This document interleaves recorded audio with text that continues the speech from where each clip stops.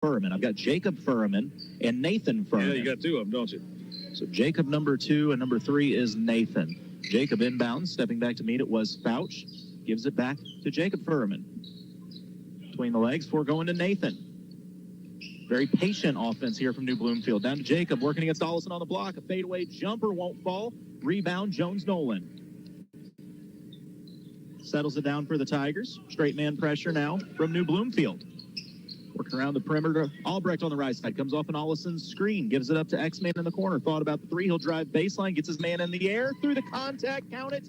And the foul. Xavier Jones-Nolan with the first points of the game. Yeah, nice job. Fake the three. Took it to the hole. That was kind of a crafty veteran move there. Yeah. He is the X factor. His free throw attempt is long. Offensive board. Albrecht keeps it alive. Put back won't go. Tristan went over the back trying to fight for the rebound. Ball back to the Wildcats. Yeah. Got to keep an eye on that.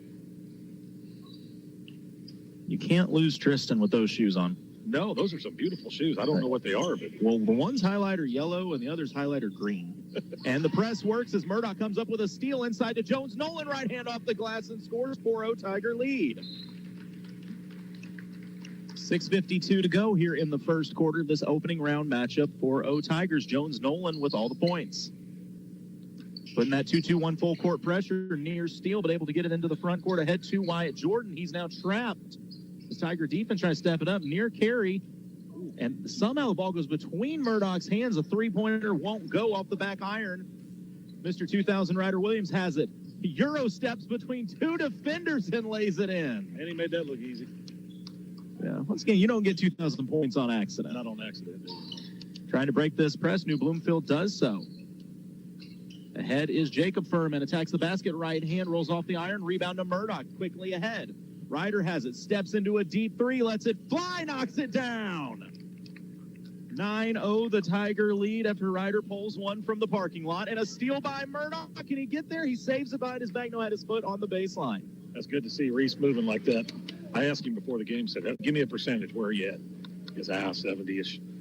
And like, okay, that's still better than most people you're going to play against. This Tiger defense has looked great. 6 minutes to go in the first. Versailles up 9-0, early.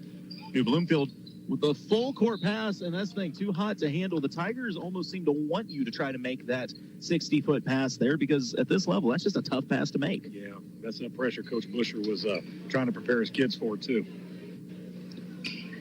So the Tigers with the ball in a 9-0 lead. Albrecht attacking with the right hand, rises up, almost jammed it, instead just lays it in. Tristan just made that look easy. No one stepped up to stop him. He's going to get one of those, and then it's going to be on. Oh, he's going to jam one on somebody's head, and that's all he's going to want to do after that. Quickly back the other way, New Bloomfield corner, three knocked down. Jacob Furman with the first points for the Wildcats. Back the other way, Murdoch out to Williams. Only a 35-foot three, doesn't even touch the rim. From the 8-ball water tower on the sideline. No, not even the one on the sideline. The 8-ball water tower in Tipton he shot it from. Back the other way is Jacob Furman. Shot too strong off the back iron. Reese another rebound. Wants to push. Lobs ahead to Ryder, who goes up over the defender to pull it in. Dishes it to Albrecht inside off the glass and scores. 16-3 Tigers, and we've only played 3 minutes. This Versailles squad looks crisp right now. Allison applying pressure, a trap with Xavier Jones-Nolan near turnover, saved, and New Bloomfield with the 10-second count. Yeah, I knew it had to be close. This Tiger defense is absolutely stifling right now. Yeah, this is the start Coach Walters wanted, definitely. You can tell because Coach Walters is just kind of comfortably sitting in his chair, drinking probably a Dr. Pepper. Dr. Pepper, man. He's a Dr. Pepper He's man. working on getting a sponsorship from him. Williams goes between three defenders. Floater off the back iron. Won't go. Albrecht another rebound up and in. 18-3, the Tiger lead. 4:32 to go in the first. So last game we saw Tristan get started from the perimeter. Instead, he's doing the dirty work inside. Yeah, and a couple of the things Coach Walters wanted was rebounding and finishing around the rim. And right now, that's what Versailles is doing. So a timeout going to be called by the Tigers. 4:26 to go in the first quarter. It's all Versailles, 18-3. The Tiger leading the Chuck Lowe, the Land Pro first quarter. We'll be back with more in just a moment. You're listening to KS95 Sports. Ozark Regional Insurance, an independent insurance agency, combines friendly customer service with quality insurance products, including home, auto, life, health, business, farm, and recreational vehicle insurance. Owned by Phil Hilty, Ozark Regional Insurance services the Lake and Central Missouri. For a quote, visit them in Tipton at 309 U.S. Highway 50 West or call 660-433-0108. And Megan Randall, manager in Versailles at 609 West Newton or call 378-6081. 18-3, the Tiger lead to start this one. 4:26 to go in the first quarter. Versailles has been doing it on both ends. Keeping that 2-2-1 press, and New Bloomfield's had some problems with it. But they get into the front court, and Reese going to be called for a blocking foul as he basically caught Nathan Furman. Yeah. Into the game for the first time, Fletcher Bias. He'll check in for Tyrus Hollison. Oh, I feel weird using his full name. His mom's sitting in front of me, so I think it rubbed off. Tyrus, yeah. That's. I think he only gets called that. Just T.O. T.O. He only gets called Tyrus if he's in trouble, I'm pretty sure. New Bloomfield trying to find their offense. A little movement on the outside. That is Rackers with the ball. A little weave over to Nathan Furman. Looking for the back cut, but a good job by Albrecht to take it away. In the corner, that is Jordan. Albrecht moving with him, gives him off to Bias. Good pressure by Bias. Nothing going right now for New Bloomfield offensively. The Tigers are taking away all the driving lanes. Nathan Furman's going to try a deep three. Goes off the front iron. Murdoch another rebound. Quickly ahead to Albrecht. Got a little room. Goes up, tried to jam it, but he got clipped on the way. Finishes it anyway with the foul. You could see Tristan measuring that one up at about half court. Yeah, you're seeing his confidence just starting to take off. This boy, I got a feeling we're going to see some great stuff this year out of him. You're going to see a poster eventually. It's coming. It's coming.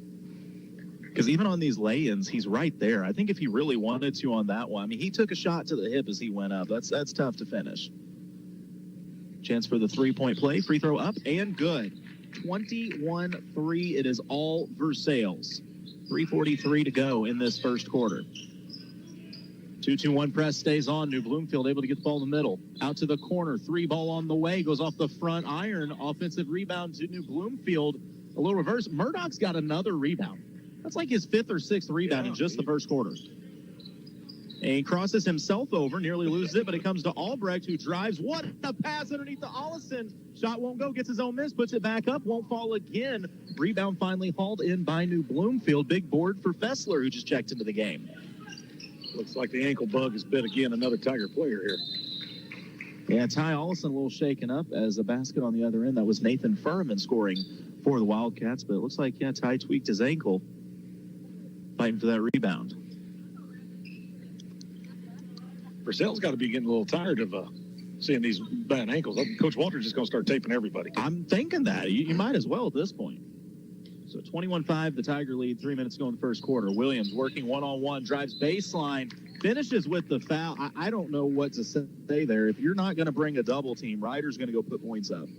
I don't know if it matters. I honestly don't think that it does.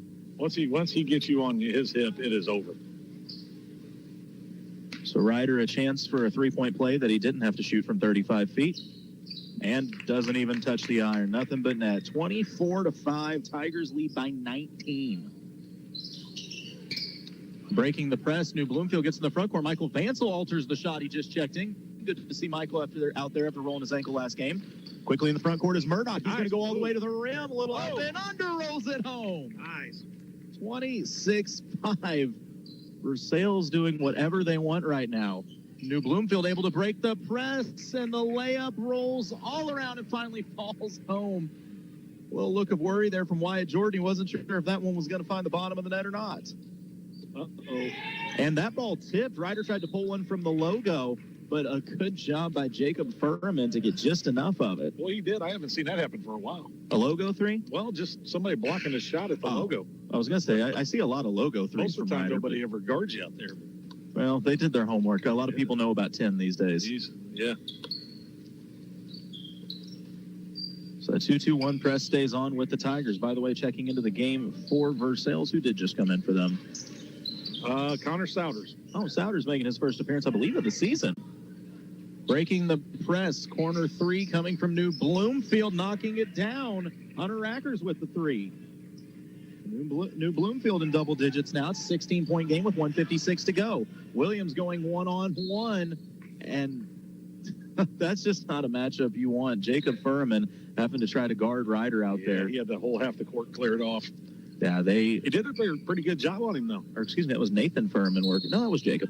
Yeah, but the Tigers, that's basically a set play. You overload one side, leave Ryder on an island one-on-one with the defender, and see if they're willing to sell out on a double team or not. And New Bloomfield was not. 1:52 to go. We'll go ahead and take a quick break. You're listening to KS95 Sports. At Lake Regional, we're proud to offer a nationally accredited cancer center with deep expertise, state-of-the-art technology, and personalized treatment plans. Our team is here for one reason: you. We promise to be at your side from diagnosis to treatment and beyond, leaving no stone unturned. Lake Regional Cancer Center. Our commitment runs deep.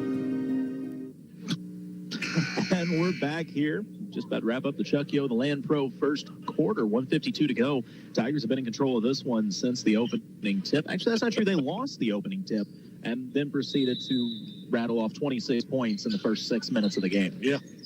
Inbounds looking for Ryder. It was tipped out, though. Last touched by Jacob Furman. Got to give Furman credit, though. I mean, he is trying to shut down Ryder one-on-one. Yeah, what do you do, man? All you can do is just give it everything you got. Jones Nolan with the ball on top of the key, tipped loose. A fight for both players diving on the floor. Love to see the hustle from both squads. Jump ball going to be called. It was Jones Nolan and Nathan Furman tied up. Yeah, Possession. Furman did a great job going after that. Yeah, possession arrow favors the Tigers. Well, I got to say, speaking of rolled ankles moving pretty good, I mean, Big Mike seems to be moving all right. It's an ugly foot when you take his sock off, but he's not doing too bad. The swelling's coming down, and the bruising is now setting in. So Jones Nolan to the corner to Bias. Thought about the shot, but a good closeout by Furman. Bias will drive, dishes to Vansel. One dribble, skips it to the corner. Souders the open three, knocks it down. Tigers regain that 19-point lead with 1:20 to go. Furman back the other way. Nathan, that is, gives it up. A three-pointer on the way. Too strong off the back iron. Offensive board controlled by Jacob Furman. Nice little up and under move as he lays it in. 12:29. 1:05 to go. Bias gives it up to Jones Nolan. Thought about the 35-footer. Instead drives, puts it off the glass through the contact. Won't go. He'll go to the line for two. That's how Ryder changes the game, that you can now pump fake from 35 feet and people bite. Which Furman did you say just scored that? I was actually noticing Connor wasn't even on the roster over here, so I was putting him on there.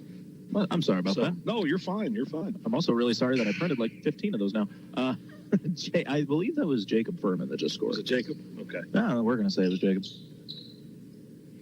First free throw, no good for Jones Nolan. 29-12. The Tiger lead, 1:01 to go. Second free throw coming up. Up, draws front, iron on the floor, picked up by Albrecht. He dishes it out to Souders.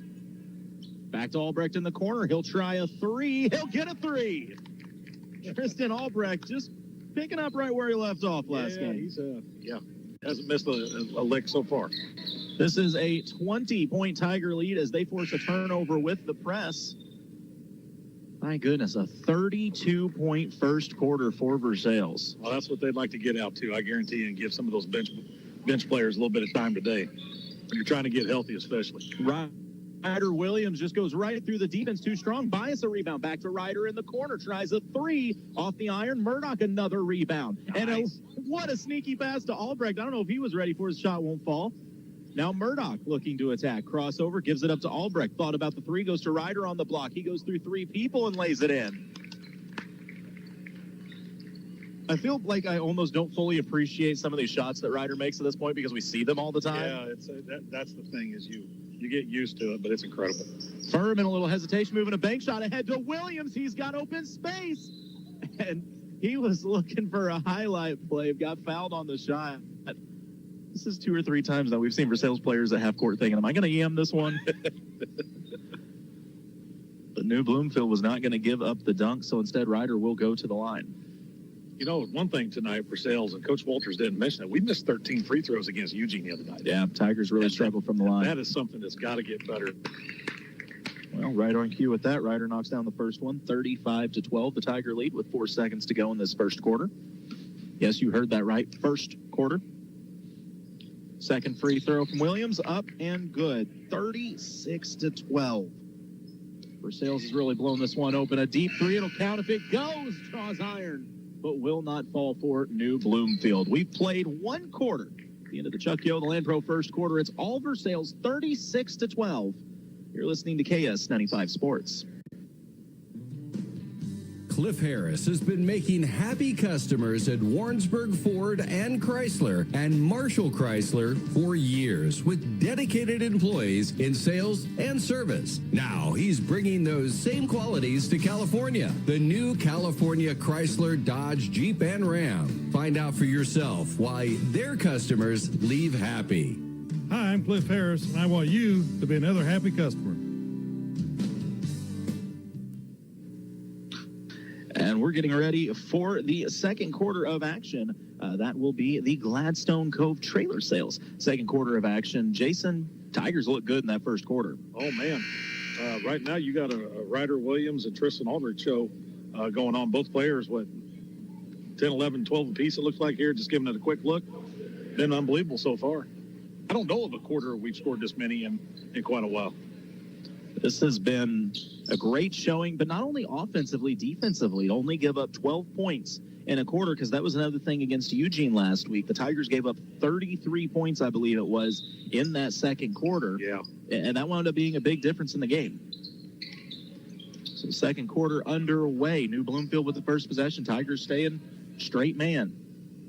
It's a very patient Eugene, or excuse me, not Eugene. Now I'm thinking about the Eagles, and Murdoch a steal. Murdoch trying to get ahead of the field, working against the defense. Too strong, but Ryder Williams with the putback jam.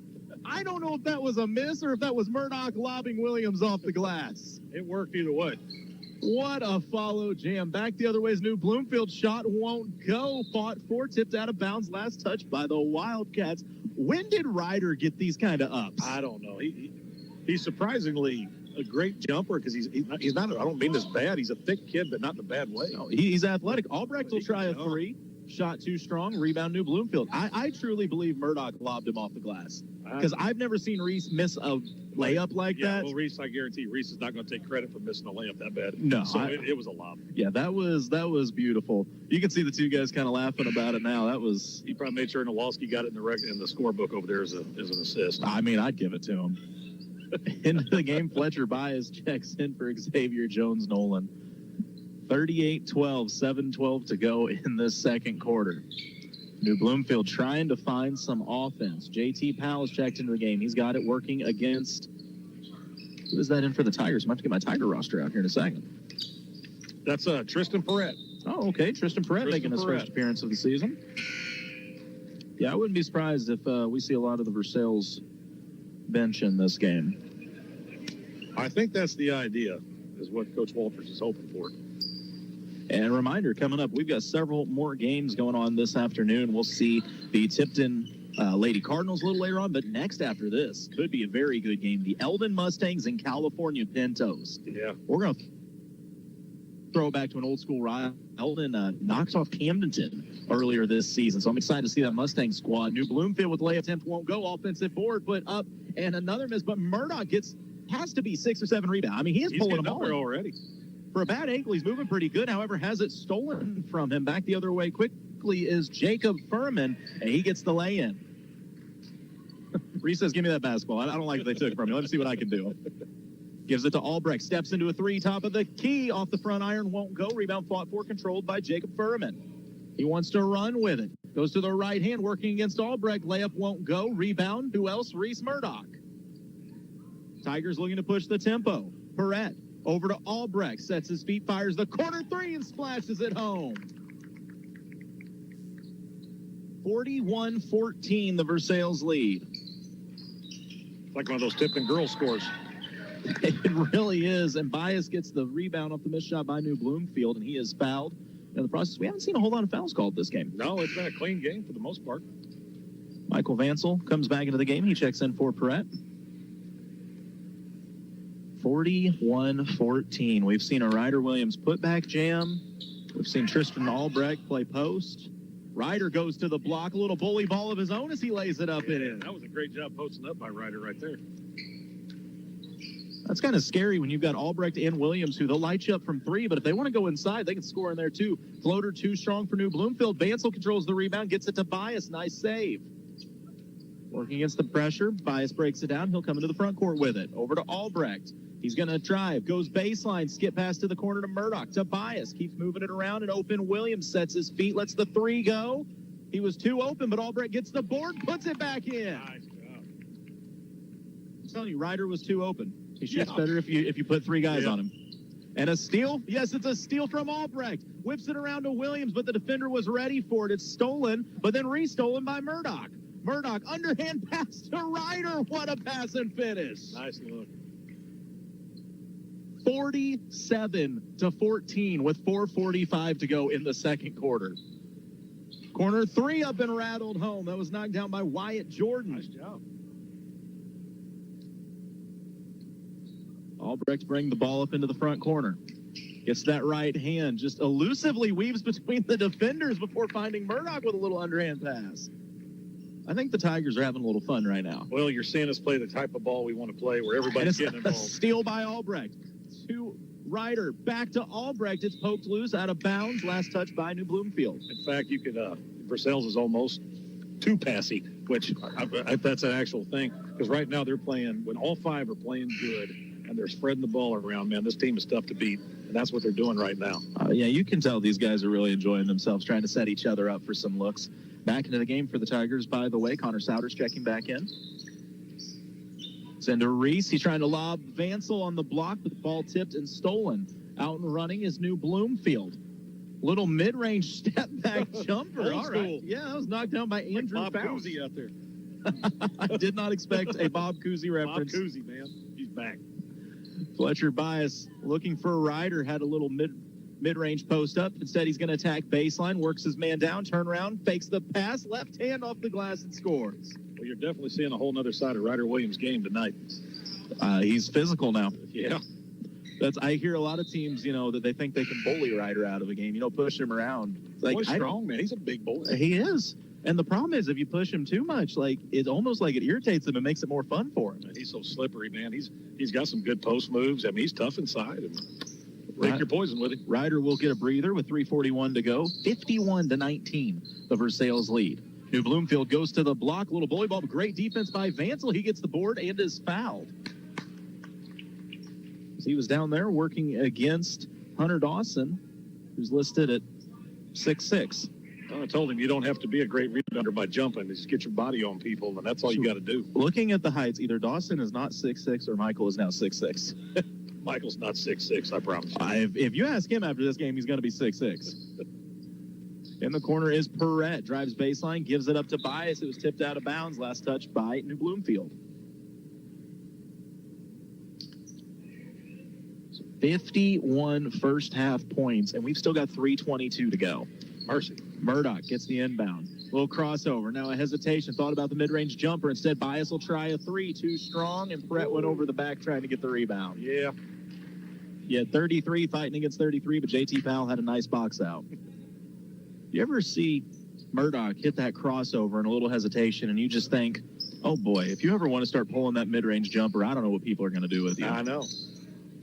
Quickly back the other way is New Bloomfield. Powell tried an extra pass, but Murdoch was waiting. The pass head to Bias. He has to try to save it, but a little too hot to handle. Carries him out of bounds. Turnover back to the Wildcats. I think Murdoch's trying to get a double-double just on rebounds and steals. Honestly, he may.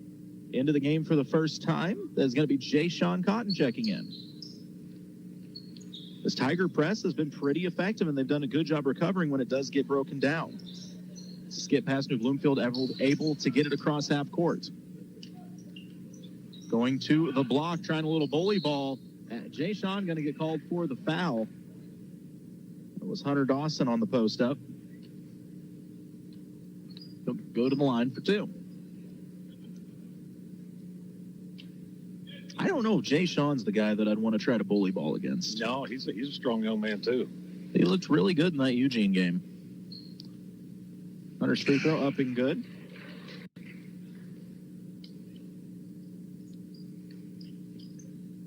(51-20). I mean, when was the last time Versailles had a 31-point lead in the first half? I don't know. Second free throw good as well, but kind of like you said, some of the Tipton girls are over there like, what, this isn't normal? Yeah, Tipton people are yawning. Oh, Murdoch hits that crossover, hits his own man, runs into Bias, recovers his dribble, goes right hand, two long strides, and a blocking foul going to be called. I'm telling you, it's almost unfair. Murdoch dribbles so low that when he hits that crossover, it's just so quick. Ryder Williams will check back in. How many points has Ryder got? Ryder, let me count them up here. Oh, there's two more off a quick inbounds pass on the way in. 25 now. 25? 25. That is the most quiet 25 I've ever seen him have, and he has a putback jam if that says anything. Ryder trying to score as many as he can in the first half because he knows he won't see a second half probably. Jay Sean with a near steal, but he gets it back inside to Hunter. He lays it up and in. 23-53. Versailles by 30 with 2 minutes to go. Barrett tries to feed Jay Sean. It's tipped loose and stolen. Back the other way, New Bloomfield pass too hot to handle, though. Trying to see Hunter Dawson with the steal, but just tried to get the man in stride, threw it a little too far. Ryder going to bring the ball up. Sizes up his matchup, hits the crossover, comes off the Brett screen. Now he's going to turn and go baseline, draws a lot of contact. Blocking foul going to be called. Now, when does that double bonus start for a quarter? Is it 4 or 5 fouls? 5, okay. I forgot all about that. I'm glad you brought that up. Yeah, it goes by quarters this year. Take me forever to remember It's going to be a lot to get used to. That is team foul number 4 on New Bloomfield. Anything after that will result in free throws this quarter. Ryder, he's going to try the corner 3 and knocks it down. Did that touch the glass? I don't know, man. 56-23. So Ryder's got 28. 28. And a good drive as he draws the contact for New Bloomfield. That is Nathan Furman going to the line. They're going to get Jay Sean with the foul. That's 2 on Jay Sean. That's one thing. You know, he's young and still learning, you know, how to use that body and not pick up fouls because he is a big, strong kid. First free throw attempt on the way. Off the front iron, won't go. We are going to need Jay Sean for definitely when we get to district time this year. Ryder will head to the bench. Only 28 points in first quarter and not even full 2 quarters. People have asked me before, could Ryder break the school record? Yes. If they wanted to let Ryder do whatever he wanted, which second free throw up and good, Ryder could get the school record tonight. But that would also be kind of, I mean, that's not what Versailles is going to do. No, that's not how Coach Walters is, and I don't think it would be the way Ryder would want to do it either. No, not at all. I still think he'll get it eventually. But in for the Tigers, Schofield making his first appearance. It's going to be a steal. Back the other way, New Bloomfield outlet wants to run. Right-hand scoop shot up and good for Jacob Furman. 26-56. 1:06 to go. Tigers lead by 30. Schofield looking for the screen. Cotton sets it. Schofield doesn't want it. Gives it up. He's got Souders. Turns the corner with the left hand. Looking for someone to pass to, and the defender cut off his passing lane. Forced him to take an extra step. That's going to be a travel. Ball back to New Bloomfield. Connor's a great bowler, by the way. Connor Souders. Really? He is a great buddy. Him and my son and Tristan Perret out here, believe it or not, we actually have bowlers on this team. But Connor is a great bowler, and I think he's trying to find a way to maybe do a little bowling in college. A very smart kid as well. Brilliant kid. I would like to see that group bowl. It especially makes me laugh that your boy bowls because as big as he is, you don't think bowler. Well, even some of his basketball pictures they took with all the fire and stuff, he's got the basketball doing a bowling pose. That's phenomenal. Yeah. New Bloomfield, little mid-range jumper won't go. Offensive board, though, fouled on the putback. Are they going to call it on the floor? They will. Good offensive board, though, from Nathan Furman. And that will be foul number, is that foul number 5? That's 5. Yeah. Yep. So Furman will go to the free throw line. 56-26. Versailles by 30. It has been all Tigers in this first half. First free throw up and good. I really would like to know what Coach Walters is going to say at halftime. I need a Dr. Pepper. You know, that sounds accurate, actually. He had 4 in practice yesterday. Oh, so he's cutting back. Second free throw up and good as well. And that's not a joke, Colton. That's not a joke. Jeez. Oh, Perret into the front court. Under 30 seconds to play. He drives, scoops it over to Souders. Has it stolen. New Bloomfield out looking to run. Ahead, forcing the shot up through the contact and going to the line will be J.T. Powell. I think, was that Perrette that got the foul? Yeah, I think that's Perrette. I think that's two on him now.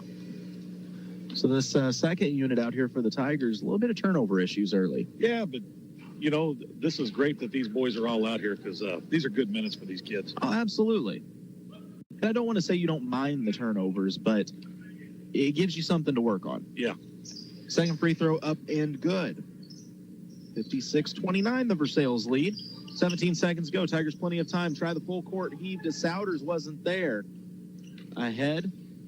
Oh, what a move. And up and under off the glass. Quickly back the other way. That was Nathan Furman with the shot. Under 5 seconds go. Tigers got time to get a shot off. And Perrette hounded before the ball's tipped out of bounds. The Tigers will have just under 2 seconds. You got enough time to catch and shoot here. Jay-Sean will inbound underneath the Tiger basket. He gets it into Perrette. A little turnaround layup won't go. And that will conclude the first half of play and wrap up the Gladstone Cove Boat Trailers second quarter. We played one half. It's all Versailles, 56-31. You're listening to KS95 Sports. When you're looking for a new furnace or air conditioner, price is important, but warranty, reliability, and efficiency are big factors too. At DeGraff and Reed Heating and Cooling, you'll receive very competitive pricing on the industry-leading Air Ease products. Every Air Ease product is built on 80 years of experience, testing, and research. Servicing the Lake and Jefferson City areas for nearly 15 years, DeGraff and Reed Heating and Cooling for reliable products offered by reliable people called DeGraff and Reed Heating and Cooling.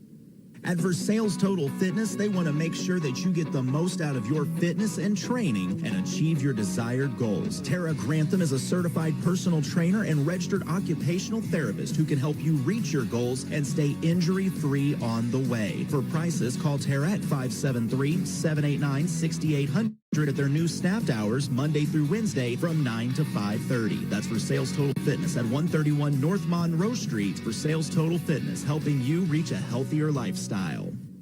We know you have lawns to mow, work sites to build, fields to manage, and jobs to finish. With over 100 years of experience, Seiden Striganobi will be with you every step of the way. Our customers are the center of everything we do. Find affordable pricing, low monthly payments, and easy financing options on all our John Deere equipment. With 27 locations to serve you, Seiden Striganobi Partners is your source for everything John Deere. snpartners.com. Dunn Property Management is currently taking applications for over 30 one-bedroom, one-bath units in Eldon. These units are for ages 55 plus. Rent includes water, trash, snow removal, and lawn services, and can be pet-friendly upon approval. Locally owned and operated with full-time maintenance staff and office manager. They are close to churches, the senior center, shopping, and parks. For more information, call Dunn Property Management, 573-569-1200. We're back with a High V halftime show. It has been all Tigers in the first half. They lead 56-31, and the lead was even bigger than that at times. Jason, the Tigers came out in that first quarter, and they scored the first 11 points of the game, and then really didn't lift their foot off anymore after that. I mean, it was a 3 from New Bloomfield to start their scoring, but they didn't score again until it was 21-5 after a made jumper. I mean, Versailles came out red hot. Yeah, Versailles is, you can tell that they definitely focused on the rebounding aspect of things and finishing. You know, as crazy as it is, we always talk about our Ryder and all the shots. Versailles sometimes struggles to finish around the hole a little bit. We've had a lot of kids. Tristan's had 4 or 5 offensive rebounds, put it back in. You know, so you're killing 2 birds with one stone that you need to fix right there. We're finishing and we're rebounded. And just everything is hitting. And, you know, you said it a while ago, Ryder has 28 points. And it doesn't even feel like he's, 15, 17 range. No. Just because it's came so casually, and we've done it as a team. You know, you got 2 kids. You have Ryder with 28 at halftime, and Tristan with 17. Tristan has 17? 17 at half. But we have played just good team basketball and moved the ball well and made that extra pass. So, yeah, I don't know if you're Versailles, how you could be any more happier than how you started this game off. I would, yeah, it's good when his dad looks back and he's like, he has 17? How did he get 17? He does, John, I promise. Oh, and I would love to see the stats of some of the other guys like Murdoch, for instance. How many boards and steals does Reese have? Reese has got to be close to, at least he has to have about 10 rebounds at this point, and I'm going to guess about 6-7 steals. He's somewhere in that neighborhood, and to me, that is huge for a team, out there kind of cruise controlling still, because you can see he looks healthy, and then you'll see little moments where, I can see it hurting him a little bit.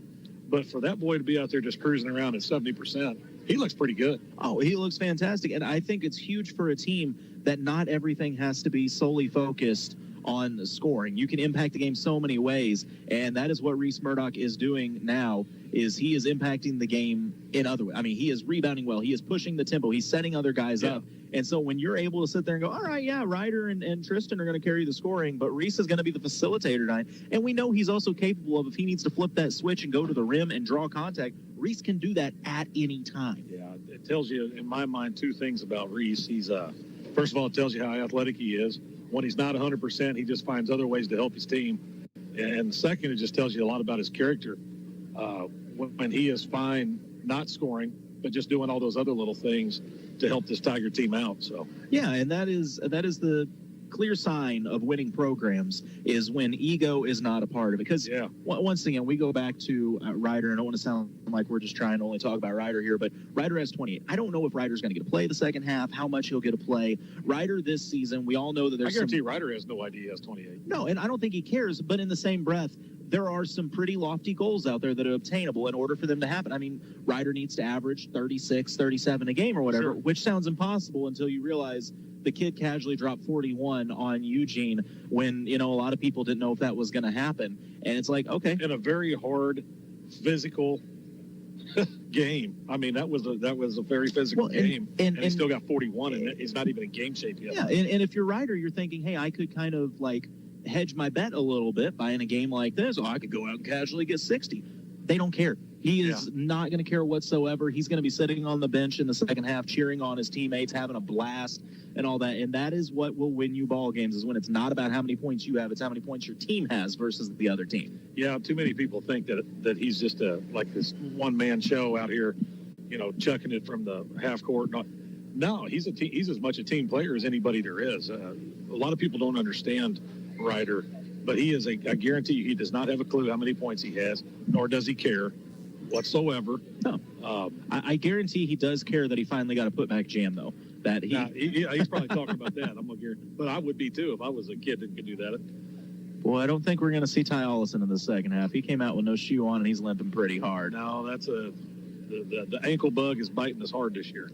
Yeah, I'm kind of with you on the, hey, everybody tape up whether you're hurt or not factor. Yeah, we just spat them up. It's like football teams. Oh, goodness. Well, I tell you what, we'll go ahead and take a quick break. We'll be back with more of the Hy-Vee halftime show in just a moment. It's all Tigers, 56-31. You're listening to KS95 Sports.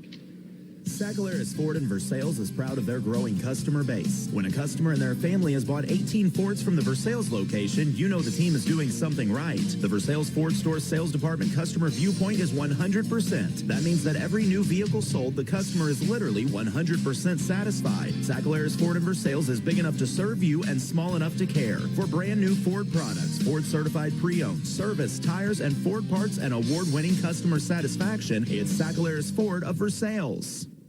Special problems require special solutions. I'm Mark Keckner with Keckner Manufacturing. We're known for making turkey coops, but we've expanded including trailer repair, laser cutting, head drawing, custom fabricating, and manufacturing. Yes, we do that. That is the reason we've been in business for over 60 years. We are working for the working man. You might not need us today, but when you do, Keckner Manufacturing will be there. Keckner Manufacturing in Tipton, Missouri. Yes, we do that. Go to Keckners.com. That's KOECHNERS. We're still here at the Hy-Vee halftime show, about 2:30 to go. Before we get back to third quarter action, I do want to give a little thanks here to our friend, head coach of the Tipton Lady Cardinals, and athletic director here at Tipton High School, Jason Culpepper. I texted Coach Culpepper last week and I said, hey, man, I could use a huge favor. It's really hard to get stat sheets and stuff ready the day of with so many games. And he's like, oh, that's fine. I've got all the rosters in. I'll send you whatever you need. And I said, okay, well, school doesn't get out till 3. And he's like, oh, you know what? You let me know when you need to get up here. We'll help you guys get set up. He was running an extension cord for us, had the table brought up. Actually, he had Charlie Bailey out here setting up a table for us. And said something about, as the star player, you generally don't have to do that. He said no. She said no. As a star player, you have to do more work for Culpeper, actually. Yeah. So it's good. But it's been some great hospitality showed. It's going to be a lot of fun this week. They always take really good care of us up here. I think we found out last year on the very last day there's a hospitality room, too, somewhere here. I need to find out about that. Oh, there is, right down. Yeah, I do. I think I remember where it is. Yeah, we'll have to do some digging in that. So, Jason, I have to ask this, but I don't know what on earth you're going to say. If you're the Tigers, what would you like to see in the second half? I would want my starters to come out again, just at least for a while. And if I was Coach Walters, I'd be telling them I want you to start the second half the way you did the first. I need you to be crisp, be clean, take care of the ball, finish, and then start getting them out and getting them ready for the next game and let these youngsters out here finish this game out. But I would definitely want to see them finish strong. Take a look here real quick. Barring a major collapse by the Tigers and a comeback by New Bloomfield, it looks like Versailles is going to move on. Let's see. So today's the 27th. That'd be the 28th, 29th. That'd be Thursday. Thursday, they will play at 5:30 against the winner of California and Eldon. So no matter how you look at it, the Tigers are going to have a little bit of a rivalry game in the second round that'll determine if they go to the championship game or not. Yeah. That'll wrap up the Hy-Vee halftime shows. We go into the Poly Lift Boat Lift third quarter here on KS95 Sports. Of course, our broadcast, as always, brought to you by our friends at Danner Roofing. And if you're listening to this game right now thinking, man, I wish I could see the action. I wish I could see these putback jams. You can. You go to MoSportsZone.com. We're going to be streaming 4 games tonight, 3 more after this one. Games all week long. It's just one little link. I actually have a link up on the Facebook page as well. And, it's video with audio over top of it. We'll be here all week long and all season long. We'll have games on MoSportsZone.com. So the original, sort of the original starters. A little bit of a change in there. Yeah. Puncher's in there for Ty. Yeah, well, with the bad ankle, that makes sense. So Versailles with the first possession, a little miscommunication as somebody dipped when they were supposed to do something else, and pass wound up getting thrown over towards Rich Williams, and I don't believe he's an eligible player. No. So New Bloomfield takes over possession. Quickly back the other way, looking for the corner 3. Not there, though.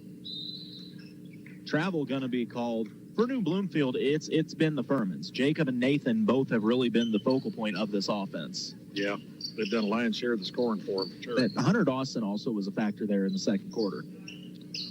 Ryder with the ball at about 35 feet, sets his feet, fires the 3. Did it go in? It didn't even move to that. You ever make a shot so well you're not sure if it went through? I don't know how he did that, but my goodness, 59 to 30. I feel bad. I couldn't react properly because I really didn't think it went in. And the shot altered by Murdoch. I don't know if he got a piece of it or not, but it was short. And defensive rebound, Jones Nolan. Albrecht to Ryder. He'll try another deep 3. This one off the back iron.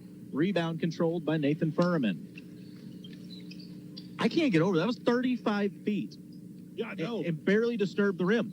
Or the net, Corner 3 back the other way from New Bloomfield. Ryder scores, skies for the rebound. He's saying lob. He lobs Albrecht. The lob was a little short, but he got it and laid it in anyways. 61-31, Tigers by 30. Furman will try a 3 back the other way. Won't go. And a good job by Jones Nolan to get in the way as Jacob Furman was crashing for the board, but they'll call him for the foul. Yeah, that was Ryder letting him know, I want you to do that. So once again, it just goes to show it ain't all about scoring with him. No, the timing was a smidge off. Otherwise, I think Albrecht was slamming that. Little pick and roll action from Murdoch and Albrecht. Gives it up to Jones Nolan. Good defense, though, by New Bloomfield. Jones Nolan, I think he just dribbled it off his own foot there, trying to split 2 defenders. Yeah, he did a good job of coming back to his left and had a wide open lane there and just kicked it out of bounds. 61-31. 6:20 to go in the Poly Lift Boat Lift third quarter. Back the other way, Furman. He loses it. Bias picks it up and wants to run. Tigers have numbers. Gives it up to Williams. Williams cradles it, wraps it around, puts all the English on it, and lays it home. That boy's got touch. A little bit. A little bit. Jacob Furman has his pass nearly stolen. What effort by Bias getting on the floor. It's restolen by New Bloomfield. Jacob Furman on the right side. Bounce pass underneath. Shot up, laid in, won't go. Offensive board, New Bloomfield. Put back up and in. That lay-in good by Andrew Fouch. 63-33. Murdoch thought about the three and said he'll split the defenders, double clutches, and lays it home. That's pretty. My goodness. Maybe he is going to flirt with that triple-double tonight. He's getting close. If he had the full game to play, I think he would. I'm afraid time is going to be his issue here. Yeah. Driving is Furman. Shot off the back iron. Won't go strong. Rebound by Jones Nolan. He'll bring the ball up the court. It's nice to have a guy with his size that can handle the ball. Yeah. Bias gets it. Looks to attack. Trying to thread the needle inside, but it is stolen by New Bloomfield. So if there's one thing the coach isn't going to be happy about, it may be the turnovers here tonight. It's poked away. Ahead to Ryder. He's got a little space clear for takeoff. He slams it home. Ryder Williams with the jam. I keep thinking about what Coach Walter said at the beginning. He doesn't shoot real well in this gym. That's almost as bad as when we got to Eugene, and I walked up to Laura and said, "You think Ryder's getting 41 tonight to hit 2,000?" She goes, "No, he's not getting 41 the way he's shooting. It's not happening." Guess what he did in Eugene? Oh, goodness. Tigers lead 67-33. New Bloomfield with the ball was Furman. A little give-and-go action. Corner three now on the way. Too strong off the back iron. Bias tracks it down. Was looking ahead on the pass. Was trying to feed Albrecht on the back cut, but it's restolen by New Bloomfield. Mid-range jumper. Too strong off the back iron. Poked loose by Murdoch. Nearly recovered, but New Bloomfield comes up with it. Good ball movement. Furman will try a three. It goes off the front iron. And what a job by Xavier Jones-Nolan. He's working, man. He is working. You can tell that kid takes a lot of pride in his rebounding. Coach Walter's kind of looking up at the clock, I think, trying to figure out, all right, how long do I leave these guys? Well, they're starting to get that rhythm. And if I'm him, I'm going to let him get that rhythm before I pull him. So Albrecht thought about the three and said he'll drive baseline, dishes it back out to Murdoch, who will take the three. Halfway down, pops back out, rebound to New Bloomfield. That was Fouch. Good pressure from Versailles as they force the turnover off the travel. And I very briefly thought Ryder subbed himself out. I've never seen that happen before, but I guess he was just standing there ready to inbound. Yeah, I was going to say, you want to borrow my glasses because Ryder will never do that. Well, either that or he was going to try to shoot it from the bench. I wasn't sure which. Ryder in the corner, working one-on-one with Furman. Goes to Albrecht on the block, makes a man miss, and an extra pass to the cutting Murdoch. 69-33, the Tigers lead. 3:42 to go here in the Pauley boat lift third quarter. New Bloomfield back the other way. Excellent man defense from Versailles this entire game. Furman tries to drive. It's taken away. Dishes out. Three on the way. Too strong off the back iron. Albrecht soars to get it. So bring the ball up. Looking to attack. Hits the crossover. Gets in the middle of the lane. Tried that little scoop pass over to Murdoch, but it was tipped. Back the other way, New Bloomfield. Getting the ball right into the paint. Little flip shot up and in for Fessler. Timeout going to be called by New Bloomfield. We'll take the break as well. It's all Versailles 69-35. You're listening to KS95 Sports. Divine and the Land Pro team will provide you with excellent service and more than 25 years of combined knowledge of the local real estate market. Looking to buy or sell land or farms in Miller, Morgan, or Camden County? Call Chuck Yo, the Land Pro, at 573-280-4452. Victoria Divine makes finding your next home enjoyable, utilizing the latest technology to bring buyers and sellers together. Buying a home is a big decision. Trust Victoria Divine to handle all the details for you. Divine and Associates, powered by eXp Realty, located across from Wood Supermarket in Eldon. Oh, I'm so sorry. I think I'm on the air right now. I apologize. It's one of the fun parts of doing radio games is that, you know, there's a lot of us that do this, and I try to be somewhat hospitable, but I know I take up a lot of space as well while I do this. 3:11 to go. It has been all Versailles, 69-35. They are back on the offensive end. Bias whips it over to Ryder, who tries a 35-footer off the front iron. Murdoch keeps it alive, tips it to Albrecht, but it won't go. That's a nice little tip. What a touch pass off the rebound. Back the other way is New Bloomfield. Corner three on the way, too strong. Rebound, Albrecht. He's had a good rebounding night. All the Tigers have it, seems like. Albrecht will bring it up. Goes to the corner. Bias didn't want the three. Nearly travels, but finds Murdoch instead. Whips it around to Williams. Sets his feet, fires the three. Goes off the near iron. He gets his own miss. Puts it back. Shot blocked, but he is fouled and will go to the line. How many is Ryder up to now? I think I had him at 35. 35, so a slow night for Ryder. I mean, he's averaging 41 coming into this game. I want to see him make most of these free throws. I know the other night, I don't think he, when I looked at the sheet, we didn't have a Tiger one that made both free throws anytime they shot two. Well, that one looked good as it didn't even graze the iron. He's on tonight. Tigers have doubled up New Bloomfield. It is 70-35. Second free throw on the way, and you got your wish. He didn't just knock them both down. Neither one touched the iron. Yeah, that free throw shooting, that's going to be big later in the season. So it's good to see the Tigers knocking them down tonight. So 37 points now for Ryder. That's what I have. You know, he's got a shot at the all-tournament team at this thing. Maybe. He wants to keep that 41-point average. It's very much in the question. New Bloomfield back on the offensive end. Versailles staying with this straight man defense. Look at the way that Murdoch plays defense. I mean, that is picture-perfect form. Yeah. He is it's intimidating, honestly, the way he's eyeballing you while he does it. He's all arms and legs. I don't know what you do. He switches north and southpaw back and forth. 3 on the way from New Bloomfield, contested by Williams. Rebound goes to Albrecht again. Quickly up to Ryder. Thought about the 3. Instead, crossover, attacks the basket through the contact. Counted and the foul. It's almost unfair. He sells you on that shot. You've got to contest because you know he can shoot from there. Yeah, what do you do? I mean, what do you do? I mean, apparently foul him and give him the shot. Free throw up and good. So not to jinx anything, but the free throw shooting has been a lot better from the Tigers. A lot better tonight. 74 and a steal from Albrecht. Yes, it's a steal if he can pick it up.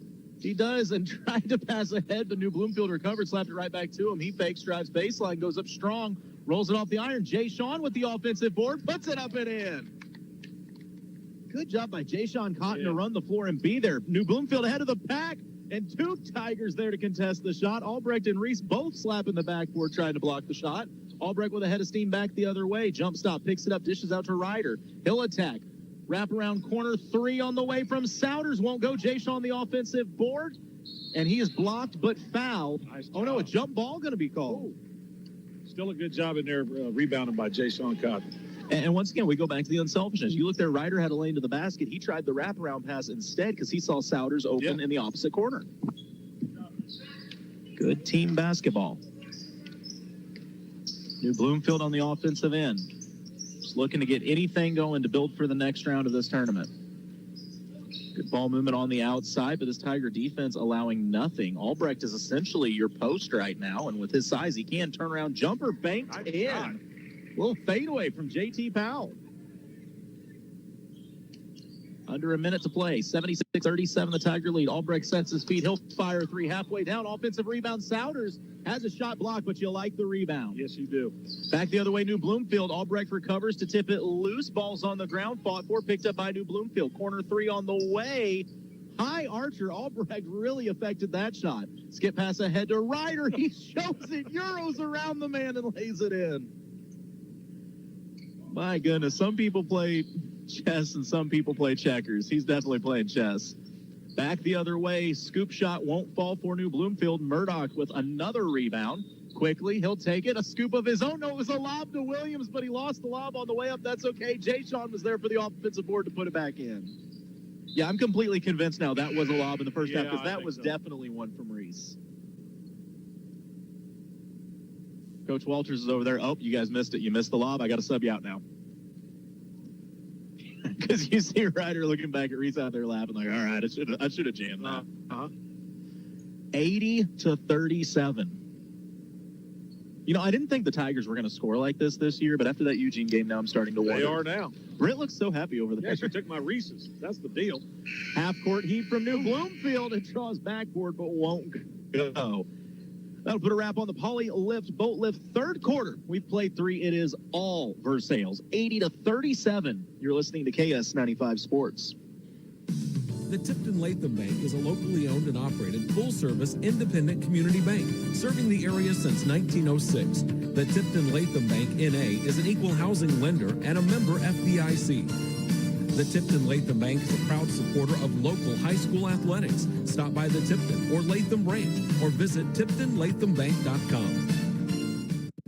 Hi, I'm Brandon, and welcome to Gladstone Cove Boat Trailer Sales. Do you need a trailer to get your boat out of the water? Maybe just a replacement trailer. Or considering selling your boat and you know a trailer will help get it done.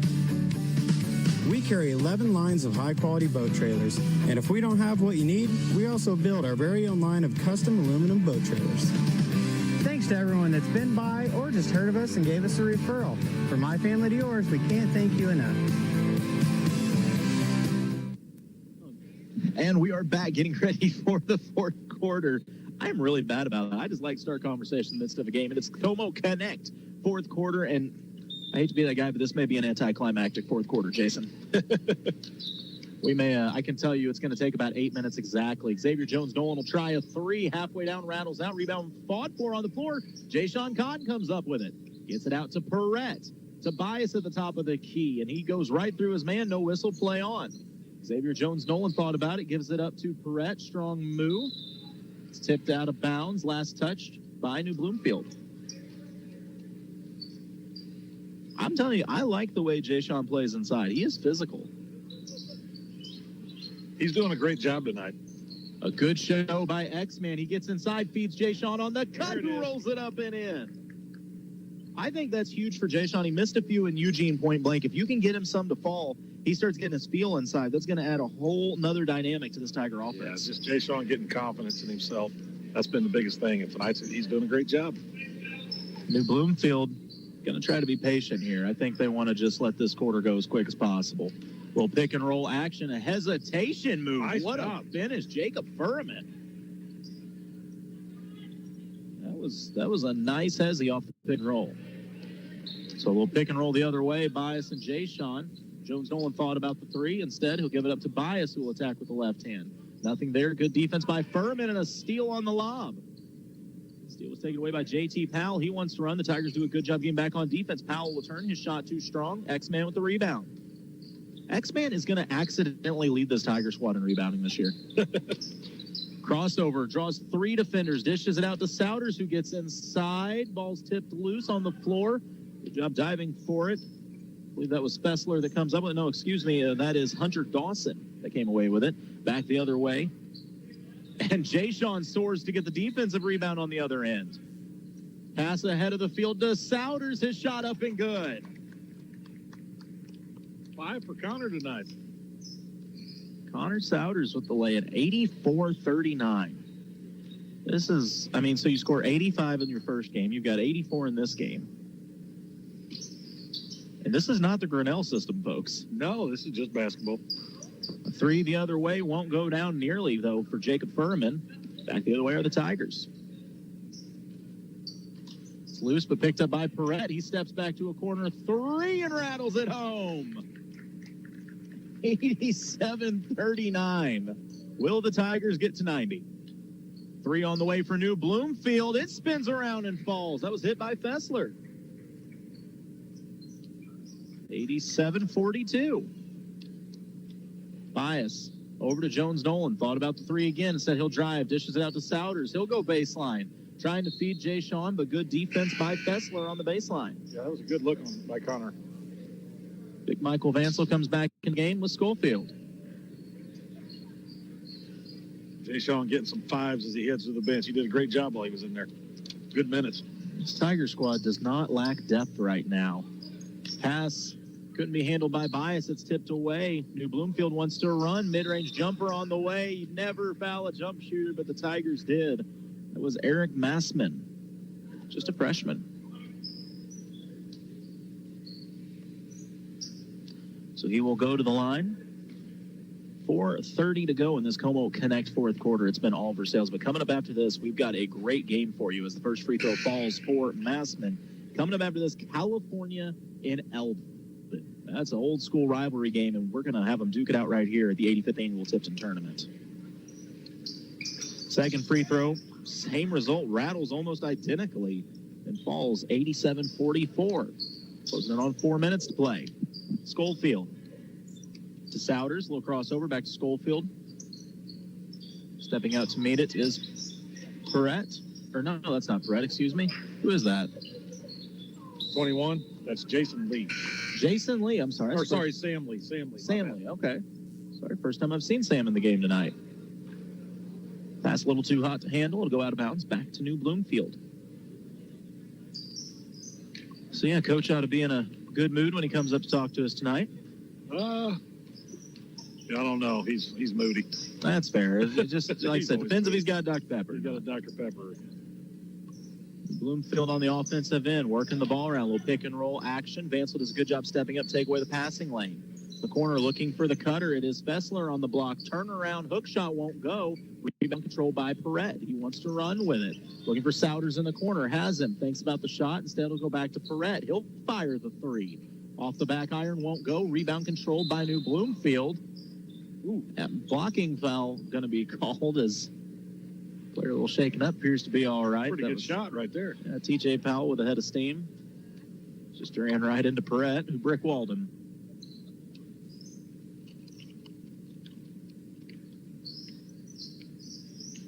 Bloomfield on offense. Under 3 minutes to go. Corner three on the way. It's short. Rebound controlled by Schofield. Once again, well, the Tigers hit 90. It's 87-44. Guarantee it.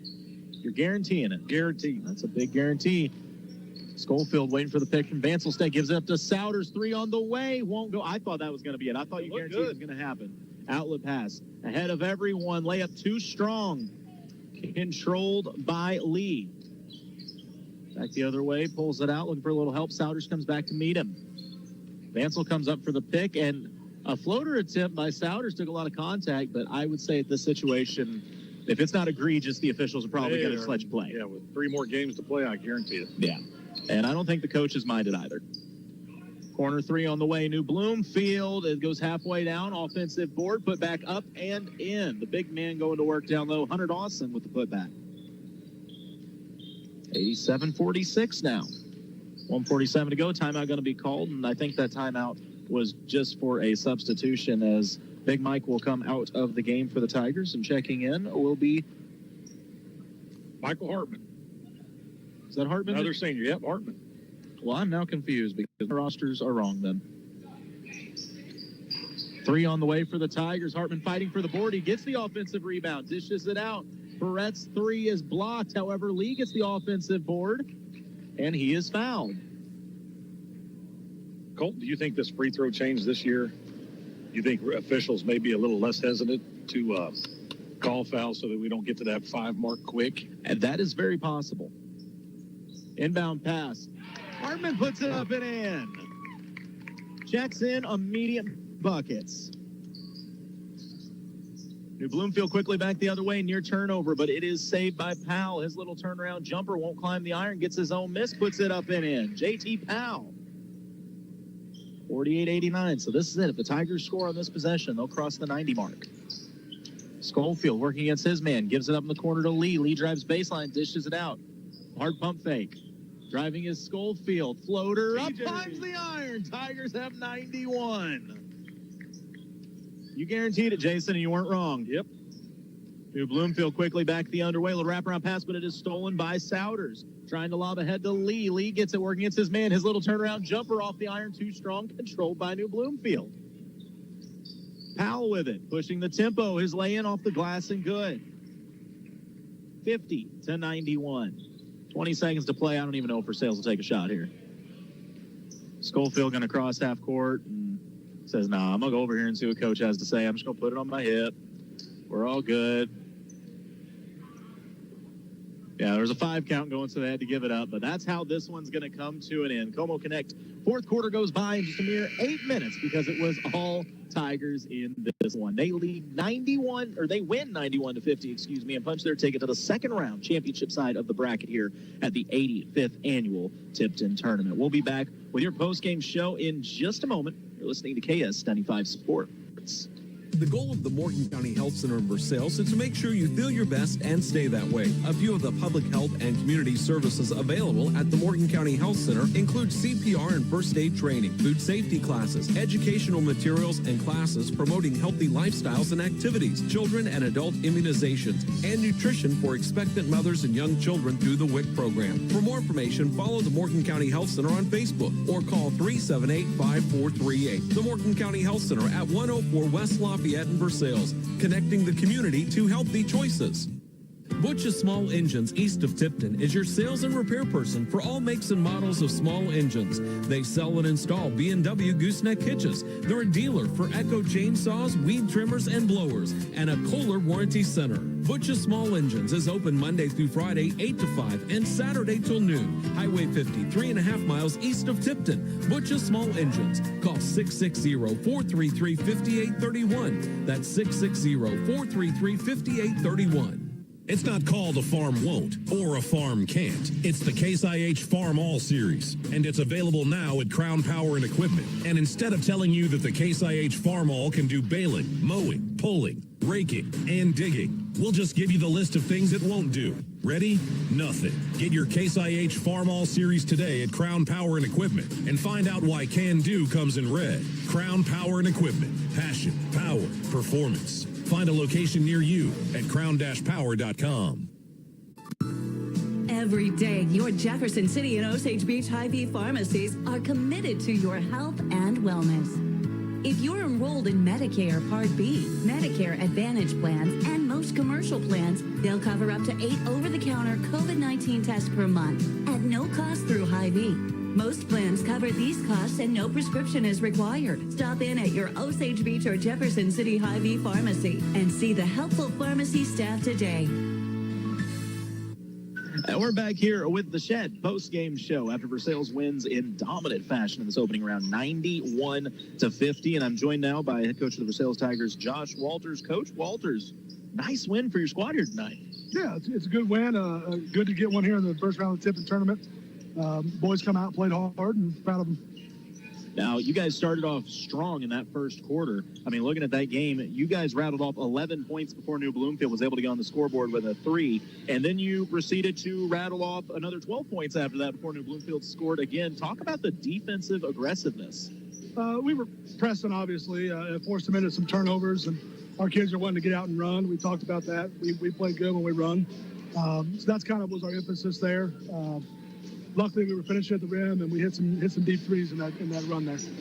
Well, it looked very nice, and I got to say, when we saw you guys in Eugene, we saw Tristan Albrecht get off to a hot start, 7 threes in that game, and we wondered, is it a one-time thing? But it really seemed like he was looking to score again here tonight. Oh, yeah, and we tell him we need him to score.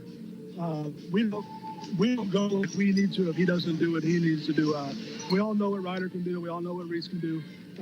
We need him to do what he did in Eugene every night, and that's what we talked about the other day. We saw Ty Ollison turn his ankle in that game. Have you got to the point where you're considering just taping all of your kids' ankles every night, or what's going on with you guys? Yeah, it just seems like the ankles right now are a bad deal, which in basketball, a lot of jumping and landing and stuff. Hopefully it's not too bad. It's swollen right now. We'll keep an eye on it and ice it and see how he goes for the next game. Now, the important question here, we saw in the first half I'm going to call it a lob from Murdoch off the glass that was slammed home by Williams. And the second half looked like they tried the same. Are we calling that a blown layup and a putback jam, or are we calling it a lob and a jam? My statistician there on the bench, he called it a missed layup with a rebound putback. But we asked them, they said, Ryder said he yelled board. So Reese threw it off. The second one was a blown layup that Ryder tried to get.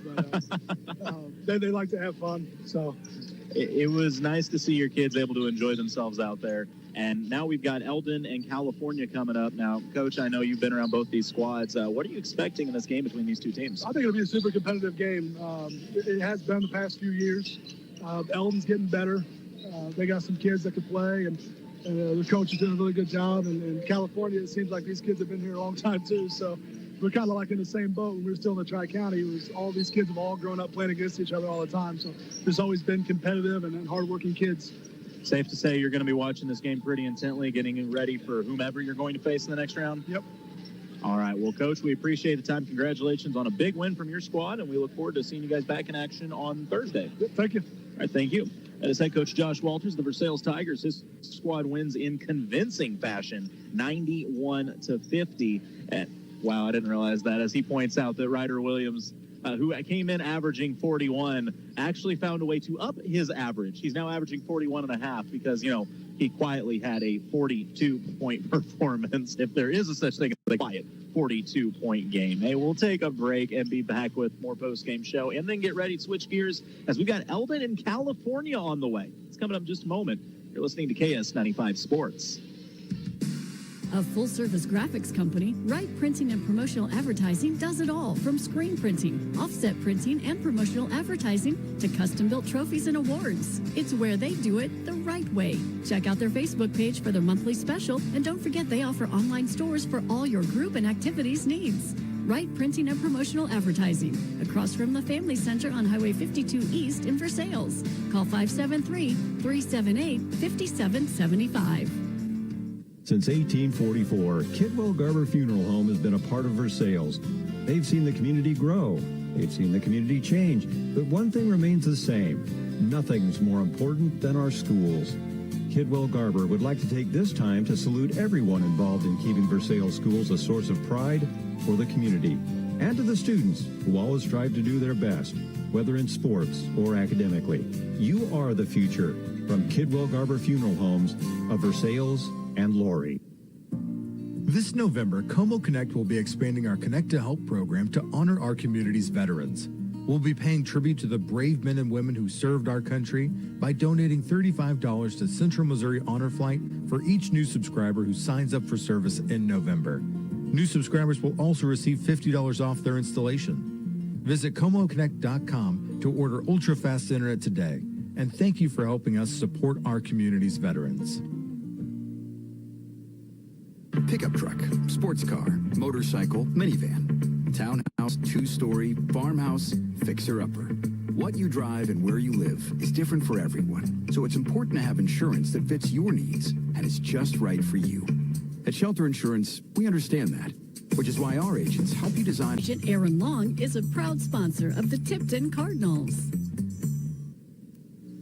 And we are back, technically still in the Shed post-game show, but I'm going to switch that over now to the H&R block of Versailles pre-game show as we get ready to talk about the California Pintos and the Eldon Mustangs. By the way, if you're watching the stream and you're thinking, did it just drop out? No, I'm doing that on purpose. I'm splitting the games up. You can watch these games at MoSportsZone.com when that includes Eldon and California. Coming up here a little later on, we've got more action on the way. As I'm trying to think here, it'll be the Tipton ladies playing a little bit later tonight. They will be facing off with the Smith Cotton ladies, and then California and Versailles ladies facing off at 8:30. So lots of basketball action coming up tonight. But right now, we are talking about California and Eldon. I know Jason Vansel down talking with the coaches as we speak.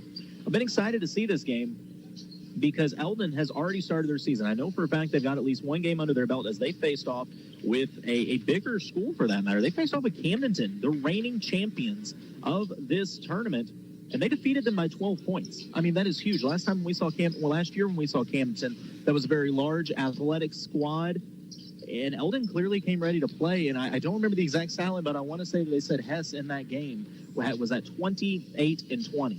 I mean, that is outstanding for any individual player to put up a double-double of those kind of numbers. So really looking forward to seeing what this Mustang squad has in order. Now, on the flip side of that, the California Pintos, you know what you're going to get out of California every year. They are going to be physical, and they are going to be athletic. And for me, a lot of it starts with Aiden Bryant. As I was trying to find him out there, I don't actually see him on the court right now. I know he is supposed to be playing tonight, but Bryant, such a stellar athlete, especially on the football field as well. He gave the Mustangs a little bit of problems when we saw him in the regular season. I mean, he is quick, and it's the same with the ball in his hands on the basketball floor. So I expect Aiden Bryant to be a big part of this game. But as I said, Eldon and California on the way. We'll have the Tipton ladies and Smith Cotton coming up, and then Versailles in California. The Tipton ladies coming off a big win to start their season as well, as they started the year off with a win down at Rolla, defeating Class 1 powerhouse Max Creek, who was coming off a 24-win season. Jason Mansell working his way back up here. When he gets up here, we'll go ahead and recap the scoring from that last game. Talk a little bit about the Tigers and who put points on the boards for them, which was a lot of people, not surprisingly. Amazingly, when you score 91 points, a lot of people have to score, and that's exactly what happened for Versailles. It's going to be a night full of basketball and a week full of basketball for that matter. I know what you're thinking. Is he stalling right now? Absolutely, I'm stalling. A week full of basketball as we will be here all 6 nights of the Tipton tournament. Tomorrow night going to be a little different. If you are a Camdenton Laker fan, I will have coverage of that game, but it will be on Mix 92.7, also streaming at MoSportsZone.com. And then a little later on, we have back-to-back games tomorrow night. Both of those games, though, are going to be on MoSportsZone, but not on the radio. A conflict as the Mizzou Tigers are playing tomorrow night. So on KS95, we won't have the games on the radio, but we will have them at MoSportsZone.com. We'll go ahead and get Jason mic'd up here in just a moment as he's busy, trying to deal with Britt over there. You never know what you're going to get out of her. Let me get your mic turned back up here, Jason. You're lucky if you get anything out of her other than just mouth. Hey, you do what you're good at. Jason, before we move on to this Eldon versus California game, I did want to touch real quick on the scoring in that first one. Just give me the Versailles scoring, because I think we had some people put in some big numbers, it sounds like. Yeah, we did. Starting off here, Reese Murdoch, he ended up with 8 points, so no triple-double. But, man, I'd like to know how many rebounds and steals that kid had, because I guarantee he had a double-double at least. We have T.J. Schoolfield coming in with 2.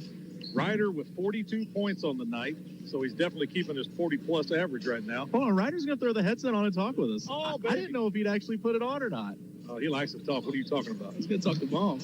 Well, we got to jump in line there, Ryder. Okay. 42 points in the opening round of this game, man. You guys came out red hot. What was working for you early? Well, teammates getting me open shots was a big thing. I don't usually get set shots, and I got set shots, and that's when I shoot my best, so I'm thankful for my teammates for getting me open. Do you have any idea how many you scored tonight? No. You want to guess? Oh, we won. You had 42 points tonight. And I've never said this about somebody with a putback jam before, but it was the most quiet 42 I've ever seen you score. But answer the question for us. Was that a blown layup in a putback jam? It was a lob. It was a lob. The one on the second half was a blown layup. But that first one, you called for the lob and reset you up. I called boards. All right. So now let's talk a little moving ahead. You guys advance to the second round. You're either going to see the Mustangs or the Pintos.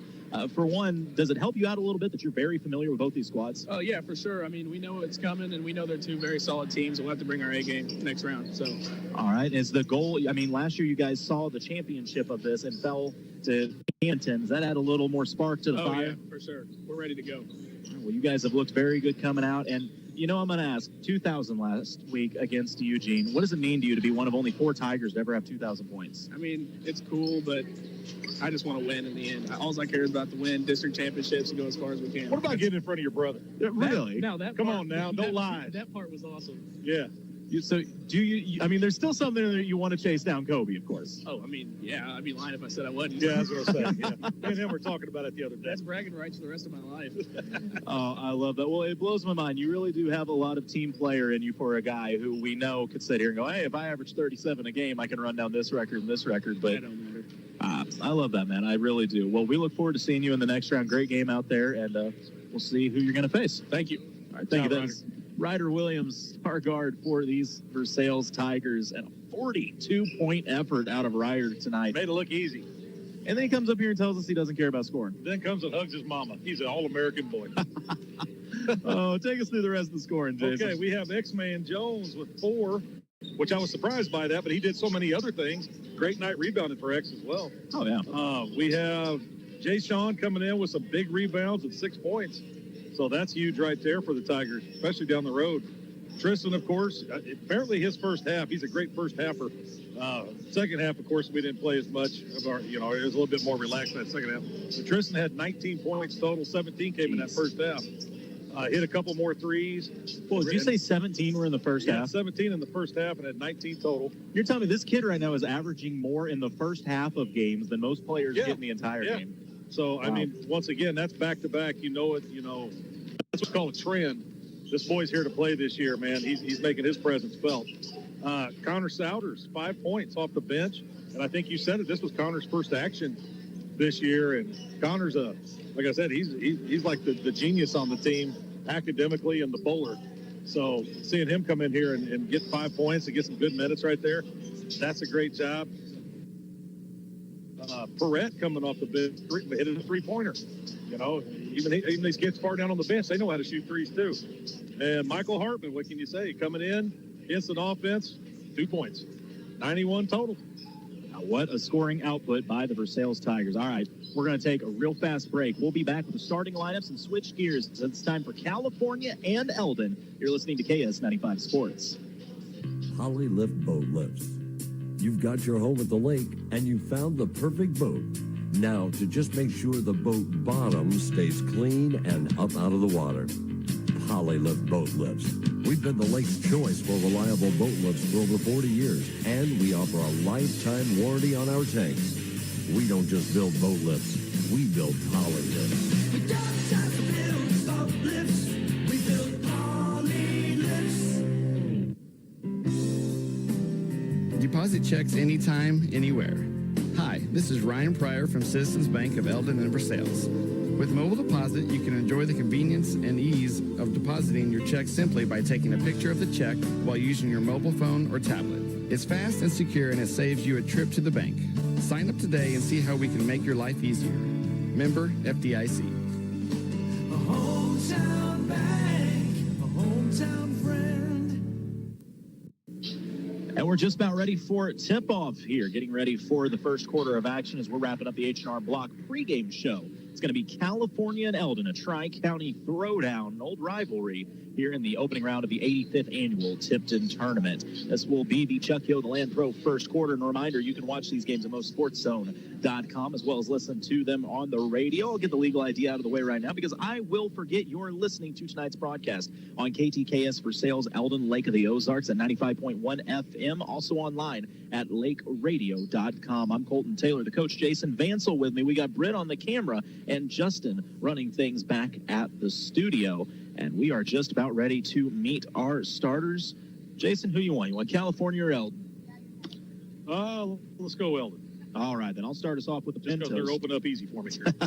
Under head coach Brad Conway, the Pintos come in. This is their first game of the season, but they do have a seasoned lineup playing here tonight. Starting for them, number 2, Aiden Bryant, the very athletic senior. He was a problem on the football field this year. Number 10, Brooks Volkart, a junior, but we saw a lot of him last year as a sophomore. Hayden Kilmer, number 22, and a junior. Number 24, Gavin Porter, a senior. And number 43, Landon Dunham, a sophomore. So I believe 4 of those 5 were starters from last year for the Pintos. Yeah, they're bringing a lot back this year. For Eldon, we have number 1, the man, Hunter Hess, the 6'4 senior. We have number 2, Devin Hardy, the 5'9 junior. Number 3, Brenton Ahart, 6'4 sophomore. Number 12, Talon Hull, the 5'10 sophomore guard. And number 14, Nathan Reynolds, a 5'10 senior guard. Actually, Nate joined myself and Richard Gray for a football game this year. Great kid. Craziest thing about Nate is he does not know what it means to get tired. He is a cross-country runner, and very, very good at it. I mean, he is a state cross-country runner for that matter. There we go. I lost my roster somehow when it was just the next page over. I'm just talented like that. All right, on the jump, it is going to be Bryant jumping against Hess. I like these uniforms from the Mustangs. I do too, man. These look good. Yeah, the new black uniforms as the Mustangs will go to the basket to our left. Pintos, basket to our right. Excuse me, that was not Hess on the jump, but quickly, Mustangs with the first look offensively, shot off the glass, too strong from Hull. Bryant with the rebound going back the other way. Thought about the 3, straight man defense. No, this is a zone, excuse me, from the Mustangs. Up and under move on the baseline, laid up and in by Dunham. First lead of the game goes to the Pintos. Eldon back the other way, looking for an answer. Driving is Hardy, gets inside, a little shot fake out to Hess. Thought about the 3. He's got Bryant out on him. Good ball movement early. Hardy will come back and meet the pass. Steps out, calling something out, maybe looking for a screen from Hull. Hull instead with the back cut off the pick and roll. Hess comes out, gets at the top of the key. Drives to the left, gives it up to Reynolds. We know he can shoot that 3 ball. Gets the free throw line. Gives the ball up, good movement. Reynolds in the corner again, nothing there. Hardy going to drive baseline. His floater partially blocked. Won't go. A lot of contact. No whistle. Pintos quickly back the other way. Out and running. Floater up over Hess and good. Scored. That was Hayden Kilmer with the lay-in. It's a 4-0 Cali lead. Hull, little weave game with Hardy near steal. It is a steal. Hardy trying to re-steal everybody on the floor. Good hustle by both squads, but the Pintos come up with it. Down to the block. They dish it out, setting his feet, thinking about the 3. No. Going to work the ball around a little bit more are the Pintos. Getting a play call in from Coach. Brooks Volkart will put it on his hip and settle things out on the logo. He's working against Hull. Drives with the right hand, kicks it to the corner. Mid-range jumper up and good. Wow, Hayden Kilmer with a nice-looking shot. It's 6-0 Pintos. Textbook jump shot right there. Hull will bring the ball into the front court. Gives it up to Hess. Hess, little pick and roll action. Nothing there, though, with Ahart. Gives it up to Hull. Over to Hardy. Thought about the three. Doesn't want it. Steps back. Crossover. Skip pass to Hess. Hess drives. Gets inside. Tries to feed on the baseline. He was looking for his man. Had him there, but could not finish. Ahart had a nice look at it. Back the other way, California. A little right-handed hook shot. Won't go. A strong move. Would not fall for Gavin Porter. Foul on the rebound. It's been a pretty physical game so far. It's that. I mean, that's how Eldon plays, though. They want to play physical defense. Slow offensive start, as that foul is going to go on Landon Dunham, his first, team's first. 5:30 to go in this first quarter. Chuck Yo, the Land Pro first quarter for that matter. And it's 6-0 California. Reynolds with the ball, calling for a little movement. They go to the high post to Ahart, out to Reynolds. Fakes the shot, drives, gets his man in the air, turnaround, jumper up and in. First basket of the game for the Mustangs. It's 6-2 California. Dangerous pass saved. Skip to the baseline for California. Getting inside. We've seen that move once and twice now. Shot too strong, though. Rebound, Hess. Ahead to Hull, to Ahart. Corner three, Reynolds. Up and too strong off the back iron. A good box out from Brooks Volkart. Back the other way, California. A little reverse layup won't go. Nate Reynolds comes down with it. We got people on the floor. It's everywhere. This game is not for the faint of heart. Tegan Hull, his little short jumper. No, he feeds Ahart. He couldn't get his hands quite on it. He had to put the shot up before he had the ball controlled. Back the other way, the Pintos. They'll try a three. Goes off the back iron. Shot wouldn't fall for Kilmer. Dangerous pass tipped out of bounds by Kilmer. Hull was looking for Reynolds. A substitution by the Mustangs. Ahart will come out and into the game. That's going to be Cody Tam, 6'2 sophomore. So Eldon has a little size to this squad now. Yeah, that was one of the things that Cleathermos just told me over there. They were kind of worried about their size a little bit. And so you bring in, I mean, you've got Ahart out there at 6'4. You got Tam at 6'2. Hardy's three from the corner up and good. 1 point game, 6-5. The California lead with 4:19 to go. Another dangerous pass. California comes up with it, though, going to the baseline, working against Hess. Turnaround jumper barely hangs on and falls for the Pintos. Hardy, lob a little too hot to handle, but it kind of works out. Goes back to the Pintos. Hess top of the key. Pass fake. Corner three up and good. Knocked down by the Mustangs. Corner three from Cody Tam. We are all knotted up at 8 apiece. Mustangs kind of look like they were in a bad way to start this game down 6-0, but they have rallied. Yeah, they just keep plugging away. Playing hard. California with a skip pass on the inbounds. Volkart shot blocked by Hess. Hess back the other way to Tam. Tam takes the contact, flips the shot up. No whistle, though. California with the ball. They're going to let them play tonight, it looks like. So these are two teams that want to be physical. Crossover move going all the way to the rim and finishing late in Gavin Porter. California regains the lead 10-8. Hardy back the other way. Spin move on the block. Gets his man in the air. Puts shot off the glass. Counted on the foul. Devin Hardy. He may be the smallest man on the floor right now, but he does not care. The biggest small man you've ever saw. I mean, he just plays that way. Oh, yeah. I mean, he's a safety in football, and he hits like Eric Berry. Yeah. So Devin Hardy steps to the line. He's got a chance to give Eldon their first lead of the game with 3:25 to go. Winner moves on to face Versailles in the semifinals. Hardy's free throw up and good. 11-10, the Mustang lead. They put on that 2-2-1 press. California able to break it down. Tam kind of lost his footing, gave up a shot, but Hess there to Sky for the rebound. Pass ahead to Hardy in the corner. Back to Hess. Thought about the three. Goes to that crossover. Gives it up to Toll. Back to Hardy at the top of the key. He'll try the three. Off the front iron. Won't go. Rebound hauled in by Cushion. Good ball movement here from the Pintos. Driving baseline. Hess takes it away, though. Shot fake. Eldon moves very well as they are now in straight man defense. Hardy working against Porter. Porter gets inside. His shot flipped off the glass and in. I guess Bank is still open this late. Pintos regain the lead, 12-11. Hull going to pull it out. Chase Trimble now in the game, out on Hull. 2:30 to go. Pintos by 1. Good ball movement here from Eldon. Good movement away from the ball, I should say. Pass is tipped by California. Got it and looks to run. Brooks Volkart takes the contact. I will say a great job by Hull making sure if you foul somebody, you're not going to give them the bucket. You're not giving him, he wouldn't give him the easy 2 right there. There's nothing dirty about it. He's got a lot of arm in the play. And No, it's just physical basketball. Brooks Volkart will go to the line. California leads by 1. This is the 4-5 matchup, so 1-point game, not very surprising right now. First free throw is long off the back iron. Reynolds will check back into the game. He comes in for Hull. Hardy also going to come out and checking in for Hardy. Be number 10, Rhett Bayshore.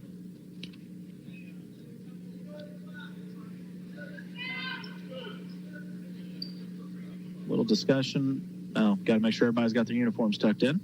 I was going to say, I didn't know what was going on here. All right, second free throw coming up here for Volkart. 2:19 to go and a 1-point lead for the Pintos in the first. Free throw is up, off the front iron, rolls in. Bryant will check back into the game. He comes in for Volkart. California looking to press a little 1-3 or little diamond and 1 press. Eldon able to break it down though, looking for the trap on in the corner, Reynolds, the opposite corner, looks at the 3, doesn't want it. Good ball movement here from the Mustangs. Hess gives it up. Corner 3 on the way, off the front iron, won't go. And it was kept alive, but going over the back to do so was Britton Ahart. That was definitely over the back. What are you going to do when you're tall and skinny like that, though? And more height coming in at 6'2". Mason Deerking going to check in, just a sophomore. So Coach Caudell's got a young, lanky team. Yeah. California with the ball up 2. Eldon puts their press in place, able to break it down to the Pintos. A good tip there, though. A great job to get his hand in there was Cody Tam forcing it loose. Hess has the ball. Back the other way goes to Tam in the short corner. Skip pass. Thought about the 3. Not there, though, for Bayshore. Back to Hess. Over to Reynolds. He'll take the 3. Off the back iron. Won't go. Rebound fought for it. I think last touch by Tam. The official agrees it will go back to the Pintos. Hardy going to check in. He will come in for Bayshore. So Eldon using their bench early, getting a nice little rotation going here. Long pass from California on the inbounds, finds Bryant on the run. He steps out with it. California looking to slow things down with 1:30 to go and a 2-point lead. Good ball movement on the outside. Bryant squaring up with Hess. Nothing there, though. Jumper on the way off the front iron. Won't go. Offensive board. Put back up and in with the score. That is Blaine Cushion. Nice job. 4-point lead now for the Pintos. Hess looks to attack. He goes through all the contact. No whistle and shot won't fall.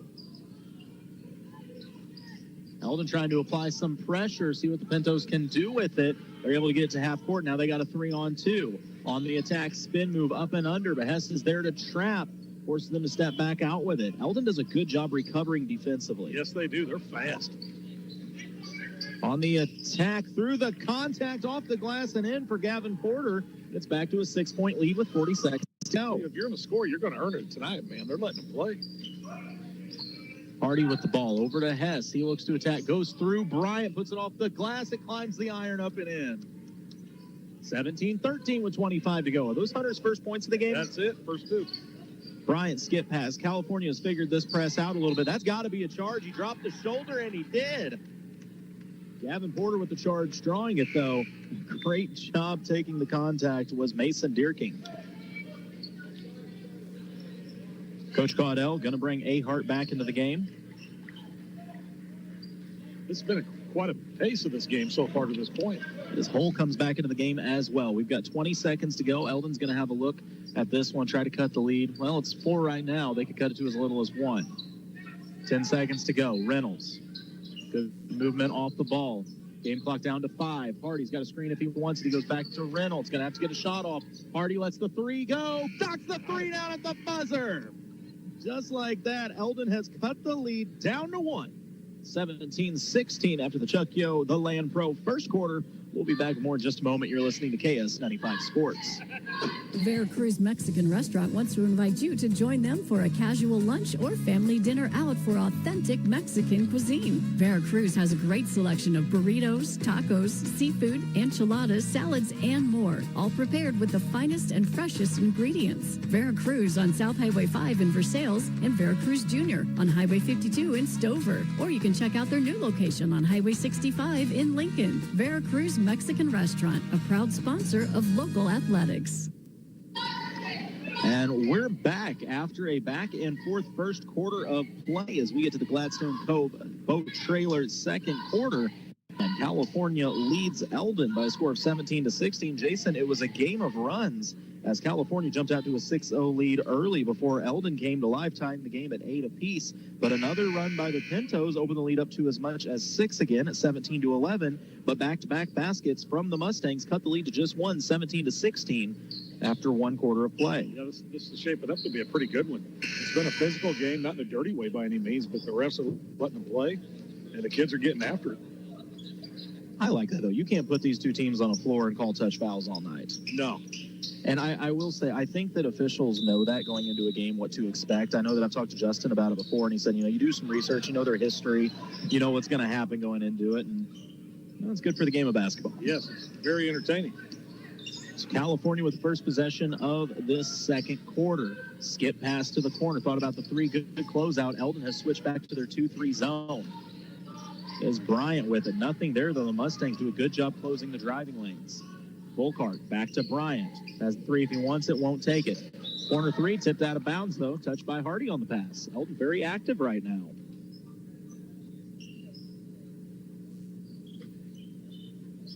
Said Eldon, a lot of length out there right now. You've got Cody Tam out there. You've got Britton Ahart at 6'4". Yeah, they got some guys with a lot of wingspan out there right now, don't they? Hess not on the floor at the moment for the Mustangs as he gets a little bit of a breather.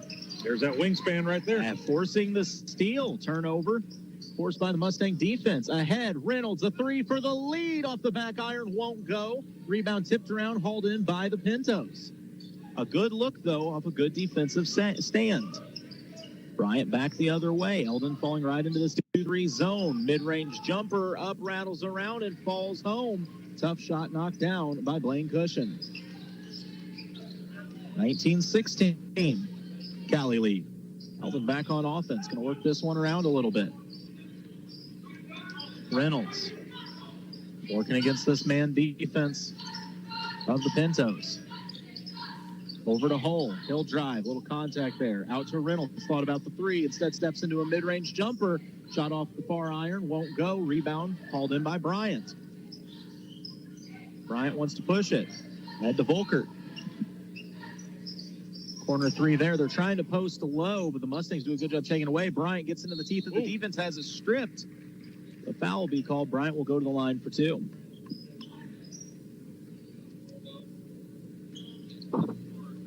Three-point lead right now for the Pintos with 6:18 to go here in the Gladstone Cove boat trailer sales.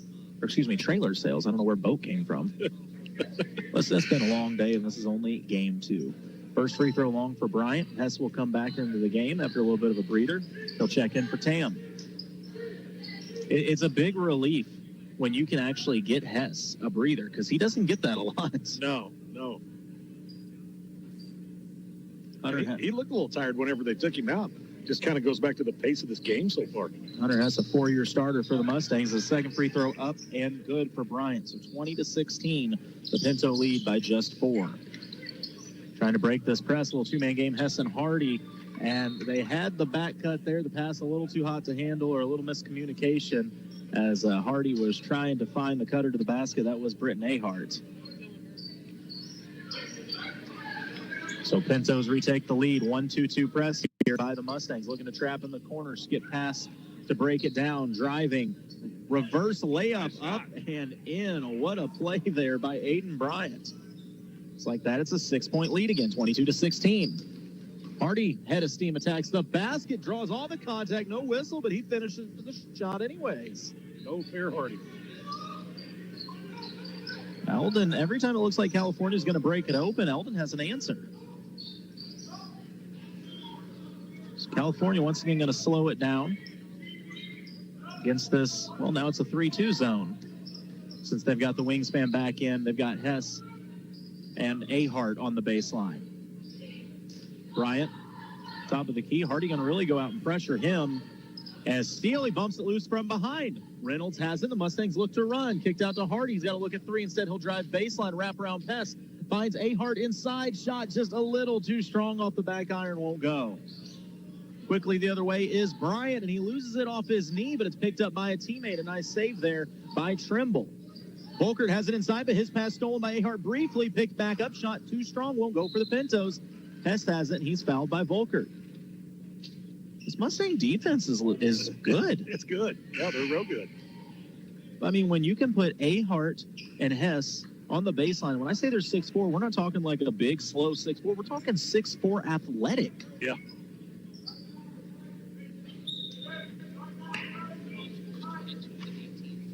Back into the game for the Mustangs, Cody Tam. So just more height at 6'2", coming back out here. Hess to Hull. Hardy has it in the corner, looking for a skip pass. He's got Hess. Thought about the 3 instead. Goes to high post. Shot won't fall. Rebound fought for, controlled by Bryant. Mustangs are getting the looks, just can't seem to get shots to fall right now. No, and I got a feeling that'll change at some point because they are definitely getting some good looks. If you're Eldon, you just got to stay within striking distance. Applying some pressure there, but a foul going to be called. It's going to go on Cody Tam, working against Aiden Bryant. Staying with this 1-2-2 full court press. California's done a very good job against it today. Good ball movement, getting the ball inside, a little shot fake pass put up, blocked by Hess. And Eldon trying to move a little too fast. No, it is restolen by Hull. Heads up play by Tegan Hull. Over to Hardy, thought about the 3, not there though. Needs a little help, goes back to Tegan at the top of the key. Over to Devin Hardy. To the corner, Tam wants a 3. Tam gets a 3. Back to a 1-point game, 22-21. Breaking down the press are the Pintos. Bryant goes at Hess. Hess blocks the shot. And it was recovered by Kilmer, and he's fouled on the putback attempt. That was a textbook block right there. Straight up. Didn't swing down at it. Hess is just that kind of athlete. He is a decent athlete, isn't he? And they're going to say that foul was on the floor, was not a shot attempt. So California will inbound under their own basket. Reynolds comes back into the game. He will check in for Cody Tam. I like the fact that Eldon goes zone on the inbounds. You can't get beat by a back cut that way. Yeah. It's to Bryant in the corner. He drives, gets into the teeth of the defense. His lay-in too strong off the back iron. Rebound fought for, picked up by Volkert. Pull it back out. In the midst of a trap, gets rid of it. Shot up and too strong for California. Bryant, another offensive board, and he's fouled on the putback. I think they're going to get hold for that one. California just being a little more aggressive on the boards right now. Yeah, for their first game of the season, you wouldn't be able to tell it by just watching them so far. No, and like I said, I think 4 of the 5 starters were starters from last year. I'm not positive on that, but I'm pretty sure as Bryant's first free throw is short. Checking back into the game for the Mustangs, Mason Dierking. He played well earlier when he was in the game. Coach Cleathermos, that's who I got to talk to a while ago. You know, he says it was a good thing our football season went a little longer, but a lot of their kids, they've struggled to kind of mesh together early on. So you wouldn't be able to tell that by watching California either. No, not at all. His second free throw is up and good. 23-21 is the California lead, which, by the way, Coach Cleathermos, great guy. He was in Eldon for years and years. One of the nicest, genuine guys you could ever meet. 100%. He's always been great to us with our broadcast. They were looking for Hess on the back cut. It's knocked loose. Mustangs recover. It's put up and in. Britton Ahart with the lay-in. And we're tied at 23. 3:14 to go here in the third quarter. Pinto's looking to attack. Goes to the short corner. Jumper up and knocked down. They like the mid-range game, especially Hayden Kilmer. 25-23. Hess, he sets his feet. He wants a 3. His 3 is long, and it's hauled in by Will Edwards, who had just checked in. Volker working against Hardy. Hardy pestering him. Volker turns the corner, gets into the paint, gives it up back to the corner 3. It's on the way. Shot too strong. Rebound brought in by Volker. California really swarms these rebounds. Volker puts up a 3 of his own. Hauled in by the Pintos, however, a foul going to be called. Looks like they laid out a Mustang in the process. It does become easier to rebound if you can shove the other guy to the floor. It definitely helped my career in high school. It shortened the amount of time you were allowed to stay in the game. But yeah. Coach Hensley had about 6 heart attacks, and that was done with me. So. Hardy lobs down low to Ahart, who had a back post. Quick double team, though, as he has to give it up to the corner. It's back to Ahart on the block to Reynolds. And Reynolds is fouled. That's one, if you're Coach Caudell, you may be telling Ahart, listen, dude, you're 6'4", Nate's 5'10". Yeah, just take that up. Yeah, if one of you guys have to go in the post, I think it should be you. And I like the idea of, the kids are unselfish, looking for that extra pass, but that's one you just got to take up. Volkert will come out of the game for the Pintos. Kilmer in for him. Eldon down by 2 with 2:20 to go in this second quarter. Gladstone trailer second quarter. It's tipped on the inbounds, but Reynolds comes up with it. They're trying to isolate Hess on the block. They do so. He looks baseline, spins inbounds, turnaround jumper off the glass, won't fall, but he's fouled and will go to the line. Jason, you know the post as well as anybody. I feel like anytime you can isolate Hess on the block, you're doing something right. Yeah, exactly. That will be the second foul against Porter. Hess's first free throw up and, just rolls off the iron. Won't fall. Reminder, coming up after this, we see the Tipton ladies as they face off with Smith Cotton ladies in this opening round. Tipton shockingly came in the 1 seed. I have no idea how they got it, but just hometown favorites. It's got to be. I mean, second free throw up and good. If you can't tell at home, we are joking. They lost 1 game last year, and they avenged it by beating that team by 20 in the state title game. That's a pretty good bounce back. Yeah. So 1-point game after the made free throw by Hess, putting the pressure on. Pintos have done pretty well against the press tonight. They break this one down as well. Mustangs get back, though, and a steal by Hardy. He wants to run. He's going to have to give it up. He does so. Coming back to meet it is Dierking. Back to Hardy. 3 on the way. Knocks it down for the lead. 27-25. The Mustangs by 2. 1:47 to go here in the Gladstone trailer second quarter. Pintos getting speeded up a little bit, trying to break this press. It is Bryan at the top of the key. Little underhand pass to the corner. 3 on the way, knocked down. So California with the answer. Is that a 2 or a 3? Did you give him a 2 on that? They gave him a 3 on that. It's 28-27. Okay. Quickly back the other way where the Mustangs scoop shot won't count. That's foul number 5, so that will send Rhett Bayshore, the 5'9" sophomore, to the line. There is no more 1-and-1 this year. It's an automatic 2. California wants the timeout to talk it over. We'll take a break as well. You're listening to KS95 Sports. PenMax Staffing has immediate job openings with long-term potential. They have excellent opportunities in Versailles, Eldon, California, and the entire Lake area. Apply online at penmac.com or call 573-392-8383 to set up an appointment for an interview. That's penmac.com or 573-392-8383 to apply. PenMac provides free help finding a job. Apply today and go to work right away. Your one application will find you multiple possibilities. You ever had a scowl from a camera person before? I just got the dirtiest look from Brett that I've ever gotten. What? I know. She said something about stunts. I think Brett said she's going to be a cheerleader next year. The free throw coming up here from Rhett Bayshore. His first up and long off the back iron. Second one on the way. Still a chance to tie this one up. 28-27. The Pinto lead with 1:29 to go. This has been a great first half. Very competitive back and forth. Second free throw halfway down. Comes back out. Fought for by 2 Pintos before being hauled in. California quickly back the other way. Eldon back in their zone. Reynolds and Hardy pressuring, forcing ball movement around the outside. Bryan on the left side nearly loses it. It is stolen. But is it restolen by the Pintos? Yes, it is. So back and forth defense and stolen again, but they're going to get Hardy for the foul. Yeah, Hardy's got a motor. Oh, the kid doesn't slow down. He never stops. Yeah, it's impressive to see for sure. I see the Smith Cotton ladies making their way in the gym. So to the line for the Pintos will be number 22, Hayden Kilmer.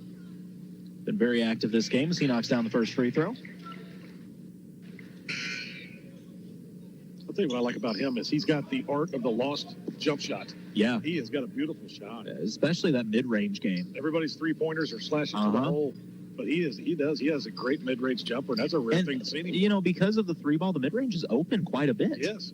Second free throw up and good as well. Those always seem to go hand in hand, a great mid-range shooter and a free throw shooter. Hardy attacks baseline, picks it up, out to Reynolds. Reynolds looking for the cutting. Yes, beautiful pass, all sorts of contact, no whistle though. Steal back to the Pintos. Yeah, that was a lot of contact. But I think Hunter kind of gets that Ryder Williams treatment of you're going to get mauled if you want the whistle. Yeah. Under a minute to play. Bryant with the ball. It's a 3-point California lead. Working the ball inside. It's poked loose out of bounds. They're going to say last touch by the Pintos. Ball back to the Mustangs. I think we're going to have a guest at the half. Since he just texted me, I assume he'll show up.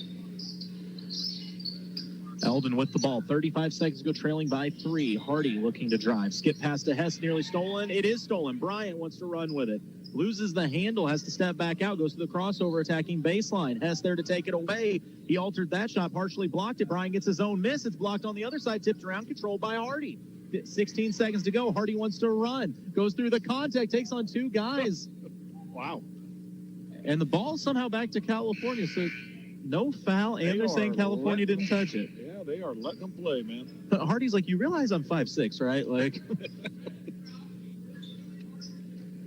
So with 11.7 to go in this Gladstone Cove trailer sales second quarter, California is going to have one more look at it.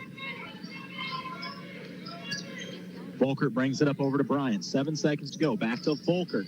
Gets the ball inside, looking for the turnaround pass, and fouled on the arm. That is not what you wanted to do if you were the Mustangs. You're going to give them 2 free throws with 3.3 to go. Yeah, you don't want to give them some easy ones right here at the half.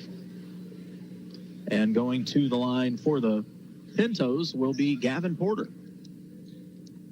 Seems like he's played forever. I think that there's been several Porters that have played up there. 6-year senior or something. Kind of like Ryan Rosberg was for the Tigers. Seriously, Ryan Rosberg was at Mizzou longer than most coaches. I think Porter played on Ryder's AEU team for quite a few years. I think they were teammates on that's where I always seen him from. It just feels like I've seen this kid around for 10 years. And second free throw won't go either, so the Mustangs get a break that winds up being a good foul with neither free throw falling. And now they'll get a look at a basket here, 3.3 to go. You can get the ball up the floor and get a shot. Quickly inbounded to Reynolds, 2 seconds to go. He's going to get to half court. He launches it. It's got a chance.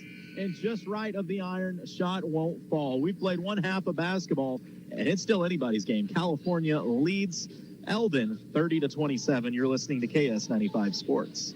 If the exterior of your home needs repair or it's in need of a fresh new look, Elite Roofing and Siding is here to help. Be assured you'll receive excellent service as our customers have once again voted us best roofer at the lake. We appreciate your business and for trusting us with the exterior of your home. Call us today at 302-ROOF. That's 302-ROOF. For all your roofing and siding needs, Elite Roofing and Siding, serving the lake area for more than 20 years. Take your softball and baseball skills to the next level. The Shed is Eldon's own indoor hitting facility that features 2 full cages with screens, tees, and pitching lanes. You'll love their top-of-the-line pitching machine that throws a variety of speeds with precise locations to perfect your swing. The Shed also has a workout facility. You can add it to your cage rental or just purchase as a regular membership. Open Monday through Friday, 3:30 to 8, and Saturday and Sunday from noon to 8. Look for the big white building across from Gerb's in Eldon. Book times now on Facebook at The Shed LLC. See you at The Shed. Divine and the Land Pro team will provide you with excellent service and more than 25 years of combined knowledge of the local real estate market. Looking to buy or sell land or farms in Miller, Morgan, or Camden County? Call Chuck Yo, the Land Pro, at 573-280-4452. Victoria Divine makes finding your next home enjoyable, utilizing the latest technology to bring buyers and sellers together. Buying a home is a big decision. Trust Victoria Divine to handle all the details for you. Divine and Associates, powered by eXp Realty, located across from Wood Supermarket in Eldon.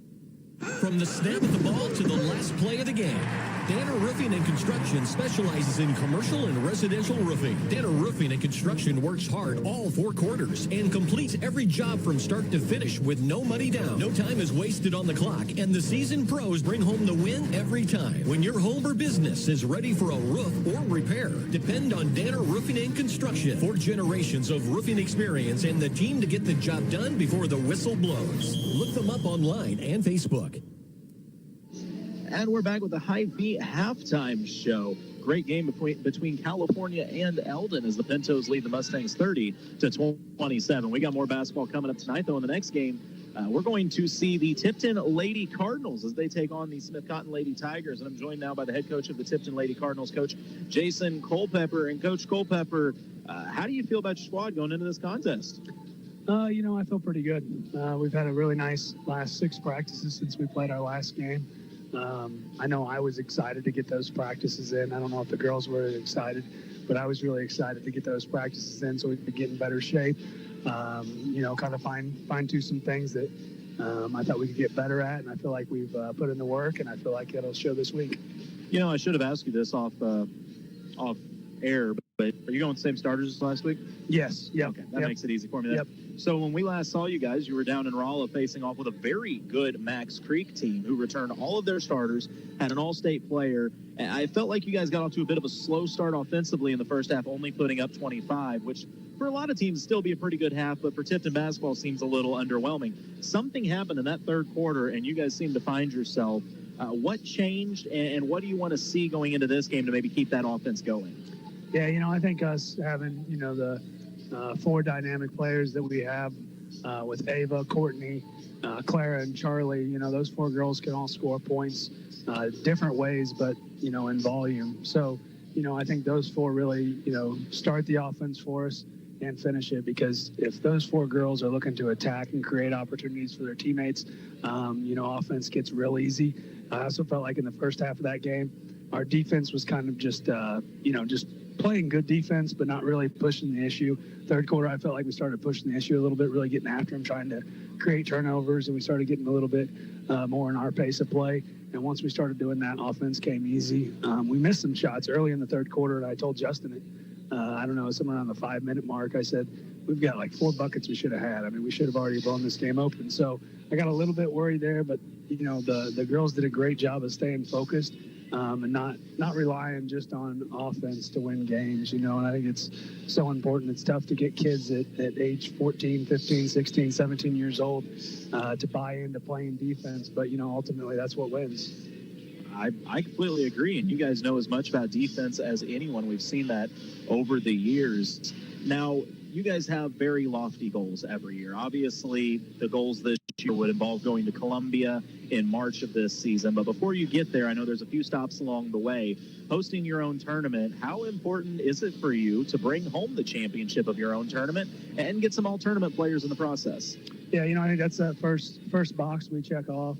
Every year, we kind of start it down there at the Rolla Shootout. We've been fortunate enough to be invited there the last 3 years. We got to play Rolla, Ozark, and then this year Max Creek. So we got to see 3 really good teams the last 3 years to start things off before we start our Tipton tournament. Kind of gives us the advantage of kind of having that game before Thanksgiving where we can kind of get prepared for the Tipton tournament. So, I think we're ready, and I think that, checking this box here of winning the Tipton tournament is important to us. But, ultimately at the end of the day, everything just is a box, and what it leads to is into February, first part of March, and that's the box that matters the most. So, win or lose the Tipton tournament, any game we're in, we want to win. But at the end of the day, all we really care about doing is making sure we get better every game.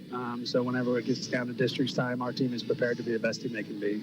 Now, I'm trying to think off the top of my head, how many years in a row have you guys won this Tipton tournament? It'd be 5 years in a row. So this is hopefully number 6. That'd be pretty cool. Wow. All right. And lastly, what do you know about the Smith Cotton ladies you're getting ready to face tonight? I watched them play a couple games and their jamboree too. They've got a big girl inside that's getting several college offers. She's a transfer from Chicago. Her brother actually is the football coach or a football coach at Smith Cotton. So she moved back home where she was originally from here in Sedalia. They've got some length. They've got some decent guard play. They play a 1-2-2 a lot. We practiced against the 1-2-2 yesterday, and half the time we looked pretty poor, half the time we looked pretty good. So their 1-2-2 that they practice every day, they can be pretty good at it. They can give us some problems, but they're a good, scrappy team, and I'm looking forward to the challenge tonight. Well, I'm going to warn you in advance. You talked about college players. I think one of your former high school players, now college athletes, is going to come join me a little bit during the next broadcast. Got to show a little love to those road runners, or as I start to call it, the Tipton College campus, as you've got not one but two players up there, and your girls off to a 9-0 start. That's got to feel good as a coach, knowing, hey, you helped in this process develop them, and now they're seeing success at the next level again. Yeah, Myra and Briar, such good kids, hard workers. They came in as freshmen. First year, played in the state championship game as freshmen. Got to play in the state championship game as seniors. Left here as the winningest class of all time here at Tipton, and left state champions. And they've continued right where they left off in high school with that work ethic that they've had all their career. And they've done a great job. Myra and Briar are both getting a start at State Fair as freshmen, which is amazing.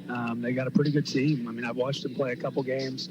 Both games I watched them play, they both played important roles on their team. And, anytime you can shoot the ball like Myra, you're going to be an offensive threat. And Briar's a little bit undersized in college, but, she still is one of the best rebounders on her team because she's just got a nose for the ball. I'm a little disappointed because the first game I showed up to, I saw in warm-ups Briar taking threes, and all I could think was, I told Culpepper every game to let her shoot, and you never would. I don't know why. She was a sniper the entire time, and you never cut her loose.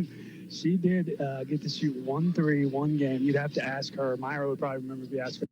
She shot 1 3 in a game, and she made it. I don't remember which game it was. Best three-point percentage in school history. Yeah, we weren't going to mess it up either.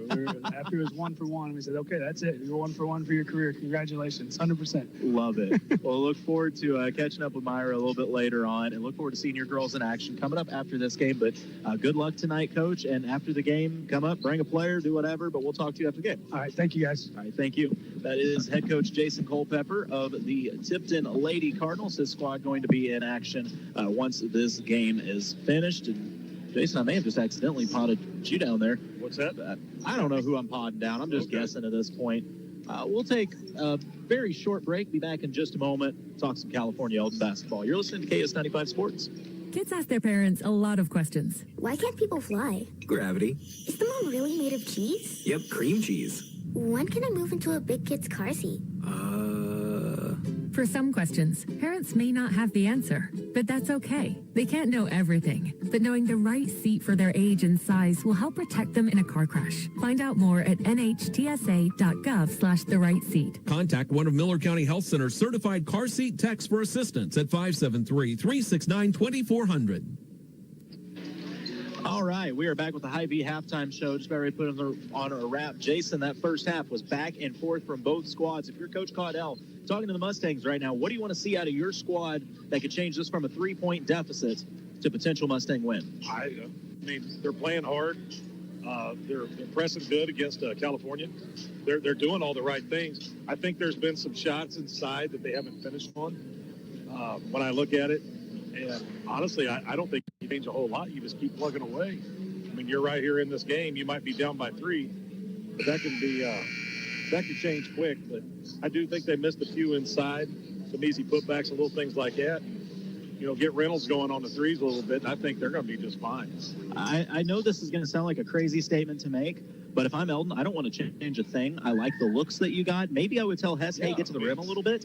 But like you said, they've got good looks. They just aren't falling, and they will fall. This is a very talented Mustang squad. How big is it, by the way, the impact of winning this game early? I know that it won't actually affect your conference finish or whatever, but to face a conference foe and a rival this early in the year, if you could nab a win. It still matters. I mean, yeah, you're right. In the big scheme, it doesn't matter, but psychologically, it's huge when you beat a conference opponent, even in a tournament. In my opinion, it still matters. So there may be somebody out there that disagree, but I think it's huge. Well, that was the Hy-Vee halftime show as we're getting ready for the Polylift Boat Lift third quarter. Mustangs trail by 3 entering the third. They'll have the ball first going to the basket to our right. We'll run a little stack play and bounce the ball to Talon Hull, Elden gets first look at this. Over to Hess. Bryant all over Hess. A double team waiting.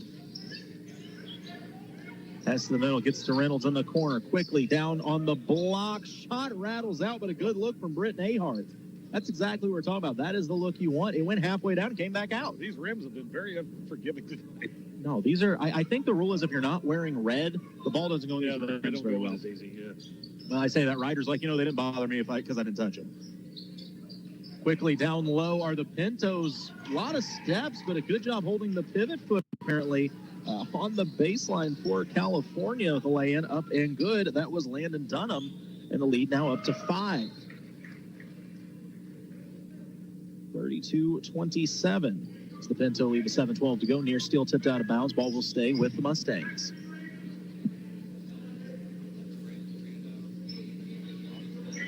Hess, the inbounder, looking for a little help. Needs somebody to come back and meet the pass, and Ahart does so. Over to Hull. To the top of the key, works it over to Hardy. Eldon just sending cutters across the middle of the lane. Ahart at the high post, gives it off to Hull, goes to Hess on the block. He just makes a little space and finishes. Yeah. Hess is still in football mode. He doesn't mind being physical. Travel, no whistle, though. Inside to Bryant, another one, no whistle. Bryant's turnaround jumper goes off the front iron. Good rebound by Ahart. Mustangs with the ball down by 3. Hull ahead to Hess. Hess tries to turn the corner, gives it up the corner to Hardy. Looking to go back to Hess. Instead, he'll skip high post, to Ahart. Back out to Hardy. Tries a 3 for the tie. Knocks it down. 32-32 with 6:20 to go in the third quarter. Eldon back into this press. Coach Caudell yelling at his boys, trying to direct traffic. The 3 won't go for the Pintos off the front iron. Rebound picked up by Reynolds. Eldon a chance to regain the lead. Hess with the ball, squaring up against Bryant. He drives to the left, gives a little hesitation move. Back to the top of the key to Hull.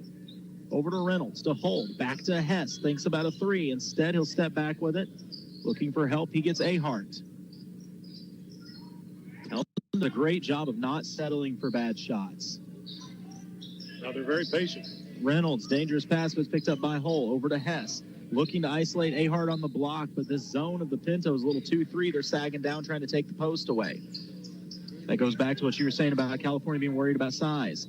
High post is Ahart, a little weave with Hess. Now driving baseline. Hull goes up, his layup off the glass and scores. Eldon has retaken the lead. That was a patient offensive set by the Mustangs. Aiden Bryant quickly back the other way for the Pintos. Gives it up to Porter. He'll attack. Right side goes against Hess. Hess, great defense. Forcing the miss and getting the rebound. He wants to push it. Skip pass to Hardy. Corner 3. Goes off the rim. I thought he was going to get another.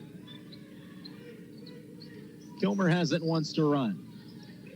Up to Volkert. He'll put it on his hip. Listening to a little something from Coach. Reynolds will come out to meet him.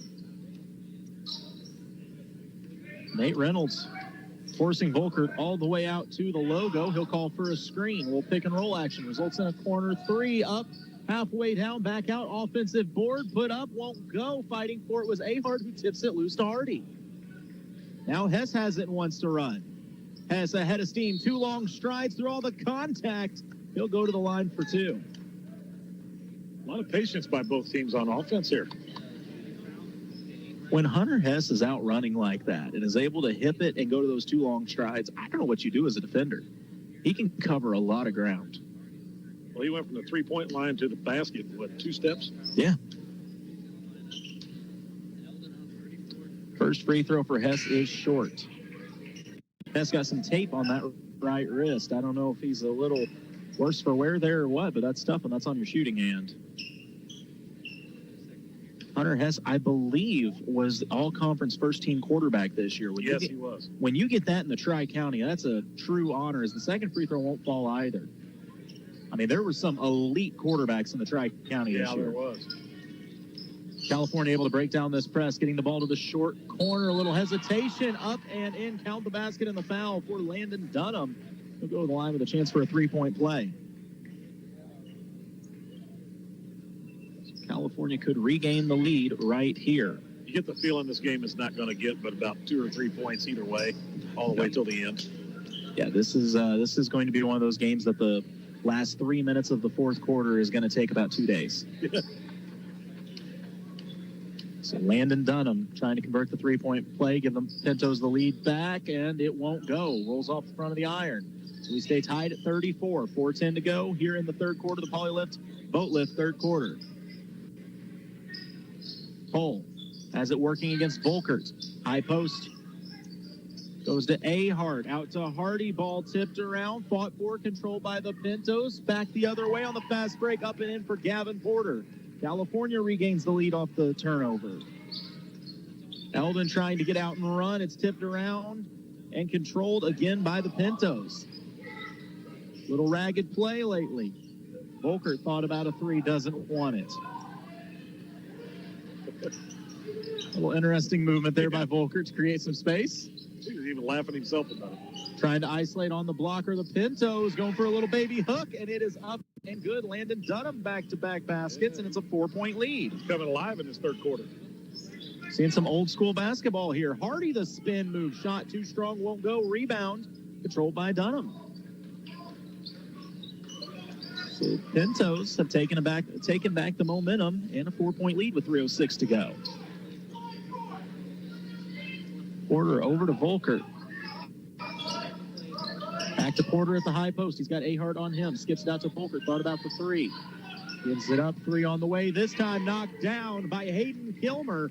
And the lead goes to 7. 41-34. This is the largest lead either team's enjoyed in a while. Near steal. It's knocked out of bounds. Last touch by Hull. What effort by Volkert. Yeah, California's just playing with a lot more energy right now. And Coach Caudell sees that. Once the timeout, we'll take the break as well. 2:42 to go in the Polylift boat lift third quarter. It's a 7-point lead for the Pintos. You're listening to KS95 Sports. Insurance Associates America, your leading agri-insurance agency in Tipton, insuring poultry and swine buildings since 1975. Let them be your trusted choice for your homeowners, auto, farm, life, and health, property, casualty, workers' comp, bonds, IRAs, and annuities. Insurance Associates America, friendly professional service. Call Bob Rolls and Sheila Moon, your trusted choice independent insurance agents in Tipton at 660-433-2141. Insurance Associates America, 660-433-2141. 2:42 to go in the third quarter. California with all the momentum right now as they found themselves trailing, but since have went on a run. They were down, trying to see, it was 34-32 was the Mustang lead. They have went on a 9-0 run since then.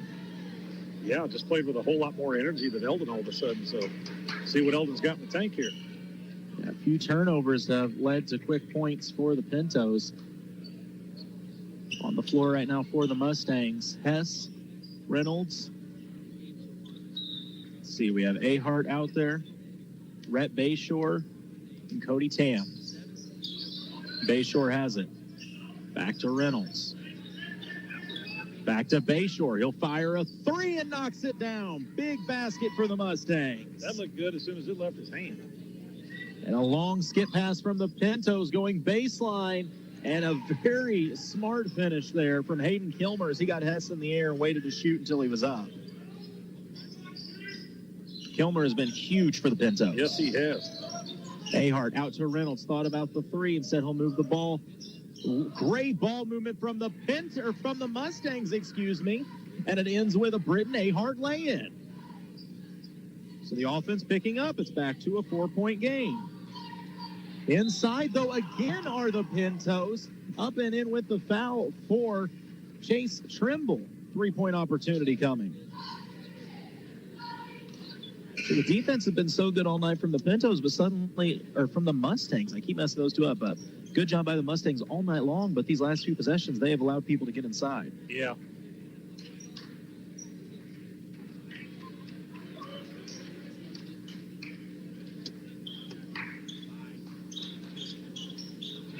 So Trimble looking to convert the 3-point play and extend the lead back to 7. His free throw is up and good. 46-39. It's the California lead.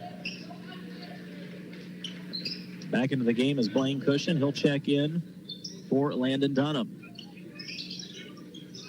California staying with that press. Eldon handling it pretty well. Reynolds gets to Hess. No, it is stolen. As soon as I said that, stolen by Porter for the lay-in and the lead at 9.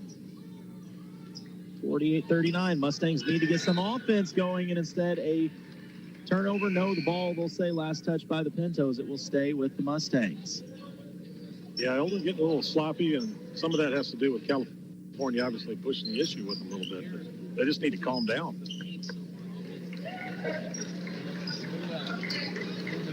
.138 to go and a 9-point lead. Eldon needs to find some offense and cut into this for the start of the fourth quarter. Hess will inbound, looking for someone, and with just a head of steam, he was looking for Tam, and Tam had his foot on the baseline. Eldon had played a pretty clean game up to this point. A little bit of offensive struggles here in third, and a steal by Hardy. Hardy back the other way, one-on-one, goes through a lot of contact. Shot won't fall off the front iron. Rebound to Bryant, and he is shoulder checked afterwards. That'll be a foul. Ball back to the Pintos. Golly, Eldon's had so many close inside shots like that just haven't found their way through that rim. Well, it's tough because as the coach, once again, what do? I mean, you can't just tell your kids, hey, start making those shots.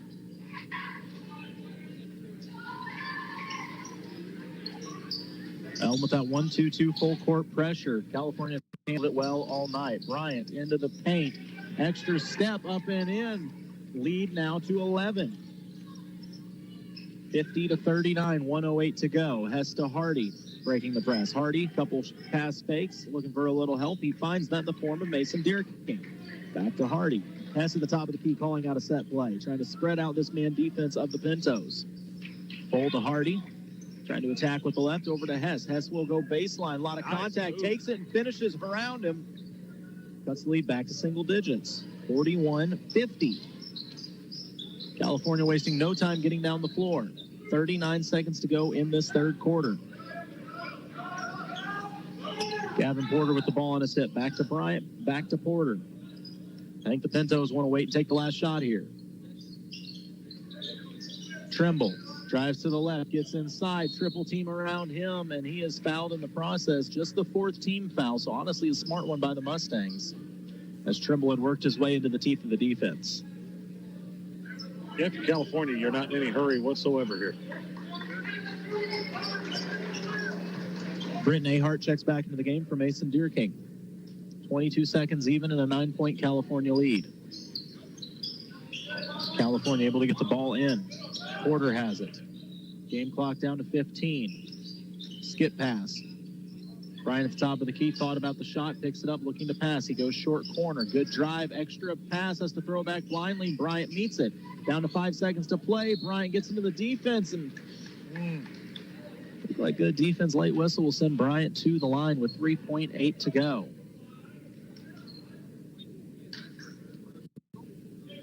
So Eldon played good defense for about 20 seconds, but it was that last second that got him in trouble. Yeah.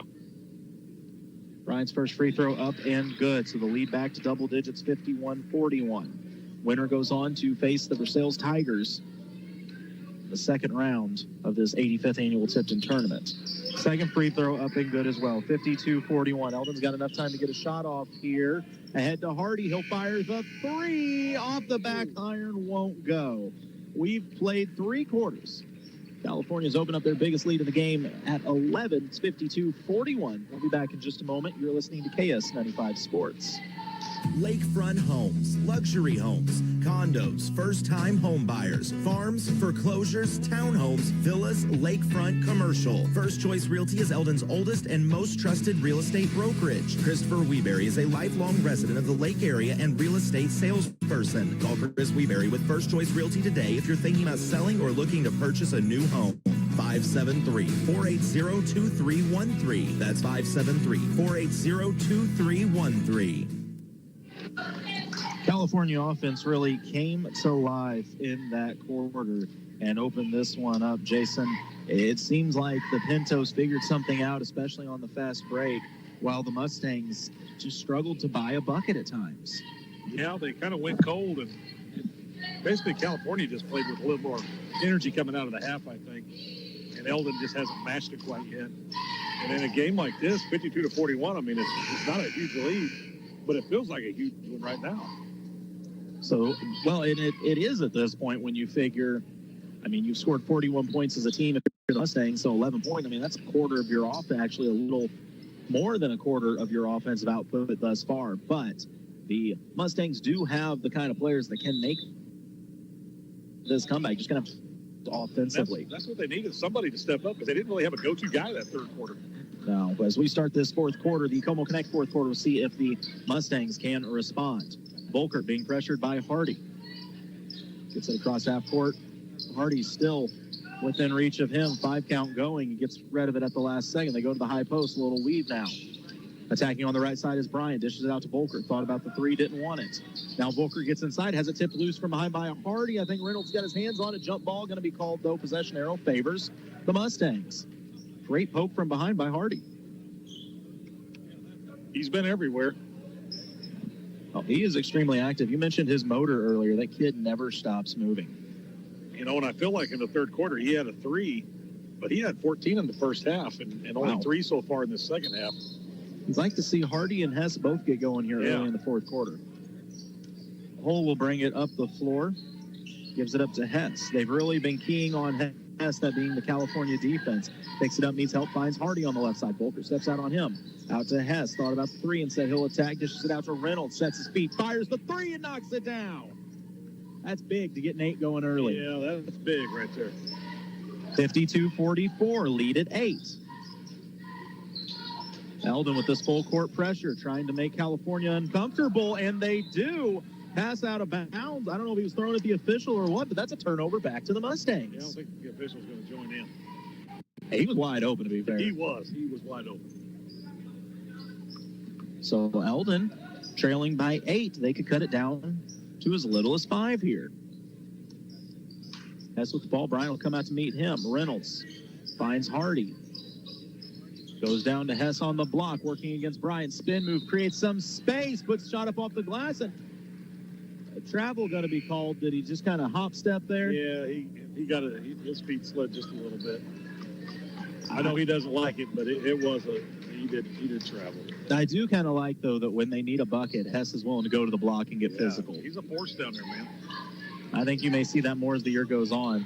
California quickly back the other way. Bryant ahead of steam. His layup too hot to handle. However, Kilmer there to tip it up and in. Lead back at 10. Eldon nearly loses the ball. Ahart picks it up, fires it out to Hess. At 3, Bryant comes out to meet him, out to Ahart at the high post, and he is fouled on the catch. They really like using Ahart as kind of the trigger man at the high post. Get it to him and let everybody run off him. Yeah. So Hess will inbounds. Gets it into Reynolds. He wanted the 3, but a good closeout by California. Hull somehow gets it between the player's legs. Ahart, the offensive board off the miss, and he is fouled on the rebound. Yeah, that's another missed opportunity inside by Eldon there, man. It's killing him. A lot of point-blank looks that are just rolling off the iron. Yeah. So checking back into the game for the Mustangs, that is Cody Tam. Checks in for Hull. Inbounds to Reynolds.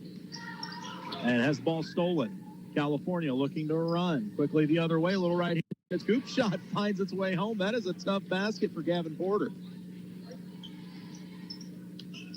Lead back at 12, 56-44. Has to Hardy. Hardy wants a 3 and knocks it down. There he is. Lead back at 9. Bryant able to break down the press. Eldon recovering defensively. Porter with a little spin move, but Hess takes it away. Kilmer's got it at 3, sets his feet, fires. It goes off the near iron. Rebound tipped. And finally controlled by Porter. A nice bounce pass to the cutting Volkert, who lays it up and in. Lead at 11. Reynolds crosses half court. Gives it up. 3 on the way. Banked in. Britton Ahart. Take it however you can get it. 58-50. The offense waking up for Eldon, but they got to get some stops here with 5:09 to go. It's an 8-point game. Kilmer to the short corner. They get the cutting. Porter, who lays it in. As I said, the offense is going, but the defenses went away right now for the Mustangs. Yeah. To Reynolds. Hess, the top of the key. Goes behind the back. He's got space. He takes the three. Knocks it down. That's a good-looking shot right there. Lead at 7. I guess if you can trade threes for twos, I mean, you're making up ground. Slowly. 4:40 to go, 7-point game. Eldon with the pressure. Outrunning is Kilmer. Shows the pass. Shot too strong. Rebound by Hess. 7-point game. Mustangs trying to rally. Ahead to Hardy. Can he contain it? He tracks the pass down. And a good time out there by Coach Caudell as Hardy, the pass carried him into a bad spot in the corner. Yeah, I like that timeout. Just kind of calm everybody down just a little bit. So 4:23 to go. Eldon showing some life. Only down 7 with the ball. Take a break. Come back just a moment. You're listening to KS95 Sports. Since 1944, Carpenter Gunther Lumber Company, Morgan County's only locally owned lumber yard, has been providing the area with quality building materials needed for its building, remodeling, and repair projects. Because customer care is Carpenter Gunther's #1 goal, your project is always their priority. They take as much pride in your project as you do. Reach them at 378-4433 Monday through Friday, 7:30 to 4:30, and 8 to noon on Saturday. Carpenter Gunther, where they put the home in hometown business. All right, back at the Como Connect fourth quarter, where the Mustangs, it looked like they may be dead in the water, down by 12, but an offensive rally has drawn them within 7, and they have the basketball chance to cut it in even more. Yeah, they've just struggled to find a consistent scorer in this second half, kind of a go-to guy. You've seen glimpses of it out of Hess, and Hardy finally hit another 3 there. But I think one of those two guys have really got to get going to finish this deal for Eldon. I've got Hess at the high post, trying to go low on the back seal. And a good job picking it up and finishing. What a move. Britton Ahart. It's a 5-point game. These Mustangs have no quit in them. California on the outlet, near steal, instead turns into a lay-in there for Blaine Cushion. And a steal the other way. California out running, wraparound layup, falls. 2 quick buckets. And the lead is back at 9, just like that. Yeah, that hurts. That was Volkert with the last lay-in. Hess to the corner, dialing up a 3 and knocking it down. Cody Tam. It's back to a 6-point game. The Mustangs just won't go away. No. Ooh, it looked like a travel on Bryant. No whistle, though. California on the attack, and the lay-in won't fall. Rebound fought for. Over the back going to be called. Mustangs get the ball back, down by 6. California's just getting a lot of shots within 3 foot of the hoop every single time. And they're making theirs where Eldon hasn't. What really hurts right now, if you are Eldon, is you're down by 6, and you think how many point-blank layups have just rolled off the side of the iron. No, it's painful. But Eldon's still very much in this one. 3:26 to go here in the Como Connect fourth quarter. Reminder, if you're listening to this game and you think, man, I wish I could see what was going on, MoSportsZone.com. There's one link, says Tipton Tournament. Click it, you'll be right there. Hardy back the other way, out to Reynolds. Back to Hardy. Wants the 3, but won't take it. Reynolds over to Hess. Coming back to meet the passes, Tam. Back up to Reynolds. Skipped over to Hardy. Fakes the pass to Hess. Back to Reynolds. Tam steps out. Hit a 3 just a few minutes ago. Drives, has it poked loose. It's picked up by Porter. Porter wants to run. The only man back, trying to draw the charge. Oh, they're going to call him for the block. Devin Hardy tried to get in position and draw the charge. I think he had it, but then he just turned at that last second. He turned his body, and they're not going to give it to you when you do that. In his defense, he's 5'6", and Porter looks like he's about 6'1". Yeah, that's a pretty big boy coming in. Yeah, about a 70-pound difference between the two. So Porter will go to the line for 2. His first free throw, too strong off the back iron. 2:59 to play in a 6-point California lead. Second free throw coming up. Up and good. So the lead at 7, 65-58. Hardy with Bryant on him, gives it up to Hess. 2-3 zone here by the Pintos. What is going on? And a steal by Volkert to Bryant on the fast break, lays it up and in. 67-58. California opening the lead up again. Eldon needs a basket. Hardy with Bryant out pressuring him. Goes to the crossover. Coming back to help him out is Tam. Over to Hess. High post. Back out to Reynolds, steps into a three, tries to bank it, it won't go, kept alive but controlled by Volkert. California once again wants to run. Porter gives it up at the last moment, layup up and in. You get the feeling that Eldon had that one last push. Yeah. California had the answer for it.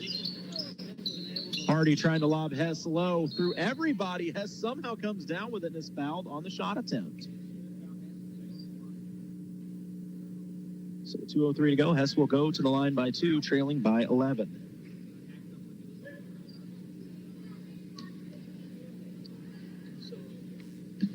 So it's looking like it's probably going to be California versus Sales in the second round as Hess knocks down the first free throw. 69-59, 10-point game. And then we will see the Mustangs and New Bloomfield. Yeah, because there's never been any good battles between California and Versailles before. No. Both teams have been playing since about 1909. Second free throw for Hess rattles out. Two teams that want to go fast and that want to be physical.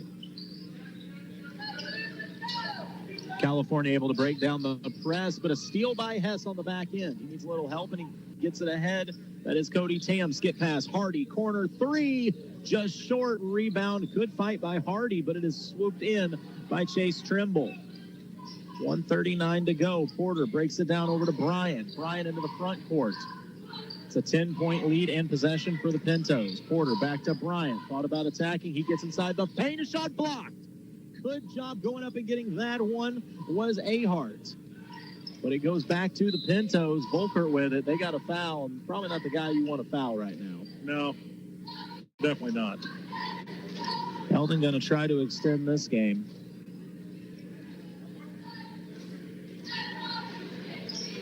Well, I say that I thought they were in the bonus, but they have one more free throw before they get to that point.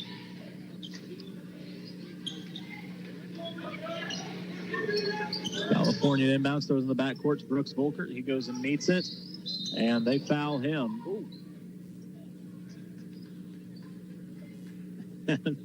Yeah, he was in the act of passing. He was kind of in midair on a tough pass, wound up on the floor, but it looks like everybody's okay. That's still only the third team foul, so the Mustangs got a little catching up to do. Volkert gets fouled again, winds up on the floor again. Well, he plays hard, doesn't he? He's probably thinking, Coach, can somebody else catch one of these inbounds? I'd like to not have floor burn after a play. I was going to say, that kid's going to burn up from all the floor burns he's got tonight. Team foul number 4, so the Mustangs going to have to foul one more time to send him to the line.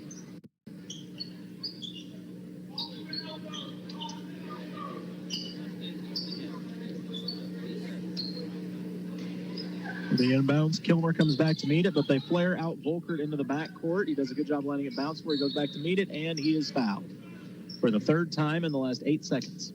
At least he didn't have to fall on the floor for that one. That's true. He got to stay standing at the end of that one. Reminder, coming up next, we will have Tipton and Smith Cotton ladies. It's the opening round of the 85th annual Tipton tournament. Our opening matchup, Versailles handily defeated New Bloomfield. We've had a battle here between California and Eldon. Volkert's first free throw, up and short.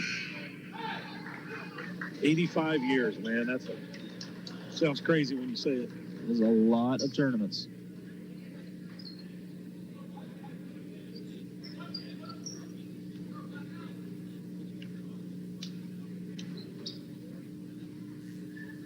Second free throw up and good for Volkert. So that pushes the lead to 11. 1:14 to go and an 11-point lead. We'll take a quick break. Be back. You're listening to KS95 Sports.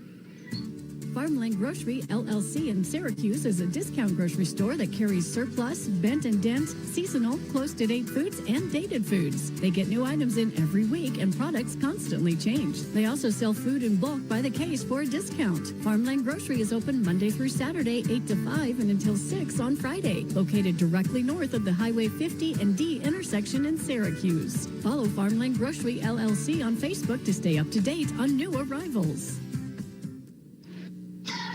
And we are back here in the Como Connect fourth quarter, 1:14 to go and an 11-point Pinto lead. Eldon trying to draw something up. They need one big push to close this game, but California has had an answer for every one of Eldon's runs. Yeah, Eldon just never could string it together consistently the second half on scoring. And California just kind of started running and kind of ran them out of the gym a little bit here. Got some easy looks there the second half. But I do still think there have been a lot of positives from Eldon. It's just been a lot of point-blank looks not falling. Yeah, I mean, if they just made the point-blank shots, this game would be knotted up. If not, maybe they're a little bit ahead. Yeah, and if I'm a player for Eldon, I'm saying, hey, that gym just doesn't like us. Yeah, and I mean, and that's something that's fixable. It'll come. Sometimes you have nights like that. But, yeah, Eldon will be fine. About a minute to play. Hole in the corner. Gives it up to Hess. He'll try a deep three off the front iron. Rebound controlled by Kilmer. Gives it up to Porter, and the Mustangs are going to foul. But, you know, when you're Eldon and you got a lot of size, I mean, you got some lanky kids and some height, you didn't really use it to the best of your ability, I don't think, on that second half. You know, we have a lot of threes shooting it from outside. California's just done a good job on defense. No, you are absolutely right. So after this game concludes, we may take a quick break and actually send it back to the studio for a song or so. I just got a business I got to take care of. As Porter's first free throw is short, but we will be back with the Tipton ladies and Smith Cotton ladies right after this. So the second free throw for Porter won't fall either. Break there for the Mustangs. Hess gets the rebound. He wants to run. He's got a head of steam. Long strides to the basket. Blocking foul going to be called. Hess will get 2 free throws. You think Tipton's scared of playing a Class 5 school?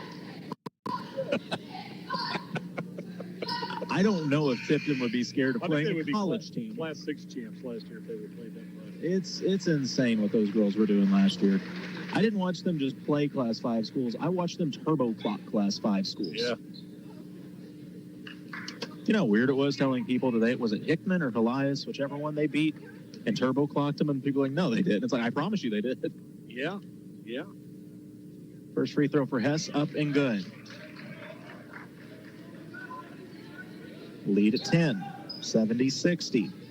We've got 51 seconds to go.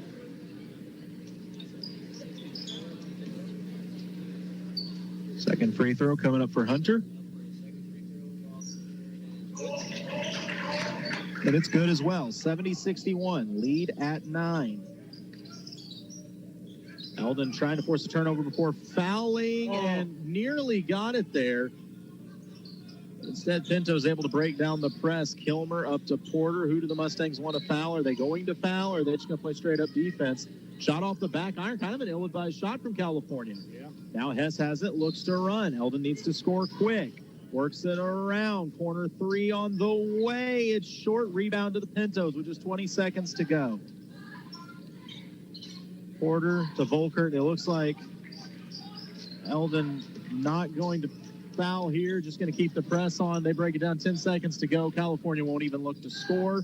Ball is tipped out of bounds, last touch by Hess, but with 6.6 seconds to go, it looks like Eldon is going to come up short in this one, 70-61. So the Pintos will move on to face the Tigers on Thursday for the right to go to the championship game of this Tipton tournament. Eldon will move on to face New Bloomfield, trying to get to that consolation game, as Volkert receives the inbound and just dribbles the clock out.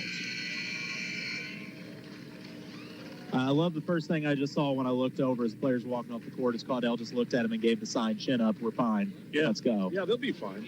You just got to make some of them easy ones, and that's it. He's one of those guys that is super proud of his boys and always preaches positivity. I love the way that man coaches, and that was a hard-fought game that could have easily went either way. But we will take a break. Be back with your post-game show in just a moment. You're listening to KS95 Sports. H&R Block of Versailles is a family-owned and operated block advisor's office celebrating 10 years of business serving Versailles and the surrounding areas. Pamela Johnson, an enrolled agent, and her certified team are here to prepare your taxes, handle your bookkeeping and payroll, plus audits, tax notices with the IRS and the state, and problem solving and issue resolution. For more information, call the H&R Block office on Monroe Street in Versailles at 573-378-5843, 573-378-5843. Ozark Regional Insurance, an independent insurance agency, combines friendly customer service with quality insurance products, including home, auto, life, health, business, farm, and recreational vehicle insurance. Owned by Phil Hilty, Ozark Regional Insurance services the Lake and Central Missouri. For a quote, visit them in Tipton at 309 U.S. Highway 50 West or call 660-433-0108. And Megan Randall, manager in Versailles at 609 West Newton or call 378-6081. At Lake Regional, we're proud to offer a nationally accredited cancer center with deep expertise, state-of-the-art technology, and personalized treatment plans. Our team is here for one reason: you. We promise to be at your side from diagnosis to treatment and beyond, leaving no stone unturned. Lake Regional Cancer Center. Our commitment runs deep. And we're back in the postgame where once again in my life I'm getting lectured for not having tried green bean casserole. Apparently that's a big deal around these parts. It's good stuff, man. I ain't gonna lie to you. See, we had to make a decision for our Thanksgiving. As, by the way, when you hear that noise in the background, it means you're in the Thunderdome, and I hope you came to play. Enter Sandman as the anthem of the Lady Cardinals this year because they've been taught about Mariano Rivera and the closer that he is, and they've decided that's the closer they want to be this year. I do kind of love this environment when they set the stage like this. Smith Cotton out there warming up, getting ready for this battle. Is Smith Cotton, what class size are they? I believe they're Class 5. And here come the reigning Class 2 state champion Tipton Lady Cardinals getting ready to do battle with a Class 5 school. You know how weird it is when you're the Class 2 school facing the Class 5 school and you're the favorites? Yeah, and Smith Cotton just entered. I can't think of the name of it, but the conference with all the Jeff City and Columbia schools. With Hickman and Rockbridge, and Jeff City and Capital and Battle, and that's the conference that Smith Cotton just entered. So. Well, we will pregame for that show in just a moment, but first, let's go to the postgame show, the Shed postgame show here, talking about Eldon and California. Jason, that was an absolute battle. Both teams really trading punches up and down the stretch. And Eldon, I know you fall on that one by 9 points, but there's nothing to be ashamed of in that one. So you just couldn't get point blank. What's the fall at points? No, it's not like they did anything wrong. You just got to finish a little bit better around the hole. They had some easy ones that they just couldn't put away. But that's stuff that you can fix. It's early in the season still. So they'll be fine. Coach Caldwell's a great coach. And he's got some pretty talented teams. So they'll be just fine. The other side of it is you will see California again this year for sure being a Tri-County foe. And they even have the ability to see them multiple times. I don't know how the schedule stacks up. This game, well, no, I've got it wrong. I was going to say if you're the Versailles Tigers, you're watching the game closely. Of course, because you're going to play California now in the next round because that is set semifinals. On the boys' side will be the California Pintos squaring off with the Versailles Tigers for the right to go to the championship game of the 85th Annual Tipton Tournament. And then it will be Eldon and New Bloomfield facing off for the right to go to the consolation game. So getting ready here to wrap up this. Well, I tell you what, we're going to go ahead and classify it as that right now. If you're watching the stream, I'm sorry. We are back with the H&R Block of Versailles pregame show. Tipton Lady Cardinals and Smith Cotton Tigers. I've been thinking all day. How can I phrase this and make it sound nice? I came up with nothing, so I'm just going to tell you the truth instead. These Tipton Lady Cardinals are different. They don't come out here because they want to win games. They come out here because they want to win games by 40 points. They want to put clamps on teams. They want to hold you to 15 points or 20 points if they can. I mean, what we saw against Max Creek, I went down there with Ryan, and they struggled in the first half to get the offense going. They were up 25-21, I think, to a 24-win Max Creek team who went to the Elite Eight last year and was 1 point shy of going to the Final Four that returned their All-State girl. And it just seemed like at some point in the third quarter, Tipton flipped a switch and remembered, oh, hey, we're really good at basketball. Yeah. And we've seen that for years out of this squad, though, Jason. I know. It just seems like we, with the Tipton ladies, they just graduate a few out, a few more come in and just take their place, and they just keep playing at a high level. And that's the definition of a program. From what I've heard about the younger groups here at Tipton, this is not going to be a one-time thing only. It goes all the way down, man. It's something in the water where they grow basketball talent left and right. Yeah, I don't understand it. You see it happen in little towns like this where they just get this incredible run of kids. Eugene, I've seen it there for 40 years in basketball. Yeah. Cole Camp back in the old Bob Farrington days, they had decades of great basketball, and you're like, where do they get all these kids at this little town? And Tipton right now is going through one of those runs, man. They just got some great female talent. And it doesn't mean you just have talent. Coach Culpepper and the other guys, they do a great job of developing this talent. But it is, man. It's scary how good they are all the way down to younger levels. I tell you who has to love it as much as anybody is the area colleges. Because it's like, yeah, go on, keep growing our talent. We don't have to go out of state to get it. I mean, like I said, the State Fair Roadrunners, who feature Myra Class, 4-time All-State here at Tipton High School, and Briar Cox, 3-time All-State. And the two, of course, led the team to the state title last year. Yeah, the Roadrunners are 9-0 right now. That's not an accident. I watched the other day. Myra, it hasn't changed a bit. She's shooting the same shots she shot in high school. It's just now they got a college line 5 foot in front of her out there. Sure. She was used to playing kids in Class 5, Class 6 schools all last year, and not just playing those classes, but really good schools in those classes. So she's already been playing kids like she's seeing this year already. It's been impressive for years here at Tipton, and I don't think anything's going to change this season. And I look at the players that they have on the squad right now. If you got to pick a couple out, you got to start with Charlie Bailey, the junior leader of this squad. Her defense is legitimately some of the best defense you will ever see at the high school level. She puts on a clinic on how to do it. So anybody out there wants to know, get your notebook, come up here and watch. Do you remember her freshman year, we went up to Kansas City to call a game in that old school. Yeah. And she picked up her 4th foul. And they didn't even take her out. No, it was the start of the 4th quarter. She gets her 4th foul. Not only did they not take her out, she still played full court pressure the remainder of that game, forced multiple steals, and never got another foul. She played the way she wanted to play. Yeah, it was amazing, and she's kept it up ever since. And once again, if you're talking about defense, they've got a player they nicknamed the Badger for a reason. Courtney Edwards will guard your 1, your 2, your 3, your 4, your 5. She'll guard your bench. She'll guard your coach. She does not care. And last year when we got to the state games, we were kind of shocked when we looked down at the book, and it said that Courtney Edwards last season shot 53% from the three-point line. Varsity, that's pretty good. It's decent. It really is. Then you go inside, and now this year, it's really been the Ava Schlotzhauer show early through summer and into the regular season already, as Ava, they believe, has the potential to be a 20-and-20 player on the block, but she can also stretch the floor and shoot the three. Am I crazy? But when I look at this, is the first time I've seen her this year. She looks like she's grown. I think, yeah. I mean, height-wise, she looks like she's really shot even more than what I remember last year. The size on this squad now comes from Courtney Edwards and Ava Schlotzhauer. Courtney at about 6'10", Ava at about 6'9". But yeah, they're so gifted inside. And then it's like, oh, if only they had some speed. Okay, you've got Clara Williams running the point, who's probably the fastest girl on the floor any game, and she'll dot a 3 in your eye.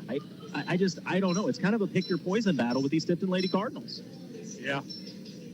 So it's going to be an interesting bout here tonight. I know when you hear, Smith Cotton versus Tipton, that's not fair. It is, but not in the way that you think. Yeah, exactly. But we will be back with more of our pregame show here in just a moment. You're listening to KS95 Sports.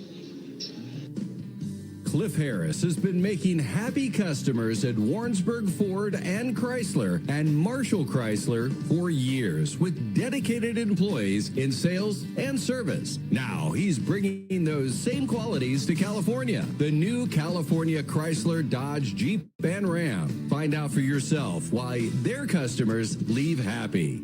Hi, I'm Cliff Harris, and I want you to be another happy customer.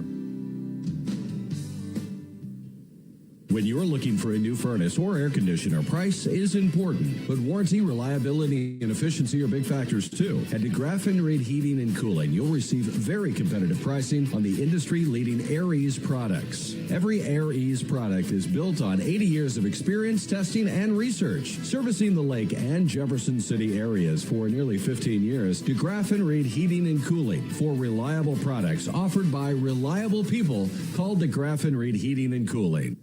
Hi, I'm Colton Taylor, and I use Versailles Total Fitness. Their 24-hour access makes it easy for me to fit gym time into my busy schedule. I love how spacious and versatile their gym is. With a wide selection of free weights, cable machines, and all the cardio equipment you could need, I have plenty of options to help me stay in shape to cover our local sports teams. They work hard to provide a clean, safe, and comfortable environment. Join me and everyone else at Versailles Total Fitness in becoming a healthier you. Versailles Total Fitness at 31 North Monroe, or give them a call at 573-789-6800. All right, welcome back to KS95 here at the Tipton tournament. Colton has had to go make a run to find the facilities, you might say. Joining me here, since we're going to kill a little bit of time, is Brittany Carver, A lot of you hear us talk about Britt in the background. We're always making jokes about her. Half the time she doesn't hear it.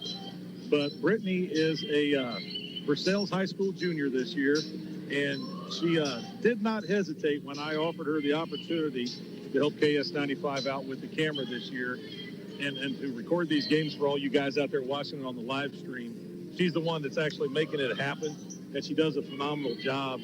So instead of just talking about her, saying her name, I thought I'd let you all get a little chance to know her here to kind of buy Colton some time. So, Brittany, this is your first time, right? Talk loud, girl. Okay.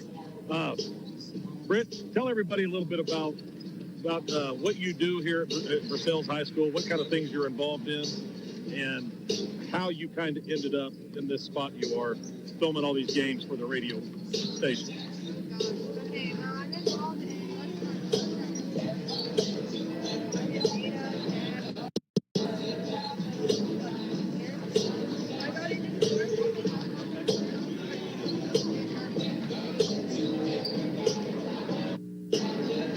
Yeah, I just noticed that.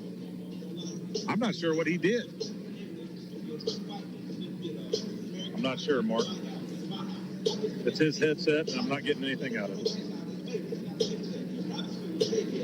Brent, we don't have you on here. I don't know what Colton did. Have her scream at me.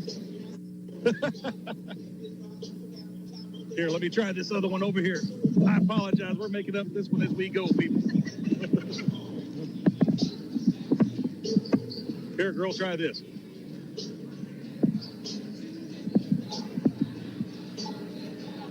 We're going to figure this out, ugly as it may be. There you go. Just put her on there.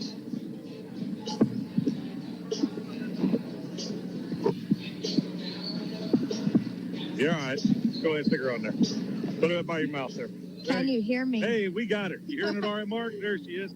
Britt, tell us a little bit about yourself. You're a high school junior at Versailles. What kind of things you involved in this year? A little bit of everything. Volleyball, jag, beta, all of the good stuff. What's your favorite thing of all? Probably lunch. Lunch. What's your favorite thing the school serves? I don't eat school food. Oh, okay. I got you. Britt, tell us about, you've been doing this camera. Did you have any experience doing this stuff beforehand? No, he handed me a camera and said, do what you do. Have you enjoyed it so far? Yeah, I love it. What do you like the best about it? Just getting to see our team and the success they do. I mean, when you're watching on the other end, you don't really see what's going on, but when you're on this end, you're like, wow, they're like growing. Yeah. It is fun to kind of see it up here. Have you noticed that you watch high school sports from a little different perspective? Sitting behind a camera like this, and yeah, I have to be quiet. Yeah, that'd be hard for you, girl. So, as far as you're a junior, and Colton's been pretty happy. I think everybody's been pretty happy with the job you've done. Has doing this? Is there? Are you thinking maybe next year, if the opportunity arises, you'd like to keep doing this? Oh, definitely. Getting to travel and stuff that's a lot of fun. Most kids don't get to do that. They don't get to help out, do two things, and get paid to watch high school sports. Well, I tell you what, that's a double whammy. When you're around high school sports and you get paid, that's a pretty good deal. Ain't it? I couldn't be happier that it was you, kiddo, that we got to do this. You were one of my favorite kids last year, obviously, and you're just a great kid to have around. Well, since you're last year. Since you're not going to play high school basketball, you might as well make yourself useful, without a doubt there. But anyway, I just kind of wanted everybody to get to know who you were. You're always the butt of all the jokes, it seems like, with us here. Yeah, and I don't get to hear them no more. But you're a good kid. I appreciate the job you do, Britt. Looks like Colton is back. That has to be the worst time filler ever in KS95 history, but we did it. Thank you, girl. Colton, I don't know what's going on. That thing, it's not working. Well, she put it on, it instantly didn't work. Yeah, because you have to turn this knob. Oh, I didn't know you turned it off. Yeah, that's how you turn them on and off there. Oh, okay. Operator error. So I'll just leave that there. Jason, Britt, thank you both so much. You probably lost 500 sponsors. Oh, that's all? That's not bad. All right. I did check, and we are going to be joined by Coach Class here a little bit later on as we're getting ready for this Tipton matchup. And I got to catch up with Coach Caudell out in the hall very briefly. I told him, hey, I thought the squad looked good. And he said, too many turnovers. We got to clean that up. Yeah, But they'll be all right. I'm looking forward to seeing Eldon down the road. Boy, it is a little chilly in this gym, ain't it? Well, these big old windows up here right above us aren't helping out any. I can feel it coming right down on us. I really think they do that on purpose. They're trying to make sure that we don't stick around too long. Well, if you sit in the bleachers, you're not down at the concession stand buying stuff. That's fair. That really is. Let's see, get this all flipped around. I think Britt tried to destroy my setup while she was over here. I'm not going to lie. It was ugly, Colton. It's maybe one of the worst things ever in history. I'm not going to lie. I was out there in the hall, and I'm like, is this going to be okay? Are they going to get me, like, kicked out of basketball forever? Is this going to work out? No, we just talked about Britt and what she does at school and how she got into doing this. So I think overall it went good. Well, I'm glad to hear that. Well, we'll take one more break. Get ready for this game. It's going to be the Tipton ladies battling it out with Smith Cotton. Opening round action coming up. You're listening to KS95 Sports. We know you have lawns to mow, work sites to build, fields to manage, and jobs to finish. With over 100 years of experience, Side & Striganobi will be with you every step of the way. Our customers are the center of everything we do. Find affordable pricing, low monthly payments, and easy financing options on all our John Deere equipment. With 27 locations to serve you, Side & Striganobi Partners is your source for everything John Deere. snpartners.com.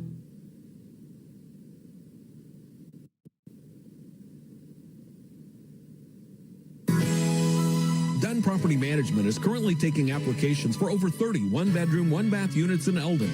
These units are for ages 55 plus. Rent includes water, trash, snow removal, and lawn services, and can be pet-friendly upon approval. Locally owned and operated with full-time maintenance staff and office manager. They are close to churches, the senior center, shopping, and parks. For more information, call Dunn Property Management, 573-569-1200. Sagalaris Ford in Versailles is proud of their growing customer base. When a customer and their family has bought 18 Fords from the Versailles location, you know the team is doing something right. The Versailles Ford Store sales department customer viewpoint is 100%. That means that every new vehicle sold, the customer is literally 100% satisfied. Sagalaris Ford in Versailles is big enough to serve you and small enough to care. For brand new Ford products, Ford certified pre-owned, service, tires, and Ford parts and award-winning customer satisfaction, it's Sagalaris Ford of Versailles.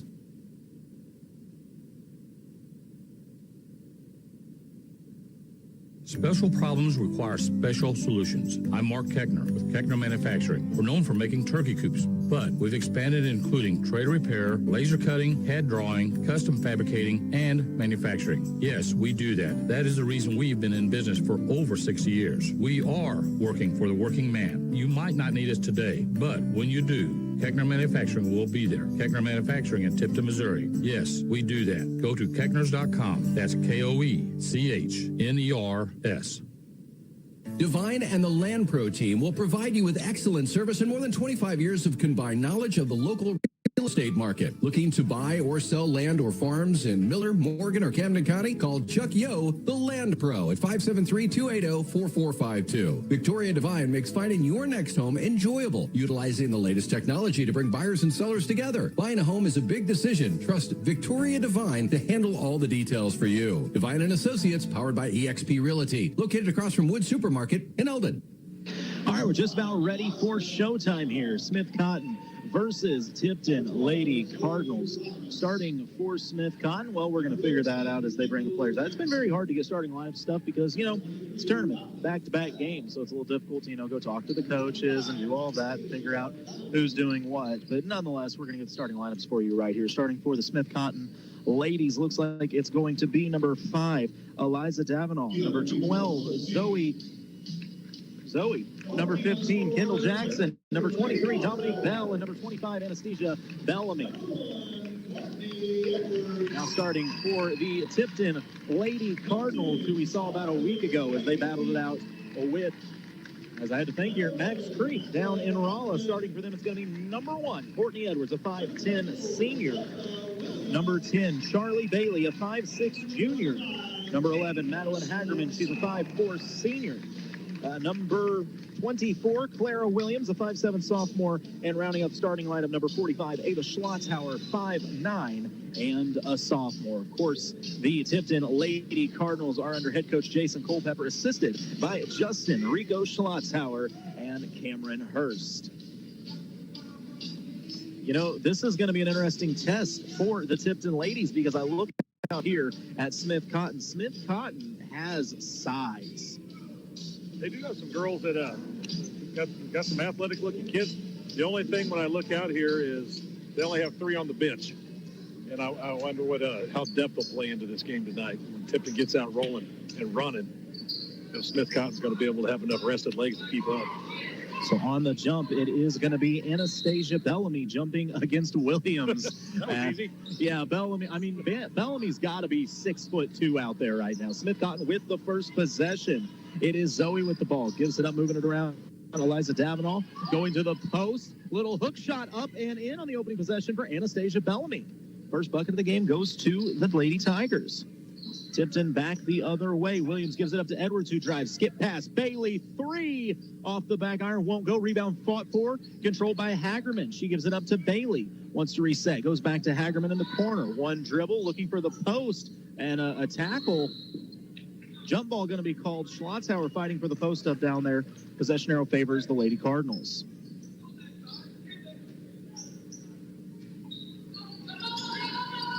Tipton inbounding. Bailey is the trigger man, trying to find somebody open. Gets it into Hagerman on the right side. Out to Edwards. Double team comes for her. She goes back to Hagerman. Draws the double team in a trap. Tied up. Another jump ball going to be called, it looks like. Ooh, ball back to Smith Cotton. So Smith Cotton came ready to play. Yeah, they don't seem to care. They're here to play. Once again, I look at senior center Anastasia Bellamy, and Bellamy, 6'2". She is a athlete down there. Yes, she is. Schlotzhauer's going to have her work cut out for her. They go right back to Bellamy. One big drop step. Schlotzhauer takes it away, looking for the cutter. Dished out to Zoe. Back to Bellamy. No panic, though, for these Tipton Cardinals. No, they've done this for far too long to be panicking. And a poke loose by Edwards. Ball's on the floor. Fought for, picked up by Schlotzhauer. Gets it to Edwards on the run out. Goes right into the contact, but the shot blocked out of bounds. Bellamy making her presence known. Yes, she is on both sides. I know that they said Bellamy has received college offers already. She's got the size for it. No doubt about that. The inbounds, they find Williams. Williams back to Bailey in the corner. Back to Clara. Clara shows, drives, little mid-range floater up and rolls home. Boy, she is quick. That first step is a fast one. Smith Cotton looking to answer. You know, this makes sense. I know the State Fair coaching staff's here, and I wonder if part of that's the recruiting going on for Bellamy. And a timeout going to be called by the Smith Cotton bench, but they have the early lead. 6:02 to go in the first quarter. 4-2 Smith Cotton. You're listening to KS95 Sports. The Tipton Latham Bank is a locally owned and operated full-service independent community bank serving the area since 1906. The Tipton Latham Bank N.A. is an equal housing lender and a member FDIC. The Tipton Latham Bank is a proud supporter of local high school athletics. Stop by the Tipton or Latham branch or visit TiptonLathamBank.com. And we're back 6:02 to go in the first quarter. Something I don't get to say very often. The Tipton ladies trailing right now as they find themselves down 4-2. Oh my gosh. I'm trying to coax Breyer into coming on the air with Myra here in a little bit. So the Tipton ladies trying to figure out what they're going to do to slow down Bellamy in the post.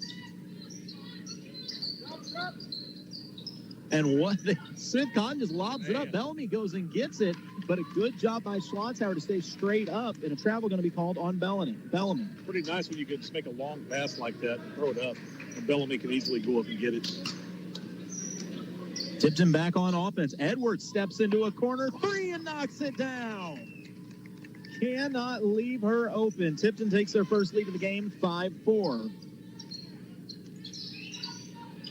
Bellamy comes up to meet the pass at the high post. A little give-and-go game. On the drive is Zoe, and they're going to call her for a carry. Great defense. Bailey was all over Zoe. I'm going to say Hieronymus. Yeah, I believe you're right, Colton. Yeah, Hieronymus. I've heard that name before. So Clara Williams runs point for these Cardinals. Gives it to Bailey at the top of the key. Over to Edwards. She's open again. She'll try another three. This one a little short. Ava Schlotzhauer, the offensive rebound, won't fall. Gets her own miss. Trying to tie it up. She forces the shot up and is fouled. She's in there working hard. Ava Schlotzhauer may be 5'9", but she's playing 6'1" right now.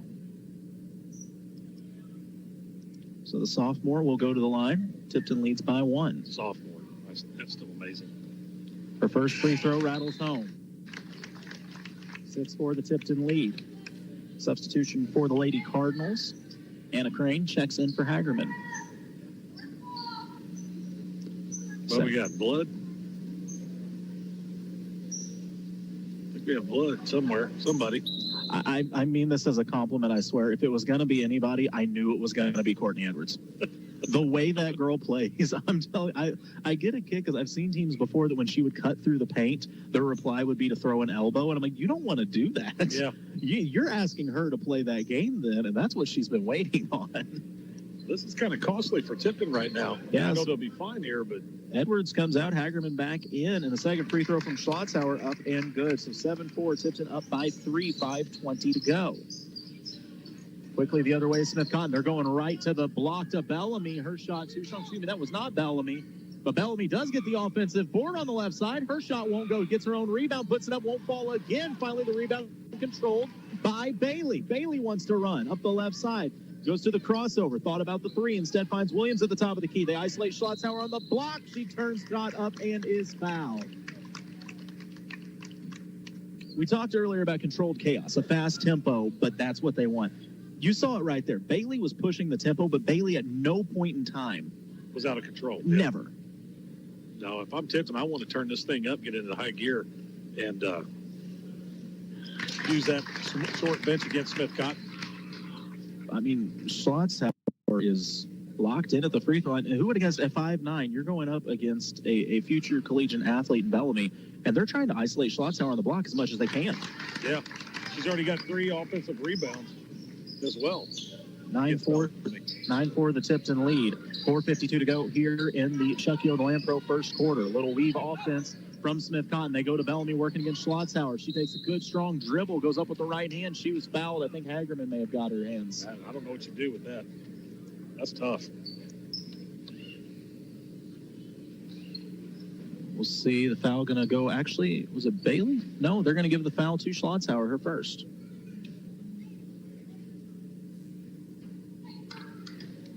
Free throw, no good for Bellamy.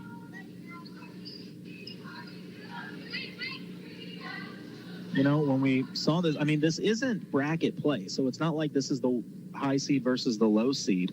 We'll take a look at the bracket in just a moment. I mean, this is pool play, essentially.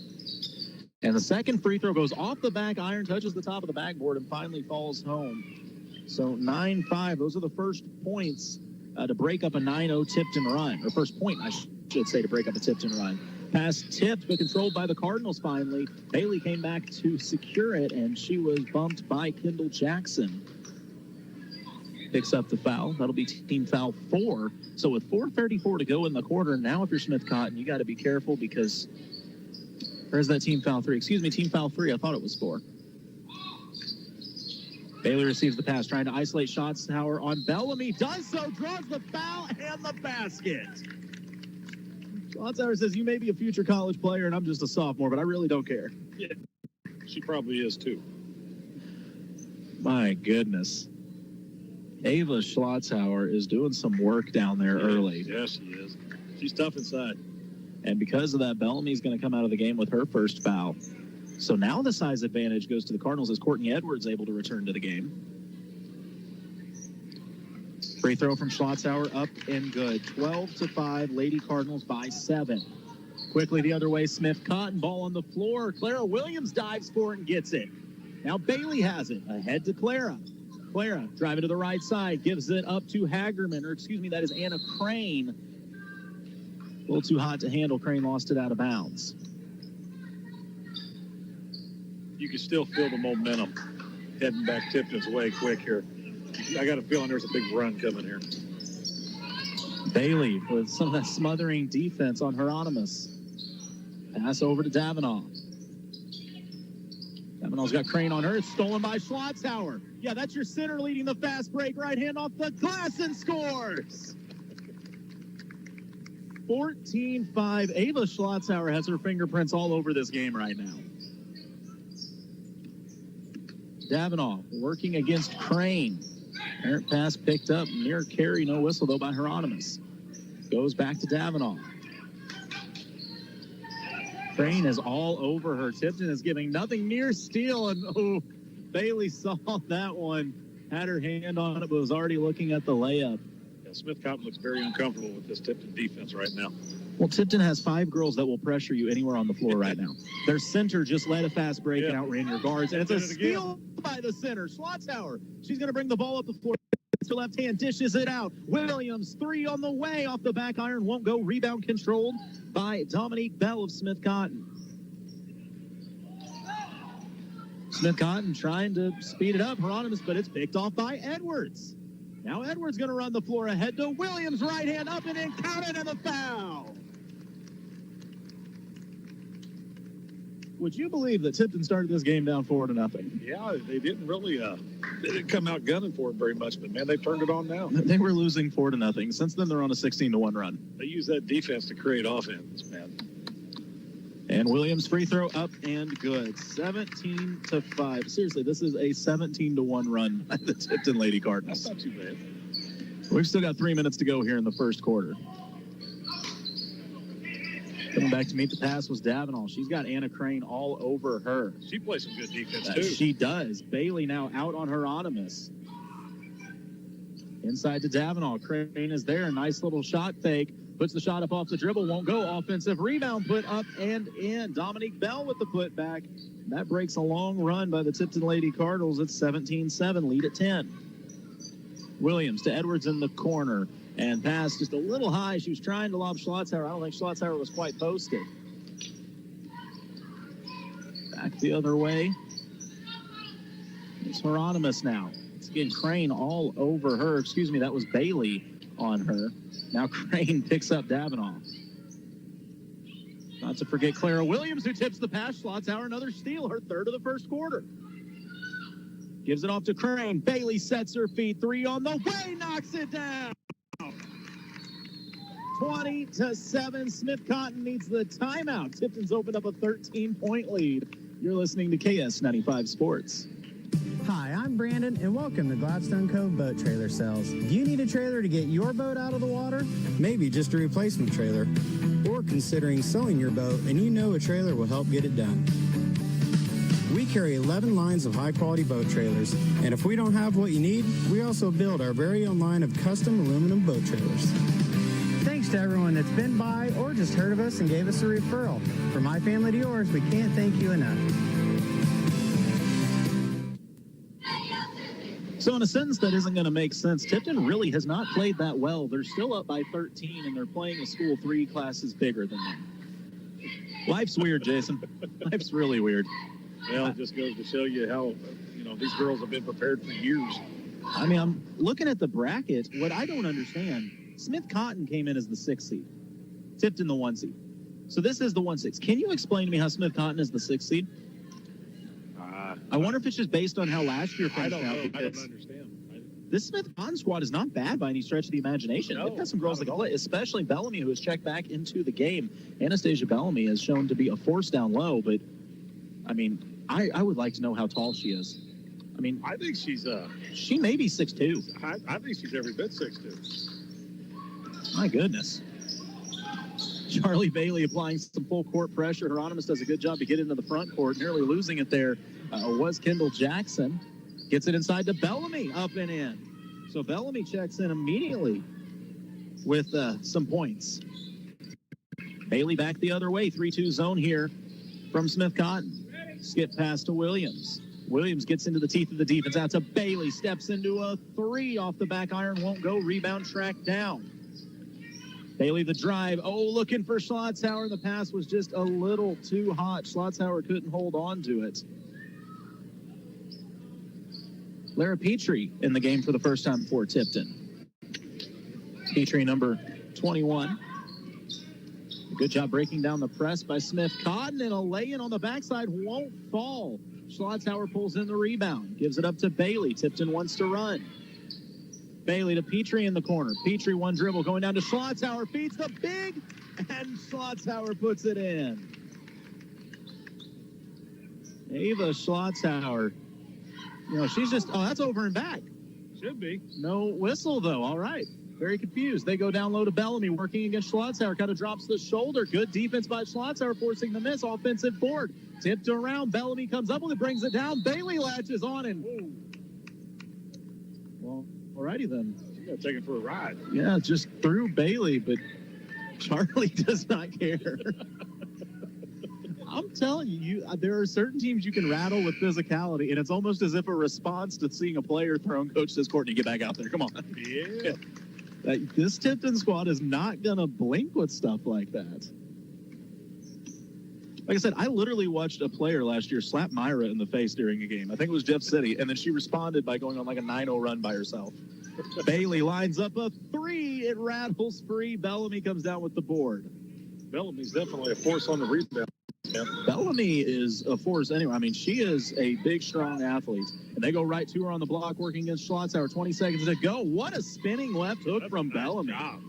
22-11. So Smith Cotton, a little bit of a run now since Bellamy's checked back in. 10 seconds to go. Tipton, plenty of time to get a look. Bailey skips it over to Williams. 5 seconds on the clock. Skip pass. Hagerman to Bailey. Sets her feet. Lets the 3 go. Oh, and it rims out. A good look from Charlie. Just couldn't get it to fall. We've played 1 quarter. Tipton leads Smith Cotton 22-11. You're listening to KS95 Sports. The goal of the Morgan County Health Center in Versailles is to make sure you feel your best and stay that way. A few of the public health and community services available at the Morgan County Health Center include CPR and first aid training, food safety classes, educational materials and classes promoting healthy lifestyles and activities, children and adult immunizations, and nutrition for expectant mothers and young children through the WIC program. For more information, follow the Morgan County Health Center on Facebook or call 378-5438. The Morgan County Health Center at 104 West Lafayette in Versailles, connecting the community to healthy choices. We're getting ready for second quarter action here. After 1 quarter of play, Tipton leads Smith Cotton 22-11. Jason, seemed like Ava Schlotzauer had her fingerprints all over that first quarter. Yeah, I mean, I don't know how many rebounds the girl's got, but she's got rebounds. She's got at least 3 steals that we know of. She's, what is she point-wise? 2, 3, 4, 5. She's responsible for 11 of the 22 points for Tipton. So, yeah, I'd say she's got her fingerprints all over this thing. You look right now, Schlotzauer, and not that I'm trying to take anything away from her, part of the reason she's going to average a lot of steals is the guard pressure that the Lady Cardinals put on. I mean, when you have a combination of Clara Williams, Anna Crane, Charlie Bailey, Courtney Edwards out there pressuring the ball, a lot of passes get tipped. Schlotzauer's athletic enough. She's just jumping that lane, stealing it. And we've seen her lead the fast break. Your 5 is leading the fast break. It's like you have another tall guard out there with you. We'll see what happens here. Schlotzauer going to stay on Bellamy, and they're going to go ahead and put Edwards on Dominique Bell, who's kind of been running the power forward role. Smith Cotton going low to Bellamy. Pass too hot to handle. Saved by Bell, but her feet were on the line. Turnover. Back to the Lady Cardinals. That's some of that guard pressure once again, forcing an errant pass. Bailey over to Hagerman. Throws it off a Smith Cotton player's hip, and it is picked up, tied up by Bailey. Like I said, Bailey doesn't mind getting thrown around because Bailey just absolutely dropped a girl in her own right. She just returned the favor there. Yeah, these are some tough kids out here, and Charlie no different. I'm sure that she's played a lot of driveway basketball with her brother and sister, and I don't think they've went easy on her either. Hagerman in the corner. Gets it up to Bailey out at the logo, over to Edwards. Looks to drive, tries to feed Schlotzauer on the block, does so. And, they're going to get her for the travels. Tried to put the dribble down, but there was a set of hands there. And then she lost her balance.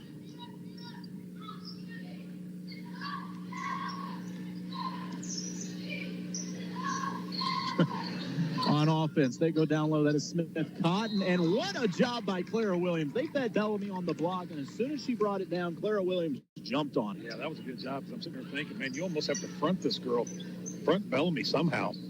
But Clara did a good job of coming down and tying that one up. The jump ball stays with Smith Cotton on the inbound, goes off the back of it. Picked up by Bailey, looking to run. Bailey on the fast break, dishes it out. Hagerman sets her feet, corner 3. Too long. Fought for, traced down, and Bell had it, but her foot was on the line again. A good job by Clara Williams to stay with it and pressure Dominique Bell into a bad position.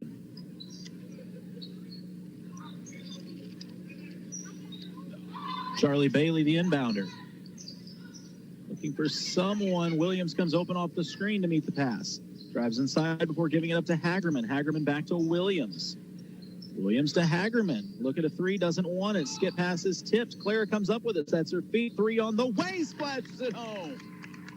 first points of the second quarter belong to Clara Williams, 25-11, the Tipton Lady Cardinal lead. Bailey extending that defense out to half court, working on Hieronymus. They go low to Bellamy. Schlotzhauer's got steal number. Now Clara Williams with it. She wants to run. Turns the corner, gets into the lane.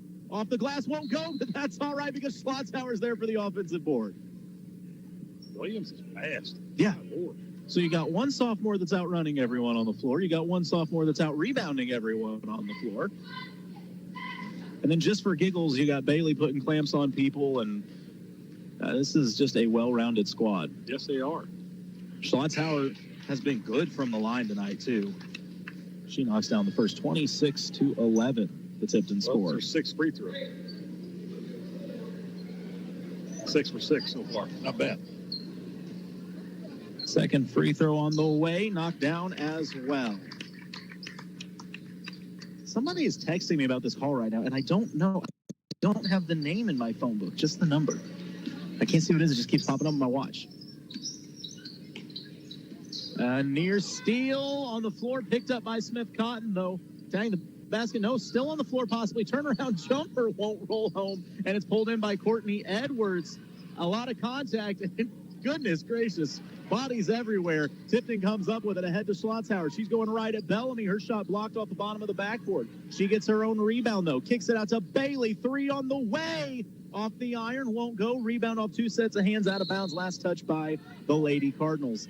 This is a physical game. Yes, it is a physical game. This is fantastic. Brittany said they're mean, so you know they must be, because she's mean. She just says that because she got hurt here. Yeah. Smith Cotton back the other way, looking for some kind of offense. They trail by 16. They're sending Bellamy on a back-time mid-range jumper up off the glass, won't go. Tipped around. Edwards Schlotzhauer before being picked up by Bellamy. She attacks to the right side, right hand off the glass, won't go. Williams with the steal off the rebound, outruns everyone down the floor, left hand off the glass and scores. That's a nice left-handed layup right there. She started that race behind the other player and finished in front of her with a left-hand layup. Girl's got wheels, man. She can get down the floor. But to run that fast with the basketball is hard. Smith Cotton trying to get their offense going. They trail by 18 here with 5:17 to go in the second quarter. Going to Bellamy on the block, working against Schlotzhauer. She shows, drives baseline. Double team comes a little bit late as Bailey's going to get charged with the foul.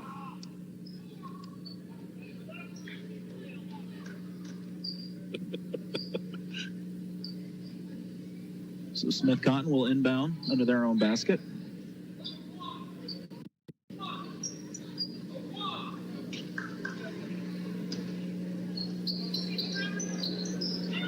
Smith Cotton looking to get somebody open. Good defense by the Lady Cardinals as Smith Cotton has to throw it all the way back to the logo. Going back to meet that is Kendall Jackson.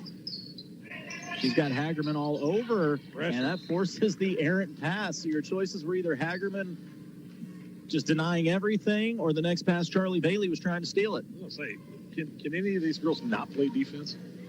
No, I think it's a requirement. Like just up in your face, obnoxious defense. It's a requirement to be allowed in this gym, actually. Not even just on the team. Steal, though, by Smith Cotton. Back the other way is Davenant.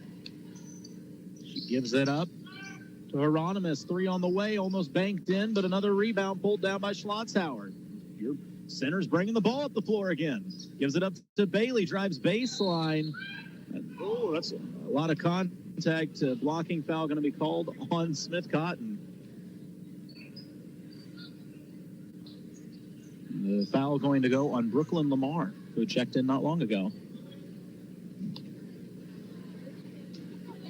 Bailey will inbound.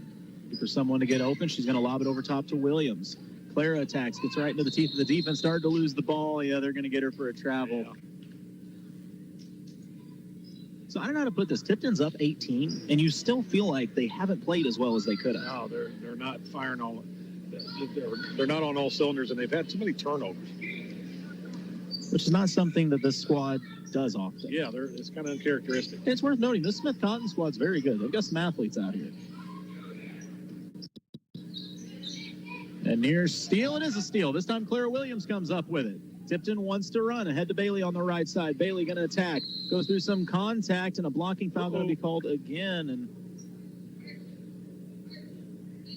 Charlie Bailey, I thought she was hurt, but I think she just fell over after the play. May just be one of those little stingers when you collide hips or Looks like whatever. she's got some tape on her ankle already. I don't know if she kind of tweaked it a little bit or... Anna Crane will come into the game. She checks in for Madeline Hagerman. Bailey to inbound, lobs it into Edwards. Edwards drives to the left, ball poked loose. Edwards goes back to pick it up. Gives it up to Schlotzhauer. Schlotzhauer attacks, left hand off the glass. That was coming. Schlotzhauer started that at the three-point line, just drove and finished with a There left. was no way that was going to go but that way. Leave it to Tipton. You graduate a three-time All-State center, and you may have another All-State center.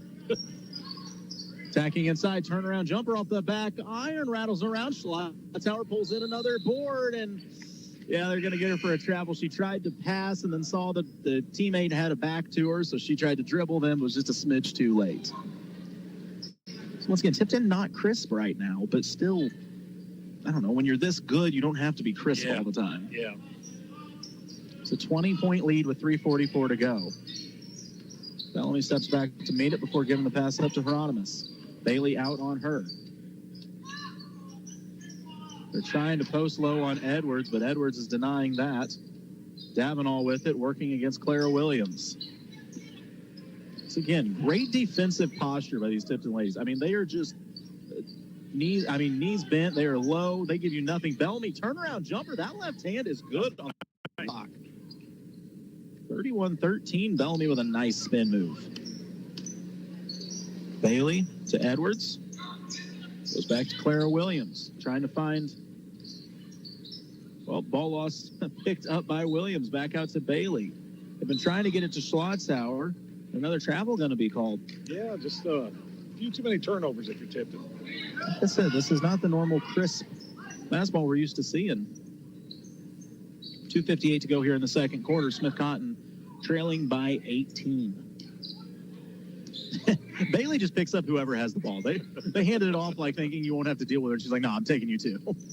And on the drive, nearly lost, but picked back up by Hieronymus. Goes to the low block. Shot won't go. Good defense by Edwards. Offensive board, though. Put up and fouled Haley Burlingame.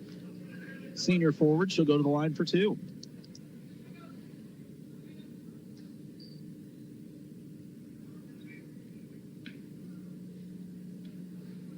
Just the first foul on Edwards. Burlingame's first free throw up and long. Reminder, if you're listening to this and you think, oh, I'd like to actually see the game, you can go to MoSportsZone.com, stream this. You don't have to see Jason and I. Put a camera on us just on the court. That cannot be legal. I don't think so.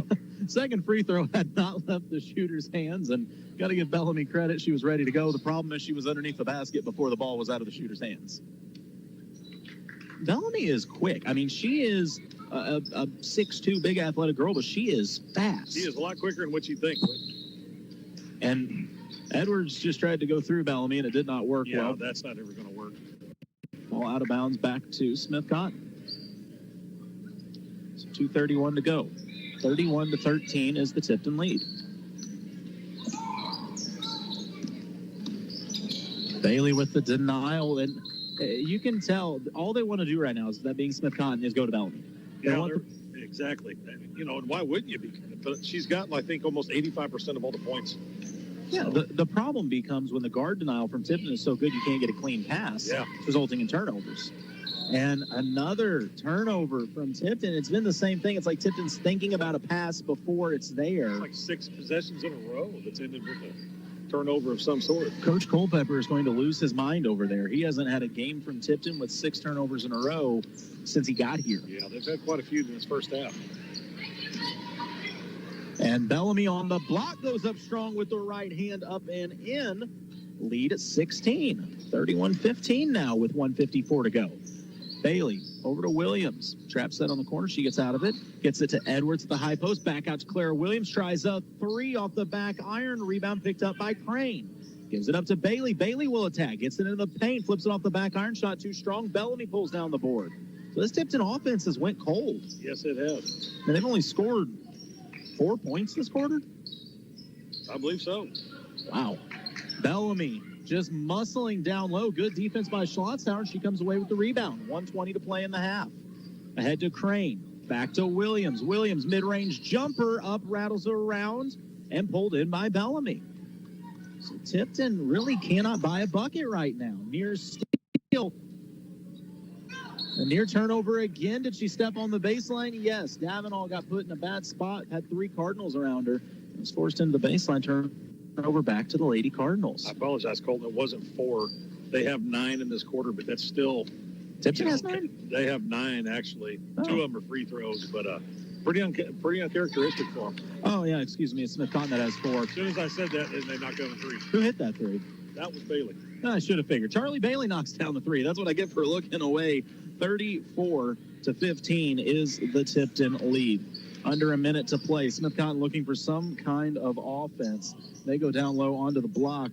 Burlingame working against Edwards. Her shot too strong. Rebound by who else but Ava Schlotzauer. Ava may have a double-double at the half. She's probably close if she doesn't. And Williams trying to find Edwards, but the pass is stolen. Out and running with it is Hieronymus. Good job by Edwards to get back. Hieronymus steps back, fires a 3, won't go. Bellamy with the board. Hands it off and repost before going back to Hieronymus. Bailey out on her. 15 seconds to play. Smith Cotton trying to set something up. They're trying to go low to Bellamy, and the pass off her hands. Good job by Schlotzauer. Schlotzauer able to spin away and take away the pass. Schlotzauer's just down there hanging on, doing it however she has to, man. It's good physical defense. So with 9.9 to go, Tipton more than enough time to get a look here. Smith Cotton going to make a late substitution. Ruby Sebastian going to come in.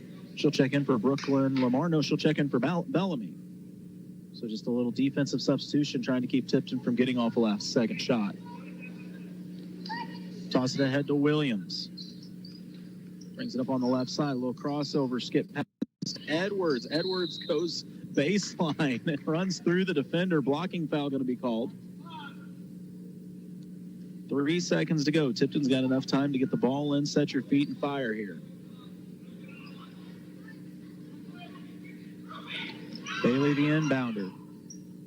They lob it into Williams. Williams going to have to take this shot. Gives it to Bailey. She gets it off in time. Shot too strong off the back iron. Won't fall. We've played 2 quarters here. Tipton leads 34-15. Halftime show coming up in just a moment. You're listening to KS95 Sports.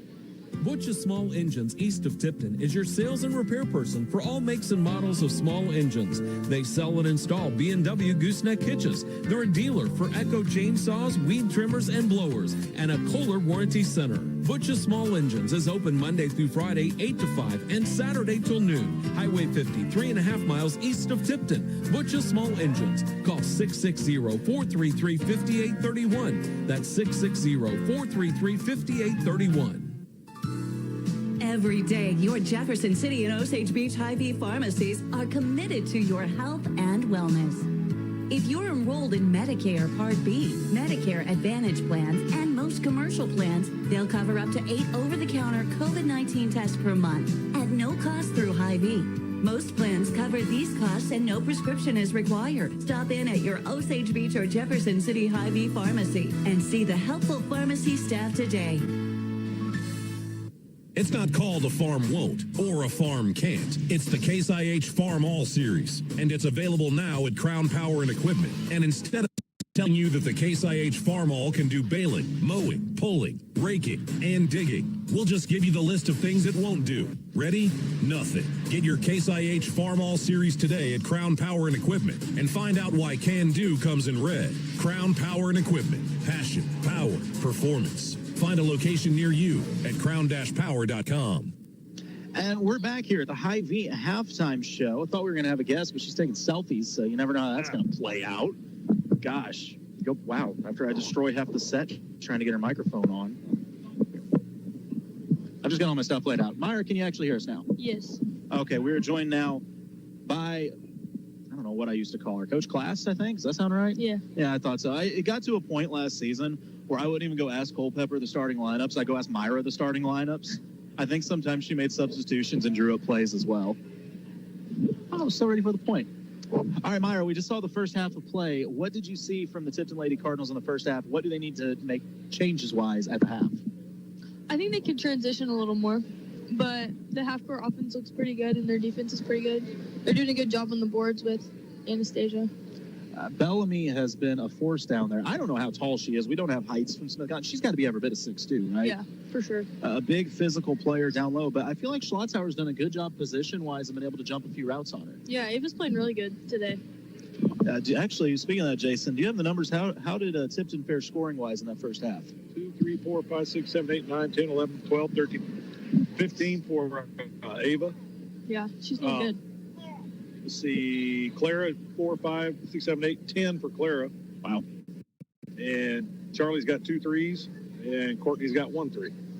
So the sophomores leading the way for the Tipton Lady Cardinals in this one as they're looking to make their way to the semifinals of the 85th annual Tipton tournament. Now, Myra, you played in a Tipton tournament or 4, and if I remember correctly, did you take home MVP honors at this last year? Yes. Yes, I did. How many times did you win MVP at this thing? Twice. And so you won the Tipton tournament every year you were in high school, didn't you? Of course. Of course, he says. See, this is where it gets better. This is where it gets fun because there are very few players I can ask these questions and know the answers to. Hey, Myra, how many times did you not win the conference? 0. Okay. How many times did you not win the district? 0. Okay. How many times in your high school career were you not all-state? 0. Wow. Okay. Good to know. That's not many players It'd be can nice say if that. something start going Myra's way at some point. I know. But college seems to be going well for you also. Of course, you are the starting guard for the State Fair Roadrunners, along with your former Tipton Cardinal teammate, Briar Cox. Tell me a little bit about college ball and how you guys are undefeated on this season. It's different. It's fun. It's a lot faster paced. Obviously, all the girls are stronger, faster, better, but it's good. I like competing. You say it's different, but when I stopped in the other night, it looked like you're a violent little person. It looked like the same offense from you as always. As I noticed, the three-point line for college, of course, is a little deeper, and yet you were still 5 feet behind that line, burying threes on them. Really? Yes, you really were. Why do you say that like it's surprising? I can remember stepping into gymnasiums, and Coach Culpepper would be out there with her, finding logos and decals on the floor and figuring out how deep Myra could pull a 3 from. So do you have the same green light at State Fair that you had here? I'd say yes, but not at the beginning of the offense. We like to work it through the post more. So you're saying at Tipton it was more of if you felt like shooting the ball, you shoot the ball? Depending on who we're playing. That's the nice way of saying, yeah, I shot when I wanted to. Myra, I got a question for you. I know you said that their kids are bigger and stronger and stuff like that at the college level, but I've seen you play from a distance for the last few years. You're an exceptional player, without a doubt. What has been the biggest, I don't want to, how should I word this? What's been the biggest adjustment for you personally as a player coming from Tipton to playing at State Fair? Probably defense. We play defense different at State Fair. When you watch Tipton, our man-to-man, you don't switch anything. We don't really jump to the ball very much. You're just like kind of in your gaps. But at State Fair, we're denying a lot in the gaps, switching everything. Okay. Just a lot more communication. Because you make everything look easy. And I just kind of was, like what it's is annoying, isn't it? Yeah, I mean, I can't tie my shoe and she can do everything awesome. Oh, yeah, I know. It would be like splitting double teams, throwing up scoop shots while getting fouled. And it's like, really? Really? Okay, whatever. But I am curious, and in that same breath, we know the competition is going to be a little bigger and stronger, and you actually get to play with some players that you competed against back in the day. I know Olivia Unger from Eugene is on your squad as well. What about practice-wise? Do you feel like practice, I mean, is it more difficult than when you were in Tipton? Is it similar, or is it a completely different animal? They're different. They're very different from each other. I'd say, like, the intensity and how we compete is probably about the same, but the drills and stuff we're working on is different. I did hear that you've got to expand your love of Tipton to your team. Even brought a player home for a while. Got to really show him around. How did that go? It was fun. She'd never been on the farm, so it was fun to show her all that type of stuff. And also, I was told to ask, how's the car doing? It's all right. Briar rear-ended me. That's a good teammate right there. When your teammate runs into you at was it at a stoplight? Yeah. Yeah. That's Roommate and teammate rear-ended her. Well, she had your back. She just literally ran into it. You can't make it up. Oh my gosh. Well, I'm glad things are going well. Looking ahead at your season at State Fair, I know at Tipton you guys always had the same goal. We want to go put a ring on our finger. You guys obviously did. Is it something similar at State Fair? What's the goal for the season? Yeah, I'd say we have pretty high goals. We just take it kind of one game at a time. We never underestimate anybody, and you never know how it's going to work out in college with injuries and things like that. But just trying to give our best every game to maybe potentially get ranked, hopefully. You just going to get a bionic knee one of these days, speaking of injuries? I should. Jason, I got to have this on air, by the way. I want to make sure that this isn't just me telling people. Last year, you were the most dominant girls basketball player in Class 2 basketball, hands down. And your knee was not okay the majority of last year, was it? Are we allowed to say what was wrong with your knee on air? Is that any sort of... Yeah. Well, go ahead and tell them. How'd you play last year, Myra? I played pretty good, I think. That's not what I mean. I mean, what was the injury? I tore my meniscus in December 17th, actually, if you want me to be specific. So that would have been right before we started noticing you wearing that little black sleeve thing on your knee? Correct. Tore her meniscus and then proceeded to go win a state title. Well, I covered quite a few of your games last year, and I guess I never noticed. That's what my trainer said, too. She didn't think it was torn.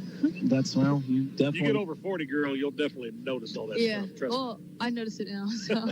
Oh, it does not get any better. You're pretty close with Coach Culpepper. Can you explain to me why he keeps this gym at, like, negative 32 degrees? Well, because when you're playing, it's actually really hot. Really? Mm-hmm. Well, that's fair. This gym's a lot nicer than it used to be. You know, way back in the olden days when I played here, the lighting was not great, and I swear there were dead spots on the floor. It's dark.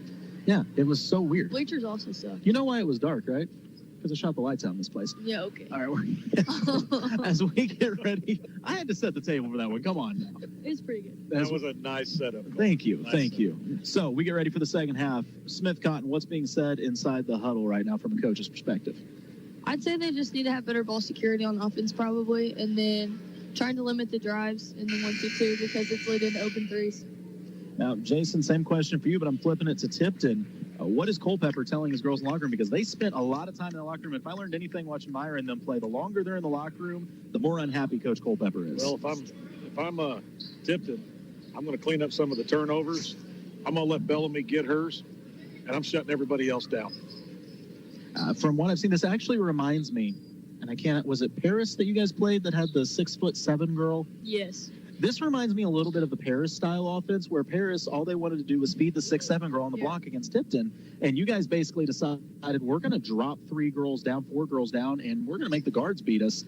And you proceeded to run them out of the gym that night. It seems a little bit similar in Smith Cotton's offense, that if it's not going through Bellamy, they struggle a bit. Yeah, I'd say she's definitely their main player, but, I mean, it makes sense. She's pretty good. You might have to recruit Myra to run the camera until Britt gets back. I guess she's in a line. Oh, well. When did y'all get that? After you left. Yeah, we decided Myra's gone. We can have that. Where's Briar, by the way? Talking. That sounds about right. I thought she would come up and join us. I'm really disappointed. Tipton back on offense, opening possession of the second half. Hagerman drives baseline before it's tipped out of bounds. It took me like a whole game to figure out that MJ and Madeline Hagerman are the same person. Yes. You guys' nicknames kill me. They're great. No, for the first season and a half I covered you guys, I didn't know any of your names, and I don't think Culpepper did either. He knew our names. He says he did. Schlotzauer out to Williams. Bailey, corner 3. Rims out. Rebound, Hagerman. Back to Bailey at the top of the key. Bailey attacks. Gives it to Madeline. Her 3 up and short off the iron. Last touched by the Lady Cardinals, out of bounds. Courtney Edwards in there fighting for the rebound. We were kind of joking in the first half. It got a little physical. Courtney Edwards is a little bit of the enforcer on this squad, it seems like. Yeah.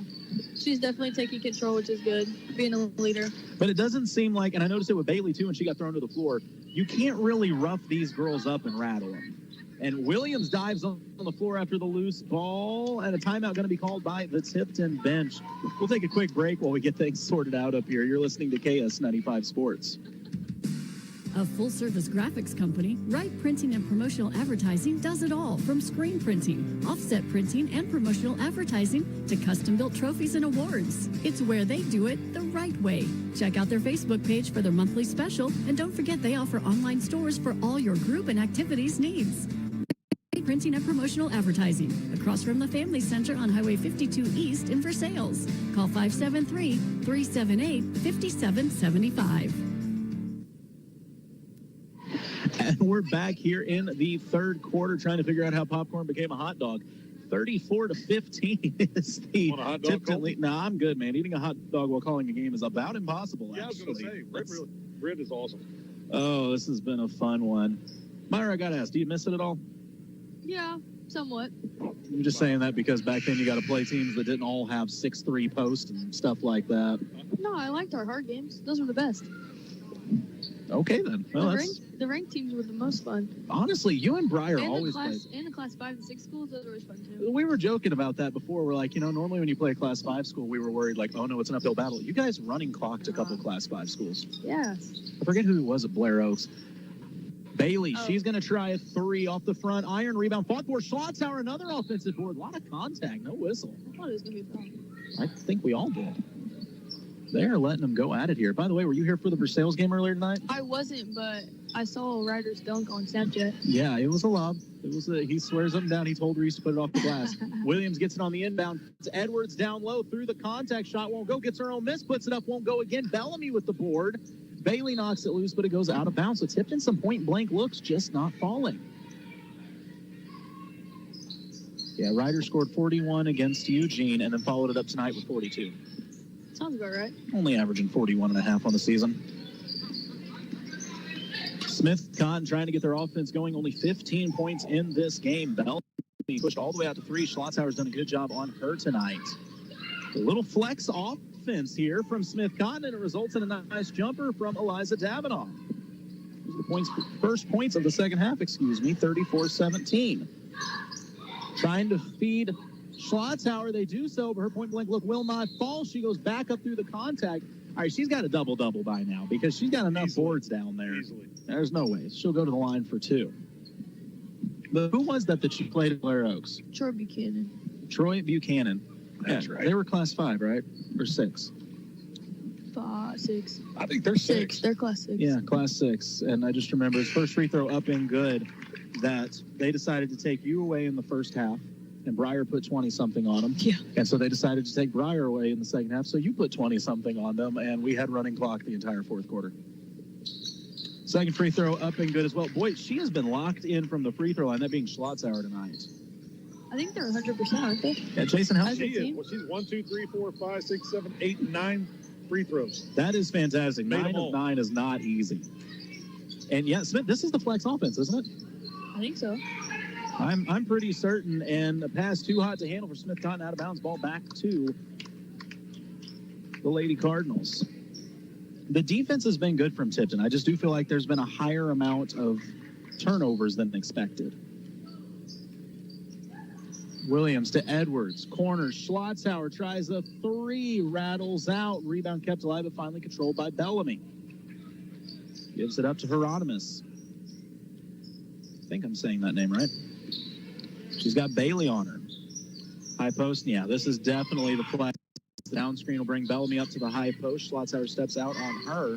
She wants to drive. Right hand creates some space, forces the shot up. Too strong, gets her own miss, puts it up through the contact, count it, and the foul. Nobody got a body on Bellamy. It's going to take a couple Tipton girls to get a body on her, man. She's a force. I'm a little surprised. I don't see a lot of double team action on her on the block, but once again, I think back to last year, it seemed like with Briar, a lot of times Coach Culpepper would just isolate it and let Briar have her one-on-one. Is that just something he preaches, or? No, I think he has a lot of trust in Ava right now as the post defender to just take care of it. 16-point Lady Cardinal lead. Bailey, a lot of contact and some whistle there as she took a bit of a shot from Hieronymus. A reminder, the new foul rules this year, it is not in the bonus by half. It is by quarter. 5 fouls per quarter puts you in the double bonus immediately. Schlotzauer gives it up to Williams. She's got an open look from 3 off the front iron. No good. Rebound goes to Hieronymus. So neither offense really getting going here. No, it's kind of stalled a little bit. I blame the cold weather. Seriously, it's like 40 in this gym. Williams with a steal. Great defense by Clara Williams. She needs a little help, finds Bailey. Bailey wants to run. Right side, flips it down low to Edwards. Great pass and the finish. That all started with the defense of Clara Williams. She is fast. She is. Oh, yeah, for sure. So now Smith Cotton going away from the flex with just a spread 4. Nice drive shot off the front iron. Wouldn't go for Burlingame. Edwards the rebound. Back the other way, Clara Williams. to the corner. Hagerman. Nothing there. Goes back to Claire. They're trying to post Schlotzauer still. Bailey drives baseline. Tries to feed Schlotzauer. It's knocked loose. Picked up. Stolen by Davinoff. 38-20 with 4:10 to go in this third quarter. This is the Poly Boat Lift third quarter. Go to Bellamy on the block, working against Schlotzauer. The double team comes with Edwards. Fight for the rebound, and a foul going to be called. A good job by Courtney Edwards to come on that double team. Make it a little more difficult for Bellamy. Yeah, Bellamy's responsible for 14 of the 20 points for Smith Cotton, so if you can just kind of contain her a little bit. Yeah, she might be an important part of this offense. Yeah. Kind of once again reminds me of, I cannot think of her name, the starting center for Jeff City last year. Hannah. I was going with the last name, but yes, Lithicum. Sure. Lithicum. Oh, my. Wow. Williams with the putback, and Bellamy said no. But Bellamy will be called for a foul. Claire Williams will go to the line for two. I don't know if that was a block. That may have been the block. That was... My Lord. I somehow think I got blocked on that shot. Oh. Williams' first free throw up and draws front iron. So the first miss of the night, which is pretty impressive since Tipton shot like 15 free throws. Yeah, that's a... Yeah. 10 for 10 as a team until that one.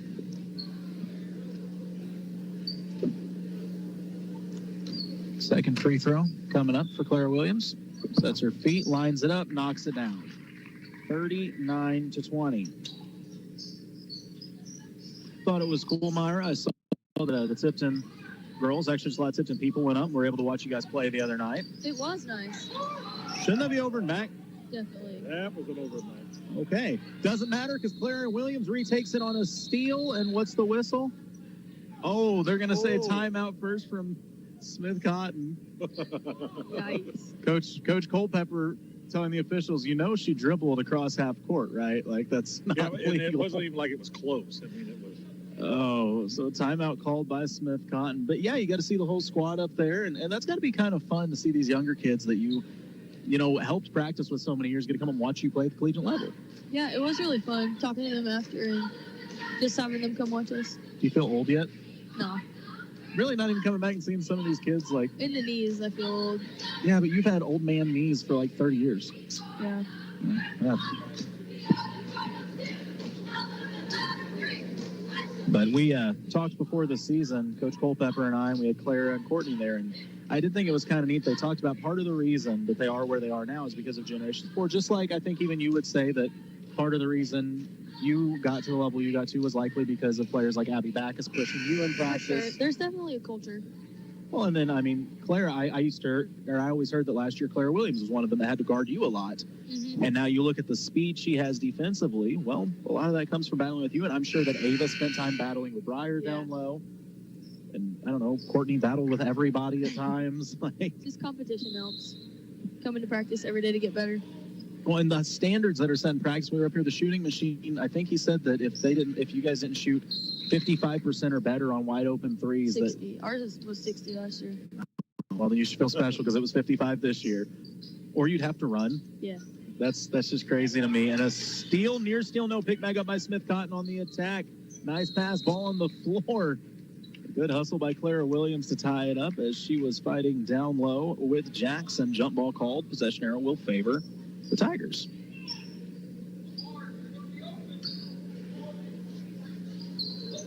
Smith Cotton inbounding under their own basket, trailing by 19. They get the ball in the shot, just thrown up and somehow falls for Burlingame. I don't think she was even looking at the rim. I was going to say, I don't think she saw it. 39-22. Bailey in the corner, shot faked and drives, and a blocking foul going to be called, and that should send Bailey to the line. I think Bailey's gotten a little quicker. She looked fast there.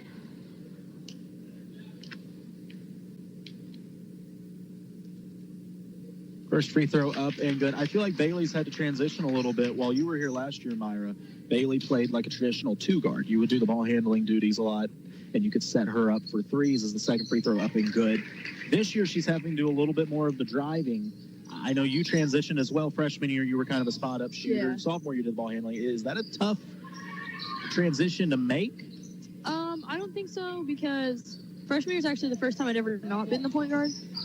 So I think it was harder for me to become the 2 guard than the point guard. Fair enough. Also, is it true that your mom benched you during a basketball game to prevent you from setting a scoring record? I say yes, she says no, but I'm right.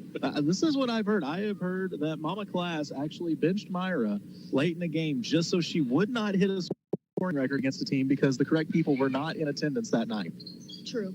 Wow. I'm still mad about it, too. I can tell. And a good pass inside. Schlotzauer right hand off the glass, won't fall. Gets her own miss, and she's fouled on the putback. Ava Schlotzauer with rebounds 38 and 39. I got the point. I think that means I'm in trouble now.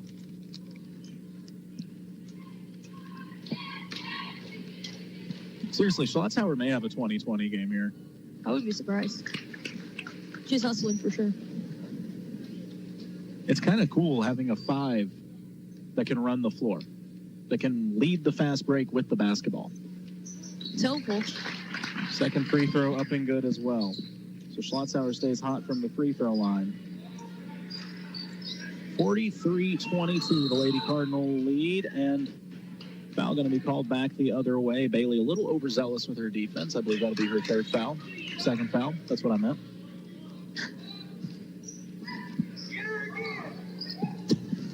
Good Lord. You never know what you're going to hear from the Tipton crowd. Lord. They go to Bellamy on the block. Turnaround left hand won't go. Fighting for the rebound. She gets her own miss. Shot too strong. Great defense. Schlotzauer and Edwards both in there mixing it up. Okay, I'm curious. Do you have a favorite game from high school? Smith Cotton, sophomore year. Well, other than the state championship this year, because, trumps everything. But Why that Smith Cotton game? because everybody thought we were going to lose, and then we turbo clocked them at Smith Cotton. Well, yeah, that'll do it. It was the sectional game. Oh, I remember that. Yeah. 3 up and short for Bailey. She struggled a little bit from the line tonight, but Charlie occasionally goes through these slumps, and then will go 6 of 6 the next game. Shooting. That really is. Shooters just keep shooting. Williams, Crane, Edwards at the free throw line. Out to Bailey. She'll try another. It's blocked out of bounds.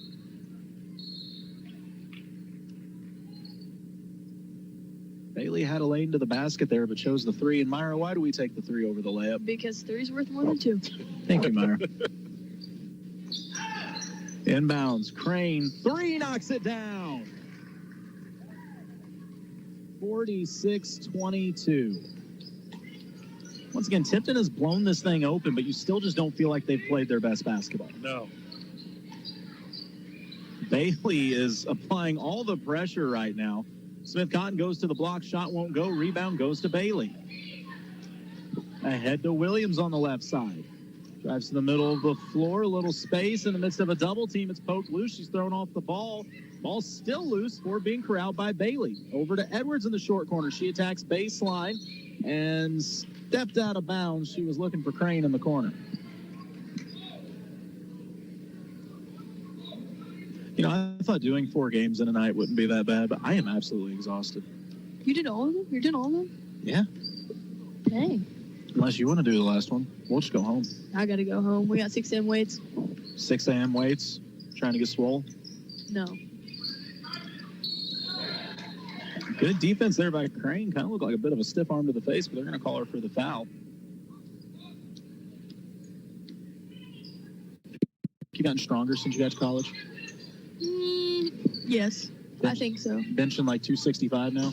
No, I'm bad at bench, but I can do a pull-up now. So. You can do a pull-up? Yeah. Wow, I I'm can impressed. do like 5 pull-ups. In a row? Yeah. Oh, my gosh. 1 a day for 5 days. Schlotzauer, the center, I remind you, leading the fast break, is fouled. I could do 5, but I got to be standing on a chair. I don't think that counts. I might be able to do 5. I would have to test this. Schlotzauer's first free throw, up and good. Good Lord, what's the Tipton record for free throws made? I don't know, but she's making a run at it. God. How many is she up to? 1, 2, 3, 4, 5, 6, 7, 8, 9, 10, 11, 12, 13. Has she missed any? No. Missed, I have 1 miss, but I think maybe I got that. Should have been for Clara. Yeah, I don't think she's missed. 48-22. I think I put it down. In fact, I guarantee that's what I did, so mark those off. Near steal by Williams, tipped out of bounds, 37 seconds to go, 48-22 is the lead. What's the scoring record here? For what? Individual game. I figured you had it. No. You didn't set the individual game scoring record? Abby has it with 50. 50? Yeah. You never scored 50? No, I didn't want to. Why? I like to pass. Weird. Bellamy with the shot up and in, count it, and a foul. Do you have the all-time assist record? Yes. You know, that's impressive. To have the all-time assist record and to be in the 2,000-point club. You're probably pretty high up there on steals, too. Maybe. Probably like third or something. Bellamy's free throw up and short. Rebound goes to Bailey. 30 seconds to play. Tipton has doubled up Smith Cotton, 48-24. Williams trying to feed Schlotzhauer, and they're going to call Bellamy going over the back. Schlotzhauer will go back to a place she calls home now, the free throw line. Do you like the new free throw rule? I have mixed feelings about it. I really do. I don't hate it by any means, but it's going to take some getting used to. I think you can either have some long nights or some bloodbaths. That's what I think with this rule. Or both. Depending on the crew, if they call everything tight, you'll be shooting free throws all night. Otherwise, some guys won't want to call it at all because they want to go home, and they'll just let them hack away. Second free throw from Schlotzhauer, rattles around and falls home. Ava Schlotzhauer is attempting to score enough free throws to outscore Smith Cotton just from the free throw line. Into the front court is Hieronymus. She's got Bailey all over her. 15 seconds to go. Bailey pokes it loose, dives on the floor. Big old grin on her face as she was trying to hold the ball behind her back. He said, Bailey just plays a different kind of defense. What was the name you had for them last year? These girls? Oh, it was the Tipton Torture Chamber. Tipton Torture Chamber. Kept thinking. I don't think I've heard that one. I didn't tell you that? No, I don't think so. Oh, yeah. When you guards would turn it on, we called it the Tipton Torture Chamber because you would take away passing lanes, trap, and just absolutely kill confidence. There's still a lot of torture chamber left in these Tipton girls. Drive baseline, shot up and in. Count it with a foul for Davenall. So as soon as I say that, they give up baseline. I'll just never understand giving up baseline, Myra. It just doesn't make any sense. Some people like it, some people don't. Maybe it works better at the college level. I say that because the other night when I went to the game, Myra played a great game, but she gives up baseline. We force everything baseline. I guess that was a big adjustment, too, because here we force everything middle. Free throw up and good, converting the three-point play. So it is 50-27. Lead stays at 23. 5.8 to go. Enough time to get a shot. It's into Schlotzhauer. She crosses half court. 4 seconds left. Head of steam. She can get to the rim. Tries the extra pass to Edwards. It's tipped up. And that's how the quarter will end. After 3 quarters of play, Tipton leads by 23. You're listening to KS95 Sports. Since 1844, Kidwell Garber Funeral Home has been a part of Versailles. They've seen the community grow. They've seen the community change. But one thing remains the same. Nothing's more important than our schools. Kidwell Garber would like to take this time to salute everyone involved in keeping Versailles schools a source of pride for the community and to the students who always... This November, Como Connect will be expanding our Connect to Help program to honor our community's veterans. We'll be paying tribute to the brave men and women who served our country by donating in November. New subscribers will also receive $50 off their installation. Let's support our community's veterans. Oh, hey, we're back, apparently. It's the fourth quarter, Como Connect fourth quarter. Myra, when's your next game? Who you guys got? Saturday versus Jeff Coe. Jeff Coe? Jefferson College. Where are they out of? Hillsboro. What state?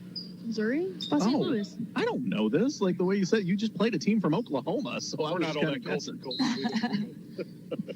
Oh, you guys looking to improve to 10-0 on this season. You girls will start. be a reason why I be going to some state fair games this year, without a doubt. So Bailey drives baseline, her floater up and good. Nice.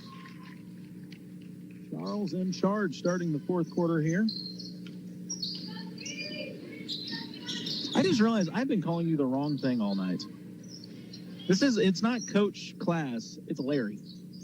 I didn't know this till the other night. Bellamy misses a shot but gets her own rebound, fighting for the board. Edwards, great position. They call her over the back. How do you get nicknamed Larry? They said it was from Larry Bird my freshman year, but I don't know. I never made the nicknames. Did you, like, cock the ball behind your back when you shot it or something? Because Larry had a weird shooting I don't style. think so. Or did you just talk a lot of trash while you played? Never. I don't talk when I play. You say that. I've heard the you other and... team. Oh, okay. I was going to say, I've heard you and Culpepper talk back and forth. I know how that goes. He still swears he's a better shooter than you. 50-50 shot. Bailey, corner three off the back iron, won't go. Rebound to Williams. She steps back, fires the mid-range shot, rattles around, rolls off the front iron. Edwards keeps it alive, but it's hauled in by Bellamy. Jackson with it. 7:10 to go. We're just deciding a final score here. It looks like Tipton going to go back to the semifinals of the tournament that carries their name, 85th annual Tipton tournament, looking to defend their crown. Speaking of that, while this possession is going on, Meyer, last year came to the championship. One of the most exciting finishes as Edwards gets the steal, leading the fast break. Poked away from behind. You guys play California. Absolute barn burner of a game. This gym was jam-packed. I see your student section coming in wearing your guys' jerseys even. Goes to overtime. How much fun was that? It was really fun. I was also frustrated because I thought we played worse than we should have. I thought we could have played better. But it was really fun. Our student sections were kind of going at it a little bit. The atmosphere is great. There's tons of people in here. Well, and, I mentioned the Tipton torture chamber. It ended with a defensive stop. You guys forced a turnover. I mean, the Frederick girl from California was so good. They had the big inside as Williams drives and Bellamy says no. Bellamy back-to-back defensive stops. Ball will stay with the Cardinals. But that was just a fun one. I mean, the big players stepped up in big moments. On the inbounds, Bailey to Williams in the corner. Her three won't go. Another rebound for Bellamy. Now ahead of Pack, layup up and good for Eliza Davenant. That game last year is literally what high school sports are all about. I felt like it was everything rolled into one about high school sports. A little bit of a rivalry. Yeah, I mean, just great for your county, great for your town. Great high school. Ball movement here from the Lady Cardinals. I say as it is tipped out of bounds. Last touch by Smith Cotton. But you guys had several close games. I think back to going down in Rolla 2 years ago. Yeah. Buzzer beater as another three. As I said, shooters keep shooting. Bailey knocks down the corner three. I think Chuck just has that glowing green light. She knows she can shoot out of a slump. But who was that against Ozark? As the floater from Smith Cotton won't go, rebound to Edwards. Rolla. It was Rolla. Travel by Hagerman. They're playing Rolla at who Rolla is a school. This was kind of the start of you guys taking on any school you put your hands on, it seemed like. And they come back to draw within one off a missed free throw. Coach Culpepper had timeouts. With 10 seconds left, his girls get the rebound, and he doesn't call them out. He just sits there and watches. Come down, Bailey gets it in the top of the key. Myra runs off, goes to the corner, right back to Myra, buries it at the buzzer to win the game. And when I asked Coach Culpepper after the game, why did you not burn a timeout and set up your play? So why would I? My girls know exactly what to do. If I call a timeout, it just lets the defense figure stuff on my. Two kids that between them have 7 All-State awards. You can kind of trust them a little bit, I think. Yeah, that's not normal, right? I mean, no, it's not. You may have grown up here at Tipton and it's normal. It's not normal. Trust me. First free throw won't fall. Myra, also, any thoughts on the new conference Tipton is traveling to and leading the case? It's interesting. I mean, I think it makes sense. I think I would have liked it better than the Casinger just because it's less teams and there was a lot of conference games we had to play with the tournament too. Well, that's fair. It's like half the schedule of conference games, so I think it allows for more of those harder ranked teams to make your team better. For people like Coach trying to get a state championship. Yeah. Turnover on the Lady Cardinals. That's going to be Coach Culpepper's talking point after this game. I feel like is going to be the number of turnovers he saw out of his girls. Yeah, probably. Yeah. Was he a big, long talker after a game? A great backdoor cut from Smith Cotton goes off the knee out of bounds. In a game like this, is he a big talker, or is it more of a short and sweet, hey, we turned it over too much, we'll work on it in practice on Monday? Hard saying. I don't actually know how mad he is. Oh, so the variation of mad determines how long he talks. Yeah, but if it's like super mad, that means like none. Oh, if he doesn't say anything, you should be worried? Yeah. Ooh. In the locker room, yeah. Schlotzhauer with a spin move on the block, and she was grabbed before she could get the shot up. Foul going to be called. I'm really amazed. Ava is going up against a future collegiate athlete, no doubt about that. And Ava's winning the battle. Hagerman receives the inbounds pass, gives it up to Williams, looking for the back-cutting Edwards. Has it tipped free, picked up by Bellamy. Another turnover. This has been sloppy. I mean, it's just... not to sound negative, but it has been a sloppy game both ways. I see the Versailles coaching staff in the gym as they're getting ready. They will face off with the California Lady Pintos, an old Tri-County matchup. Not anymore, but used to be a Tri-County matchup. Edwards, she'll try a three from the top of the key. Too strong off the back iron. Trace down by Hagerman. Gives it up to Williams, who goes baseline as it tips out of bounds. One speed and it's bruised. Yeah. She's always going. She never gets tired. Ever? No, not really. She do cross country or something like that? Yeah. She did. I don't know if she did this year, but last year, yeah. She receives the inbounds. Back to Bailey. She'll fire a three. Bailey off the iron, won't go. Rebound controlled by Edwards. No, tip loose. Picked up by Smith Cotton. 4:20 to go. It's a 25-point Tipton lead. Going down low to Bellamy. Schlotzhauer working on her shot. Too strong. Rebound fought for. Edwards saves it back to Schlotzhauer. And once again, your center trying to lead the fast break. Has to pick it up in a bit of trouble. Gives it up to Edwards. I really thought he might call the timeout there. And Williams is going to be fouled before she passed on. I'm taking it right at Bellamy. Get her fifth foul. I think that was the game plan from the get-go. Schlotzhauer hasn't really shied away from her.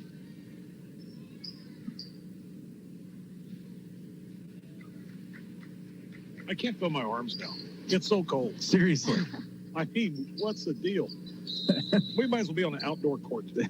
Edwards' shot is too strong. It was actually snowing at halftime. I'm fat and I don't get cold easy. Proper term is well insulated, Jason. Yeah, well, it's me, so I'm just mad. I'm very disappointed, though, that Breyer did not come up to talk. I wanted an excuse to brag on Breyer as a timeout to be called by the Smith Cotton coach. So I'm going to let you do it instead.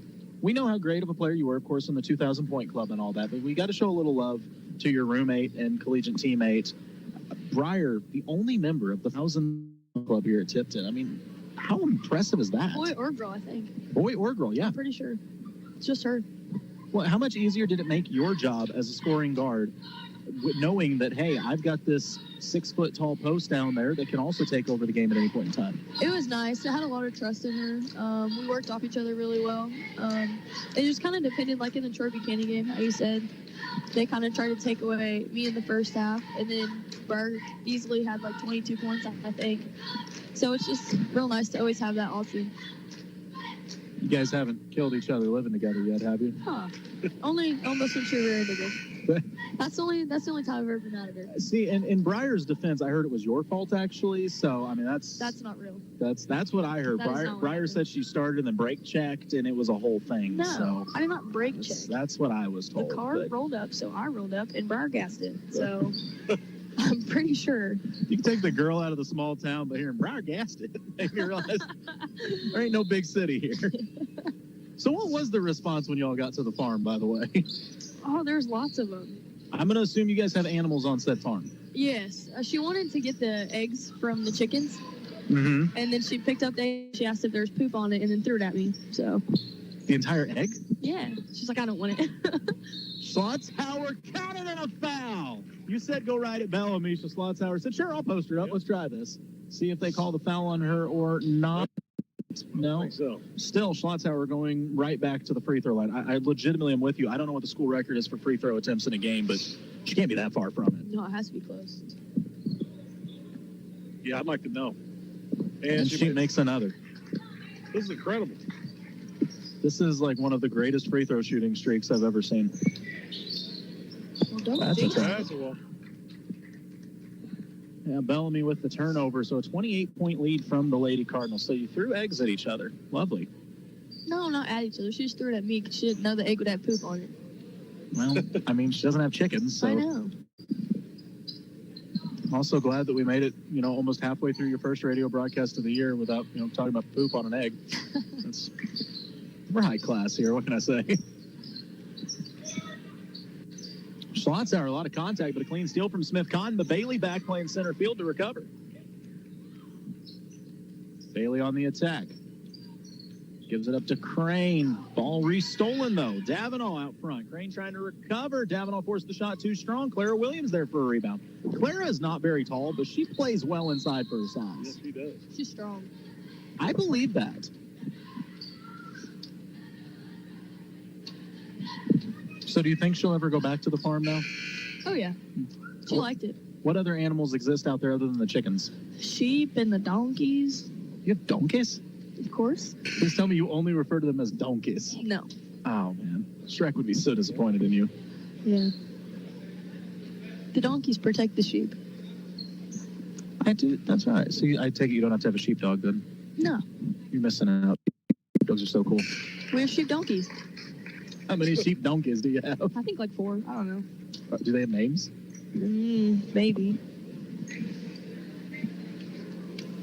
How'd the broadcast go last night, guys? I don't know. We talked about sheep donkeys. 60-30 after the 2 made free throws from Clara Williams. Tipton once again has doubled up Smith Cotton. And this is not a bad Smith Cotton team. No, they've done great. I guarantee you Smith Cotton will win 12, 14 games this year, easy, as a Class 5 school, or Class 6, whatever size they are. And if you're not shooting free throws out of your mind, like a normal high school team who can't hardly make free throws anymore. Did you say you played Smith Cotton in sectionals? No, I meant South Callaway. Oh, I was thinking about it. I knew you played at Smith Cotton. Yeah, we played Montgomery County. That's Kohler.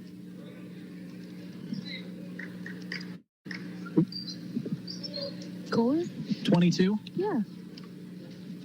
Kaylee Kohler? Thank you. I was looking for more than one name there. Well, usually you want the last name. Well, with you, I don't know if Kohler was a last name, a nickname, a first name.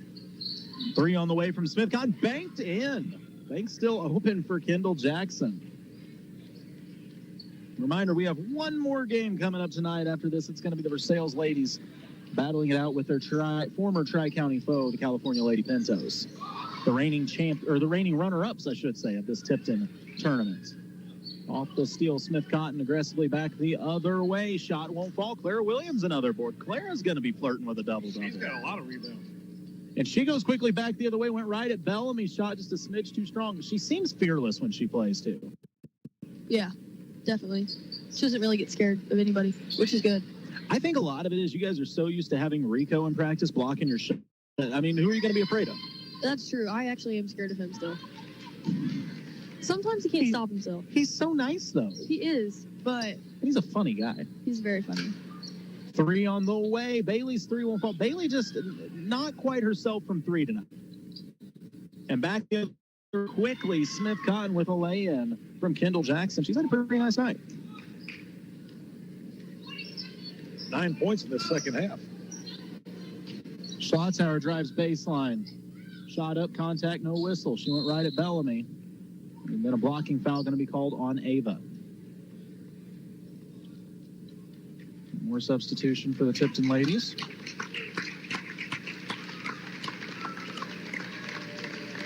Schlotzauer will have a seat next to Edwards, a well-deserved rest. Checking in for her will be Petrie. Is that Lara Petrie? Yes. All right. Correct. Does she have a nickname? I don't know. I need this printed out, okay? I need a lift. Man, good attack by Bellamy. My goodness. She's got a quick first step. That was quick.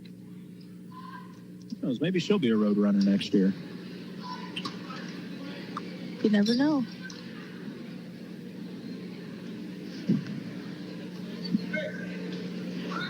Oh, goodness.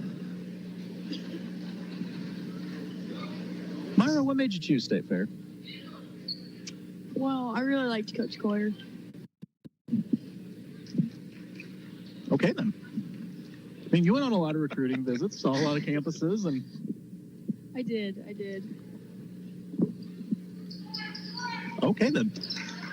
What about after State Fair? Any plans or anything that you're thinking? Well, I'd like to play. I don't think I have anywhere in particular in mind, though.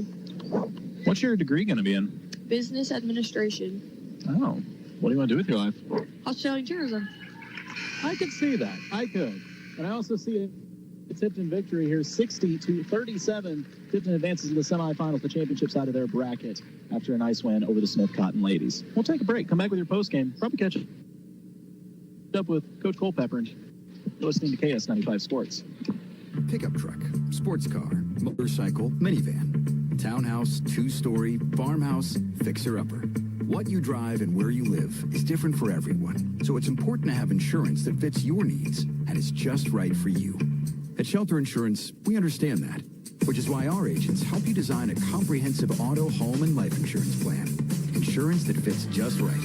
Shelter Insurance agent Aaron Long is a proud sponsor of the Tipton Cardinals. Holly Lift Boat Lifts. You've got your home at the lake and you found the perfect boat. Now, to just make sure the boat bottom stays clean and up out of the water. Holly Lift Boat Lifts. We've been the lake's choice for reliable boat lifts for over 40 years, and we offer a lifetime warranty on our tanks.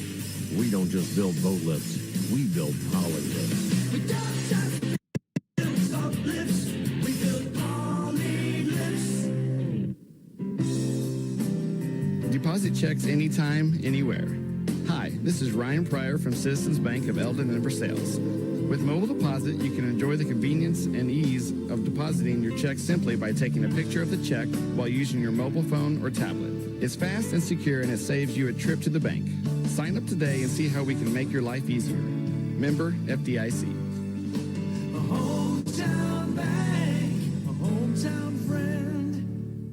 Veracruz Mexican Restaurant wants to invite you to join them for a casual lunch or family dinner out for authentic Mexican cuisine. Veracruz has a great selection of burritos, tacos, seafood, enchiladas, salads, and more, all prepared with the finest and freshest ingredients. Veracruz on South Highway 5 in Versailles and Veracruz Jr. on Highway 52 in Stover. Or you can check out their new location on Highway 65 in Lincoln. Veracruz Mexican Restaurant, a proud sponsor of local athletics. Oh, hey, we're back here with the post game. I love how this works out. There are certain traditions in Tipton that go unspoken. And one of them used to be when Myra would come up with Coach Culpepper, she usually beat Coach Culpepper up here. And now we're at a situation where Charlie Bailey beat Coach Culpepper up here by a mile. And now I don't know what's going on down there. So we're just going to get to this point. Coach, great win for your squad to open up the Tipton tournament. How'd you feel about their performance tonight? Overall, I thought it was all right. Offensively, we've still got some things we've got to work on. Just having confidence to attack the rim. I thought we did an okay job in some areas on offense, but we do a lot of side-to-side looking instead of looking downhill. Didn't take care of the ball very well, but, overall, I thought we did a pretty good job. I think I saw Ava had something like 25 points. I think she was like 15 and 15 from the free throw line. So, that was really positive for us on the inside presence of her, especially going against that big girl. I thought they did a really good job against I thought Smith Cotton did a great job in the 1-2-2. They're really long, and they do a great job of getting up in those passing lanes. So, it's just not something you see a lot on defense. They did a great job tonight. Do you have any idea where Ava was on the rebound total?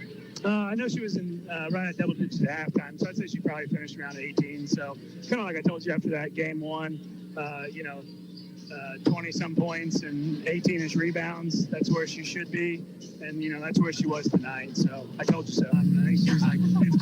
This guy, I swear. So, all right, flip the headset over to Chuck here because Charles, I got to tell you, you went out there and you clearly have a green light and a lot of confidence because it seemed like you were struggling a little bit early to get your three to fall, but you kept shooting the ball with confidence. Is that just knowing that coach has faith in you or that you've worked, or what is it that gives you that green light to keep shooting? It's definitely the faith, not only with the coach, but also with my teammates. I mean, everybody has an off day, and today that was my day, but even when I'm off, you can't make it if you don't shoot it. So I know coach had faith in me to keep shooting, and my team did as well, so I just kept shooting. Defensively, you guys were really getting after it, forcing a lot of turnovers, and I know it all started with the guards. It seemed like you were trying to help Ava out on the block by putting extra pressure on the guards.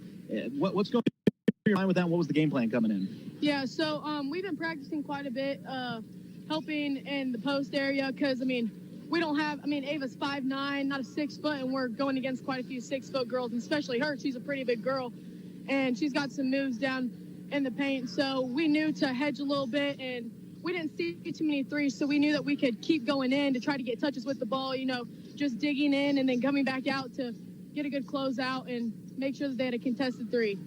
I saw you get thrown to the floor there in the first or second quarter. You good? Yeah, I'm good. I got in the jump ball. She kind of just picked me up like it was nothing, put me on the ground. Now, Myra and I were up here discussing Coach Culpepper trying to read his body language during a game. And I am curious, Coach, we were trying to figure, after you get the headset back, this is the weirdest interview I've ever done, I got to tell you. We were trying to figure out during a game, after a game, I should say, does the length of how long you talk to the girls determine your mood? Because I try to gauge this off halftimes and post games, how happy you are with the performance. Do you talk more or less after a bad performance? I don't know. It's probably different each time. Because Myra's already answered this, just FYI, so there is an answer out there. I think every team is a little bit different. Last year's team, you had a lot more experienced players that's been in it for 4 years. So halftime speeches were short a lot of times, but they were extremely short if we weren't playing well because there wasn't anything that I needed to tell them that they didn't already know. They'd already been chewed out during the game. In the first half, they were playing bad last year. So, I think there's just more coaching that's involved with this group because it's a lot younger group. It's a lot different group. You got a lot of kids that haven't played a lot of varsity minutes outside of Courtney and Charlie. You got a lot of girls that have played, some minutes like Clara and Ava, but their roles were a little bit different last year. Anything they gave you was, cherry on top. So, this year there's a lot more coaching that goes on at halftime. There wasn't so much me being mad at halftime as me drawing their attention to a few important stats that we had at halftime. We had, 12 turnovers, and a lot of them were unforced. They were, just stupid things by us, whether it was traveling or not taking care of the ball by not being strong. And then rebounding, we didn't do a very good job, especially in the first half of getting a body on somebody and actually blocking out. Ava did a great job of rebounding, but she still had several possessions where she didn't get her butt into the big girl to block her out after she got a shot up. So, a lot of our halftime was making adjustments, talking to the girls, communicating. You got to treat them a little bit different than last year's group. I can't be so hard on them because, they don't know what they don't know. So you got to spend a lot of time coaching. It makes sense. You have to vary how you coach based on the player. Now, like I said, we had a lot of discussions going on up here during the game. Last year, I referred to your guys' defense as the Tipton torture chamber because when you wanted to turn it on, it's like you could see a look of panic go across the other team's guard's face because, just to be honest, Charlie Bailey's defense frightens me a little bit. Like, I feel like I turned the ball over 3 times tonight and she wasn't even guarded. But you lose Myra, you lose Brian. Graduation and these new kids come up, but it seems like the torture chamber is still torturing people. How on earth do you have it so driven in this culture that you're going to play defense first, offense second, and still you light up the scoreboard the way you do, being a defensive first team? That's just the only way to play. There's not an option. If you don't play defense, you don't play. We make that very, very apparent from day one. Even the girls that, shoot the ball well or can score the ball at a high level, they're expected to play defense the same way, and if they don't, they get taken out. There's been some times in practices, summer games, whatever, with this team that we've had to pull out girls that are part of our big four, that I call it, with the girls that can score at a high level. Whenever they stop playing defense and rebounding, they get taken out. Everybody gets held to that standard because at the end of the day, championship standard is what it is. You've got to guard first. Well, it really shows through. And Charlie, now that we actually have your own headset, you guys don't have to share. Myra's still just making your life difficult all these years later. I got to say, though, going with that, you seem to take more pride in it than anybody. Like something, I swear I see you grin occasionally when things get a little physical and chippy. Tell me the truth. Do you actually enjoy shutting somebody down more than you do scoring the rock? I really do, yeah.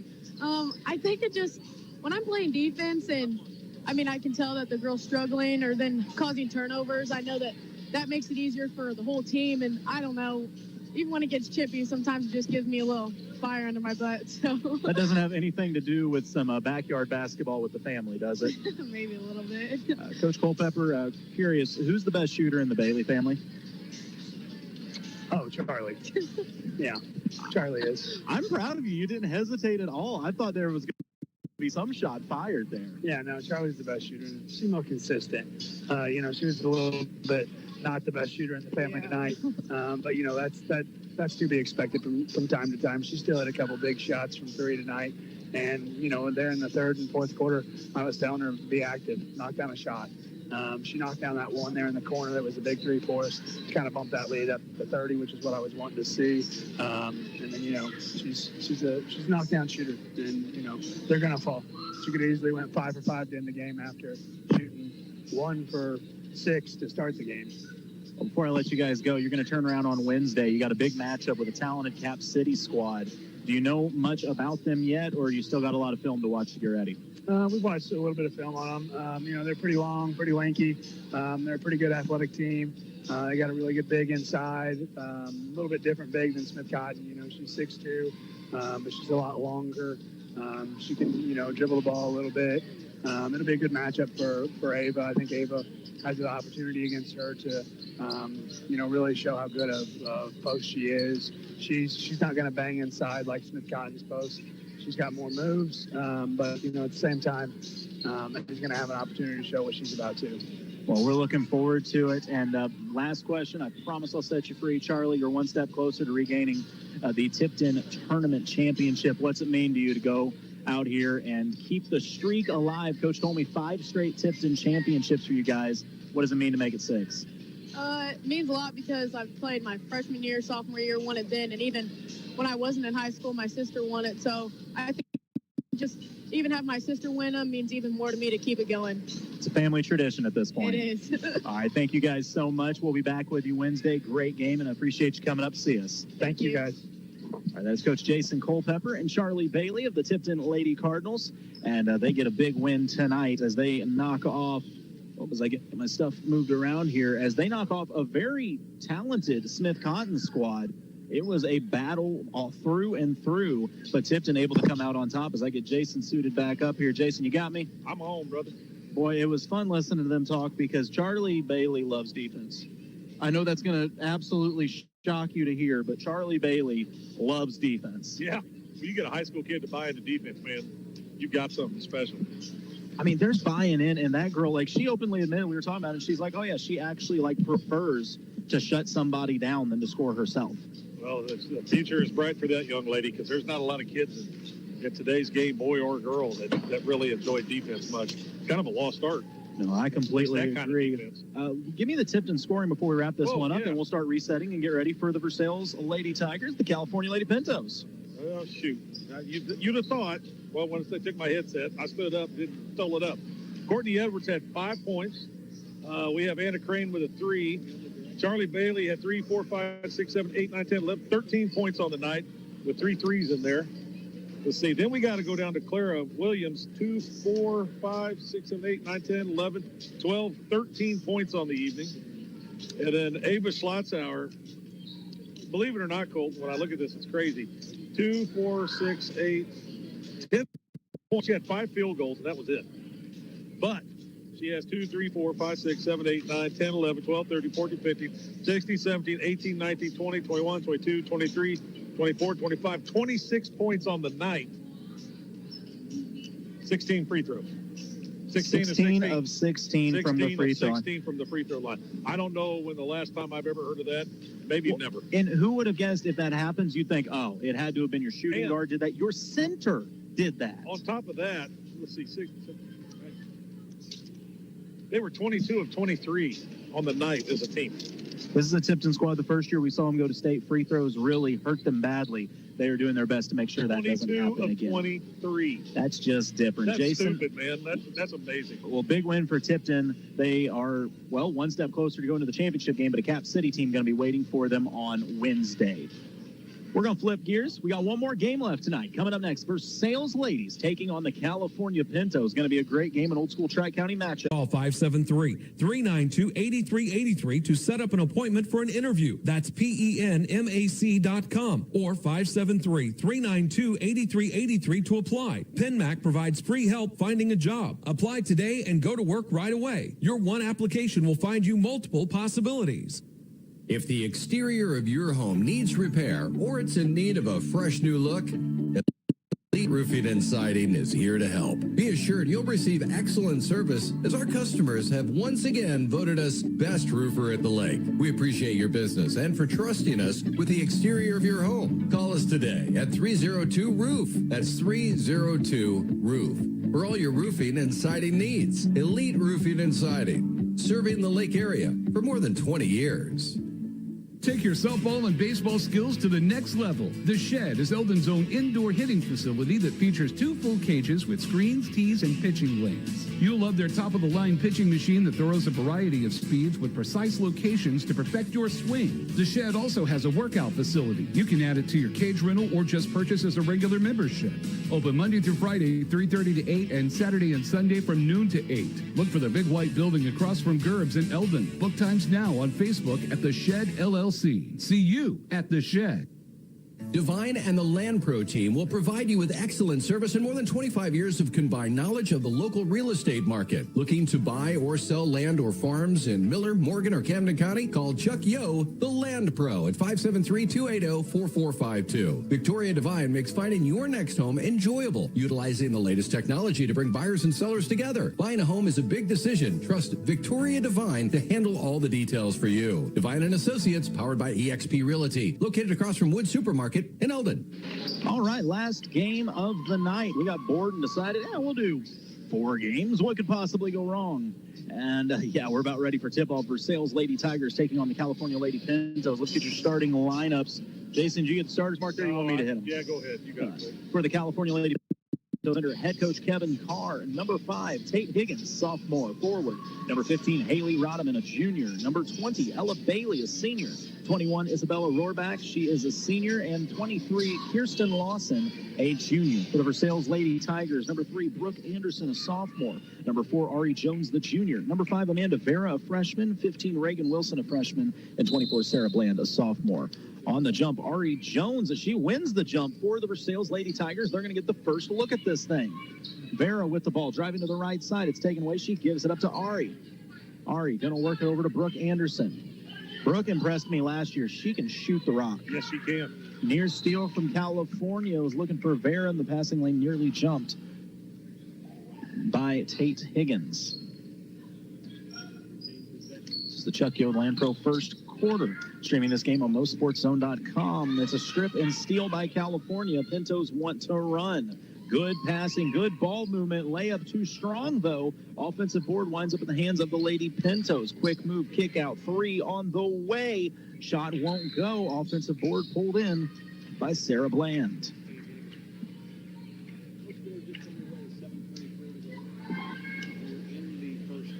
It's going to be interesting to see how this team does. You know, there's a few familiar faces, but this is a relatively new team this year, Colton. It really is, and an over and back going to be called as Vera she let go of the ball, tried to run around the player and get it back. Can't do that, girl.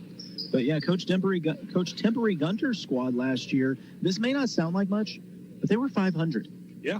Versailles hadn't had a 500 squad in a while, in a very tough district for that matter. 3 on the way from the corner, up and good from California. That 3 knocked down by Tate Higgins. First points of the game go to the Lady Pintos. Back the other way on the point is Vera. Trying to crossover, and it's stolen again. This time it is picked off by Higgins. Higgins wants to run with a right hand off the glass, up and in. So Vera and Higgins going at it early. That pressure has been a bit of a problem. Near steal, it is picked up by Bland. She'll drive baseline, has it taken away. Double team coming, looking for Jones. Jones comes back to meet it, tangled up on the floor, gets it back to Bland. Bland will drive, dishes it to the block, shot up and fouled on the shot. Going to the line, Reagan Wilson. That California pressure's tough right now on the Versailles girls. Yeah, California, they've got a couple athletes out there right now. Tate Higgins, She can play a little bit. Free throw up and short. Where did the Fredericks, where did she end up going? I want to say Stevens. Yeah, I think you're right.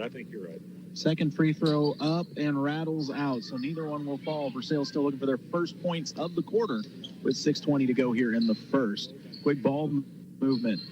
Roback doesn't want it, passes it up. Three's long off the back iron, controlled by Vera.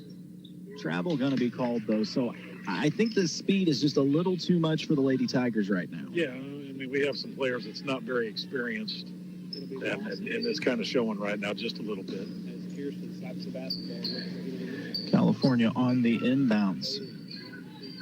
Bailey, a skip pass to Raudeman. Her three is long off the back iron. Rebound over the back, no whistle. Bailey goes up and gets it. They're tied up on the floor. Jump ball going to be called. They're in there fighting a little bit.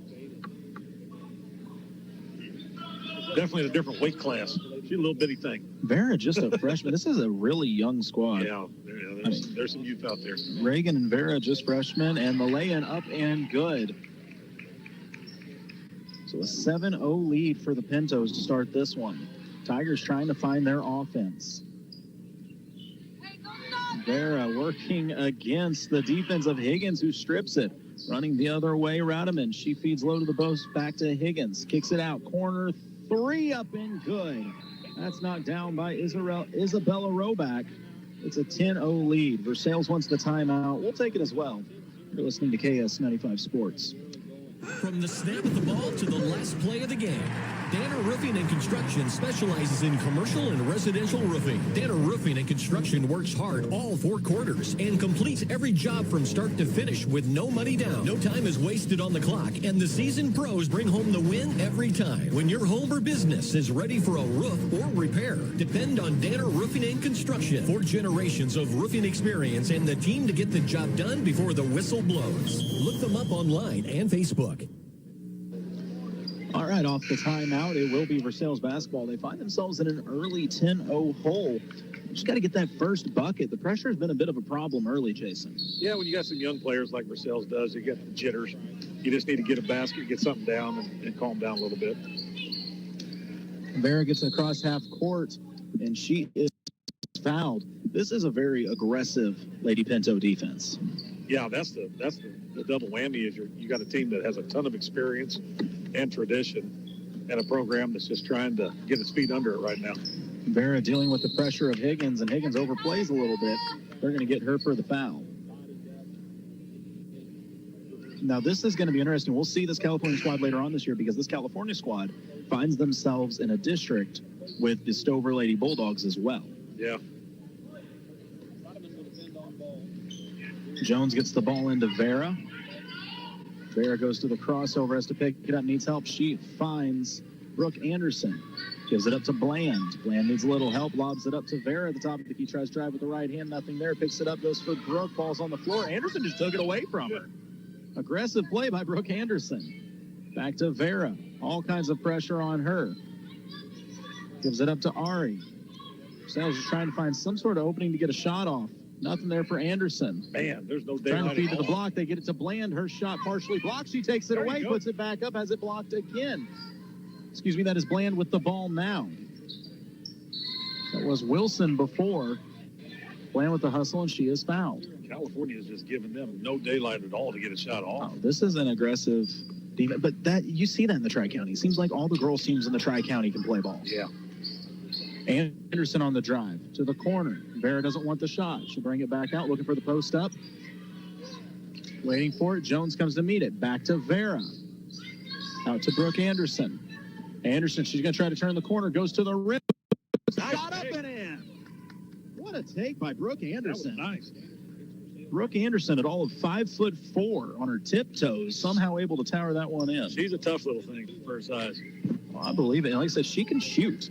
What a pass underneath. That was a beautiful feed by the Lady Pintos. Raudeman was waiting for it. 12-2 to California lead. Vera picks up her dribble. Has it knocked loose, recovers it, tied up again. They're going to call her for a travel. So Vera having to deal with the brunt of this right now as the main ball handler. Yeah, when you're a freshman and I mean, you're new to all of it here, man. It's at this level. That's tough. But she'll learn. She'll get better throughout the year. I mean, a lot of it's just inexperience. That's the thing, and I don't want to sound negative, like, oh, it's going to be this way. Sure. But you have to learn by fire a little bit. Yeah. You have a young squad, and now you're like, oh, this is terrible. Well, here in 2 years, when there's seasoned vets and experienced and whooping people, you're not going to mind it as bad. Yeah, I mean, it's the same way all our dads taught us how to swim. They just threw us in. Absolutely, and what a drive and pull-up mid-range jumper from Haley Rodman. It's 14-2. This California squad looks pretty impressive early. Yes. Actually, I just realized as I said all this, I believe that Versailles is in a district with California this year, too. And a tie-up on the loose ball, Reagan Wilson jumping on it. I haven't seen the girls' district bracket or the list of I teams. think Versailles... You might be right. I think I am. So Versailles leaves the Tri-County and it follows them. On the inbounds, Bland's pass knocked back at her. It's like the mafia. Once you're in, there's no way out. I've never heard the Tri-County referred to like that, but all right. Ari trying to find someone to go to, and the pass is tipped on the floor. Brooke Anderson diving after it, knocks it loose. Now Jones getting tangled up fighting for it. It's out of bounds. Last touch by the Lady Pintos. Well, you got to like the fight from these Versailles girls right now. Down there on the floor, scrapping and hustling. I'm not surprised. Just watching Brooke Anderson and Ari Jones last year, you knew if there's a loose ball, 50-50 ball, they're going after it. Well, sure. The only problem Ari ever had was she almost played too fast and too hard. Like sometimes she would accidentally foul because she only knows one speed. Yeah. Well, her and Brooke is where a lot of the leadership's going to have to come from on this squad this year. To the corner, three on the way. Oh. Shot rattles around and comes back out. Tipped and fought for. It'll go back to the Pintos. A good look there, though, from Sarah Bland. These are unforgiving rims tonight. They really are. They have hurt a lot of players tonight. I shouldn't have asked Coach Culpepper when he was up here if they tighten something up or what the deal is. California going to the short corner, dishes it back out, looking for the three. No, they're going to go inside as the shot up and climbs over the iron. That is good for Kirsten Lawson. 16-2 is the Pinto lead early in this one. 2:45 to go in the first. And Ari Jones just did the splits to come back and get that ball. You should get a point or something. Yeah, I was going to say, if I did that, I'd be out of work for 2 weeks. That's Simone Biles does it, and she gets an Olympic gold medal. So I'm just saying. I'm not Simone Biles. I'm very much aware of that, Jason. Looking at me, you think, what an athlete. Yes. Long time ago. Oh, man. Brooke Anderson with the drive. She's knocked off the ball. No whistle, though. Ball back to the Lady Pintos. This California squad plays physical, too. Yes, they do. So Lady Pintos, I have to check the schedule here during the break and see who they'll play in their next matchup. I would not be surprised to see a California Tipton final again this year. That'd be fun. The physical nature of those two teams, that could come down to quite the slugfest. The Monotol County Classic. Hey, last time it filled the gym. Oh, my Lord. One of the best basketball games I've ever been to in person. On the inbounds, on the baseline near steal. It is a steal. Good defense played by the Lady Tigers. Couldn't quite get her feet under her, though. Called for the travel. Josie Bench just checked into the game immediately, making an impact. And when you asked Myra what was her favorite memory, other than the state championship game, she mentioned whatever that other game. How could you not mention that California Tipton game last year? To be fair, inter-county rivalry. We know everybody. When you won as many as they have, they all blur together. Maybe the one on the way, never foul a jump shooter, and Vera just couldn't quite get her feet set underneath her. Oh, so that district that we were talking about is California, Colcamp, Stover, Versailles, and Warsaw. Wow. A lot of Tri-County or former Tri-County teams. Free throw up and rattles home. That one good for Peyton Dunham. 17-2 is the California lead. Second free throw good as well. Not the game where they spanked Cardinal Ritter. Not the game that they spanked Hickman. Nope. Not the game they spanked Jeff City. Nope. Third free throw up and good as well. 19-2. It's all California right now. We've got 2 minutes to go in this first quarter. Vera drives, stripped, comes up with it. You're not allowed to do that. It's going to be a turnover back to the Lady Pintos.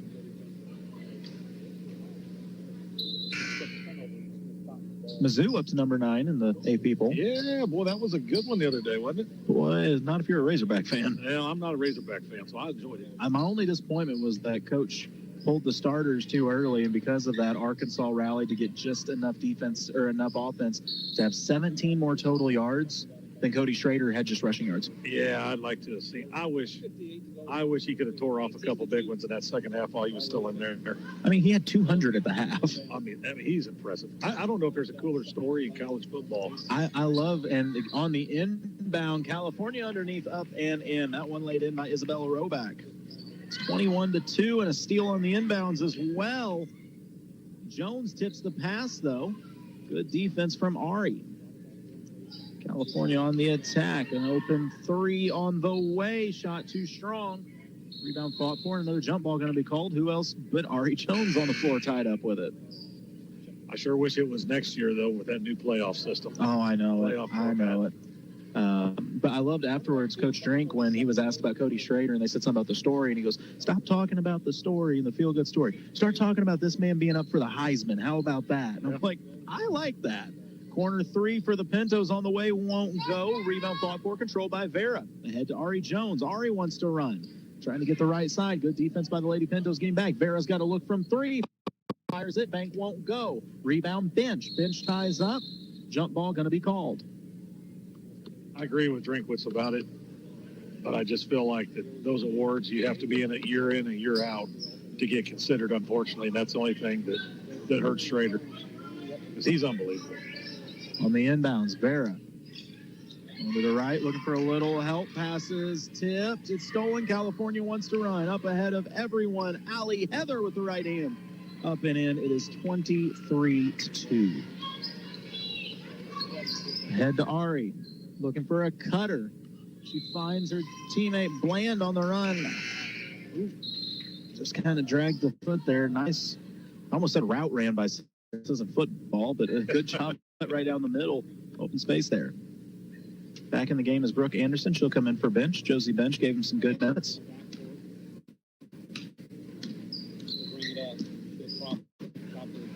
California, just quick passes inside. Beautiful ball movement. Ends up in the hands of Isabella Roback as she is fouled on the shot. She'll go to the line for 2.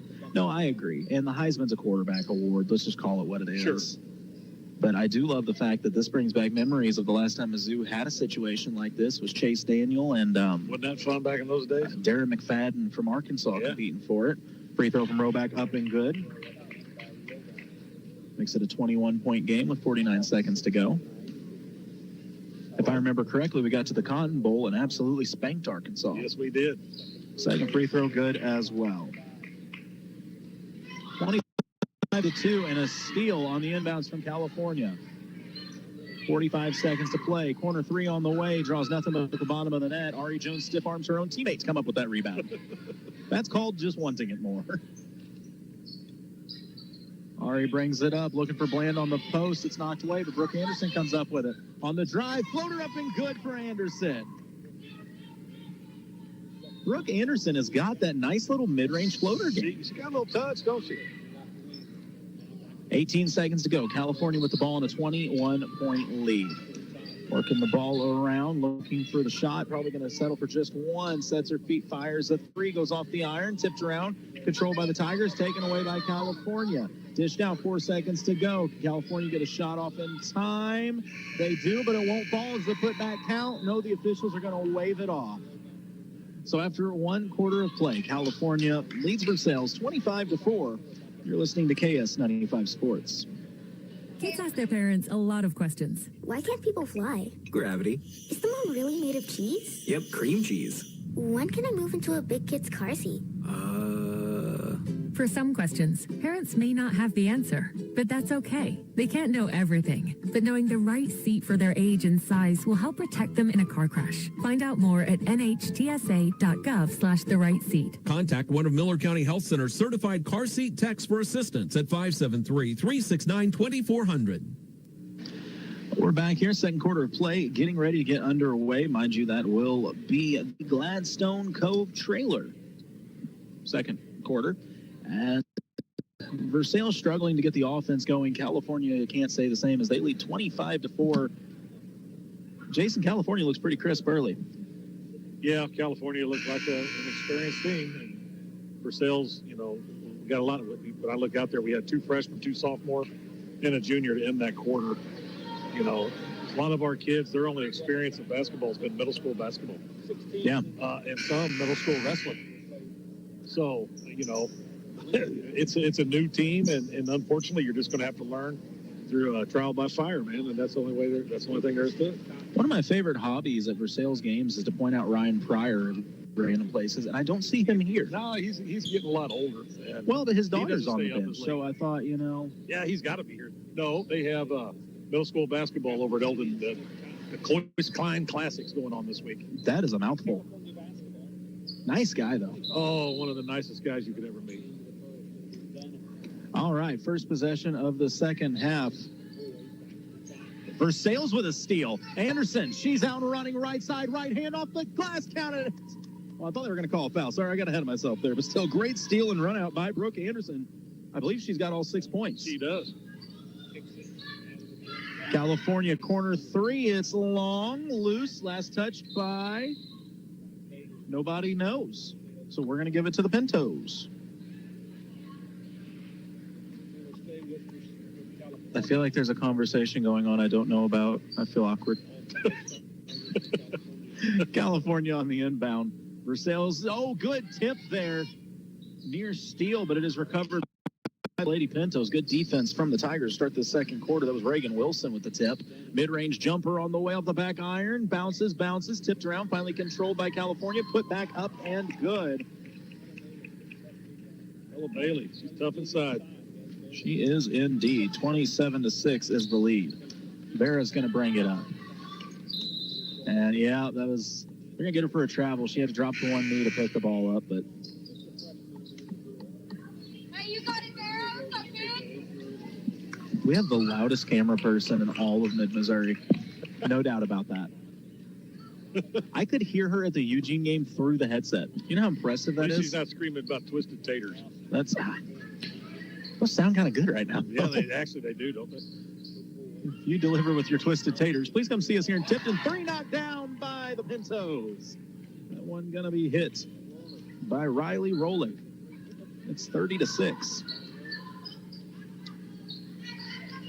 On the drive, on the dish here, trying to set the offense up is Sarah Bland in a bit of trouble. She splits the double team, though.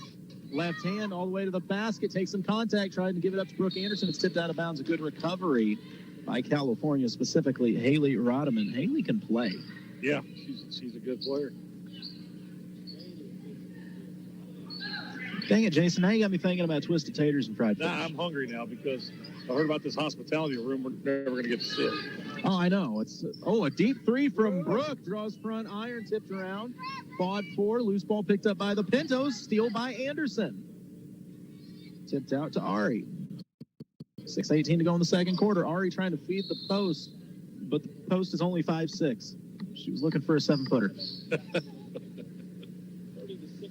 These Versailles girls just need to stay calm, keep playing, don't worry about the scoreboard, just keep playing. It's a learning process, right? It's a learning process, and I know it can be tough. But a near steal. I like the physical defense there by Reagan Wilson. Reagan Wilson, just a freshman, but she is not getting pushed around. She'll bang around with you a little bit.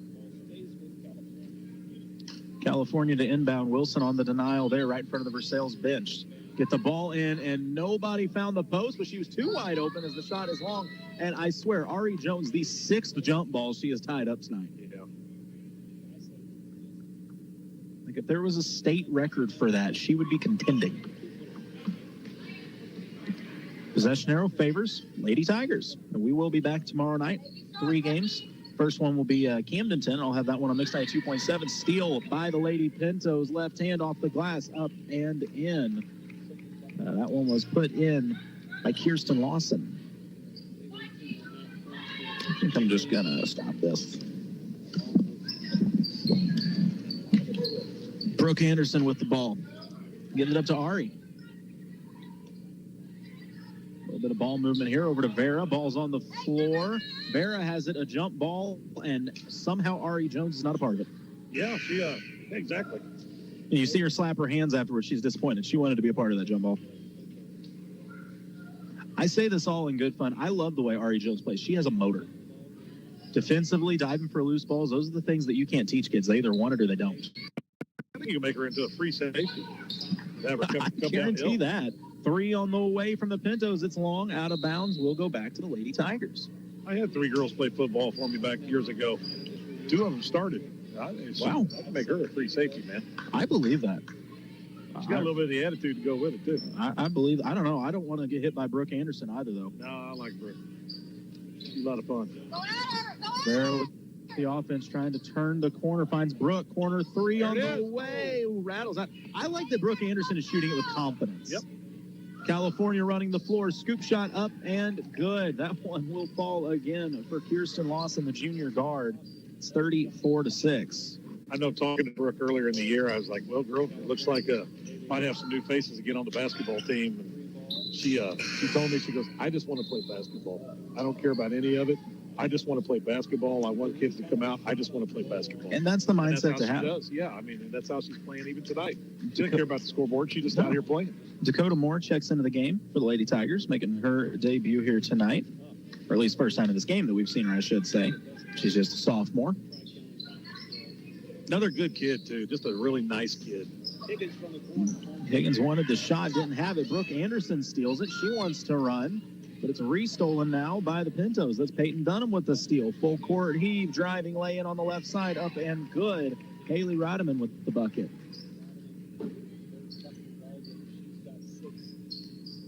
Yeah, we will not have games on the radio tomorrow night. They'll just be streamed on MoSportsZone, except for that Camdenton game will be on Mix 92.7. Brooke Anderson's 3 won't fall. Rebound to the Pintos. They want to run. A good pass underneath, up and in. Who needs the backboard to the rim? Kirsten Lawson sure doesn't, as she gets that one to fall. It is 38-6. That is correct.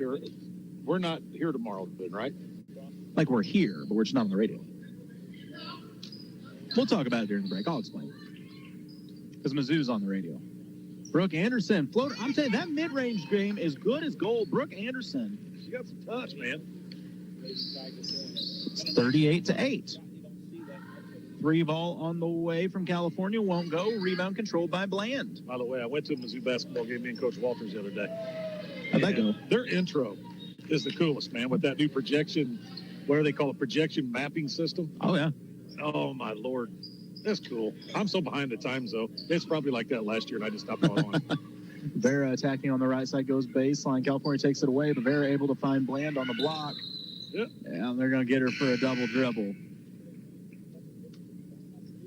Yeah, no, it's cool. Well, I need to get to a Mizzou game just so I can listen to him sing Mr. Brightside.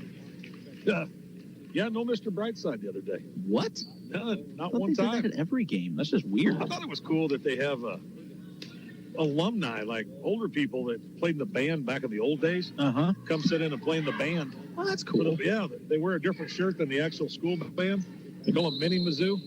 They're out there just playing away with the college kids. Oh, that's a cool idea. Oh. I want to see John Goodman or one of them. Or no, he went to Missouri State. He's one of my alumni, yeah. Him and Kathleen Turner. They're. Can you get him to do a game with us? I don't know. We don't talk as much as you think we would.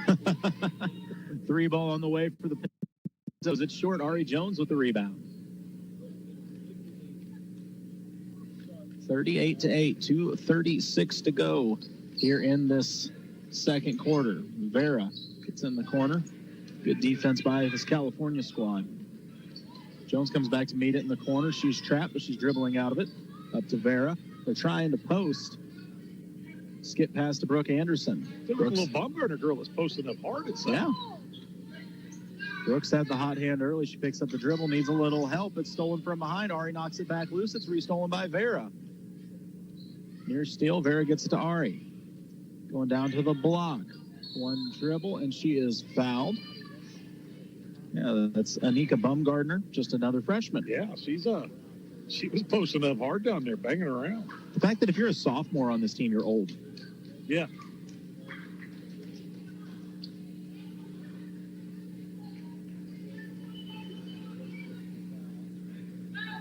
Jones is the trigger man. 2:02 to go, 38-8. Gets it out to Vera in the corner. Comes off the Jones screen, drives baseline, and took one step too many. Turnover back to the Lady Pintos. See Kristen Bench in the crowd with Raylene. Yeah. Every time I see Kristen, I think of the Pioneer and think. I always think of that hat he wears. He's the only man I know that can pull off that hat. I know. California in the corner, skip pass, stolen by Ari. Ari with the run out on the left side. She's got one person to beat. Good defense by the Pintos. Kicks it out to Bench. Bench is 3 up off the iron, won't go. Offensive rebound, Brooke Anderson. Brooke can handle the ball a little bit, too. She's got some handles. Ball winds up on the floor, and a jump ball going to be called. See Kristen Bench in the crowd with Raylene. Yeah. She's giving everything she's got, man. She looks a little frustrated, but she's out there playing her rear end off. Real? Oh, well, I'm confused. What happened? I don't know. He said stream's down, but it looks like it's streaming. Weird. Okay. Versailles off the inbounds. Brooke Anderson with the ball. Going to bring it back to the logo. She's being pressured.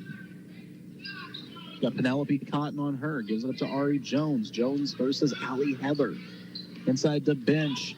Pass picked up by the Pintos. They want to run. That's a few steps. No call. Ball out of bounds. Last touch by the Pintos. So a good job defensively by the Tigers to get back. Another good job by Ari Jones on that.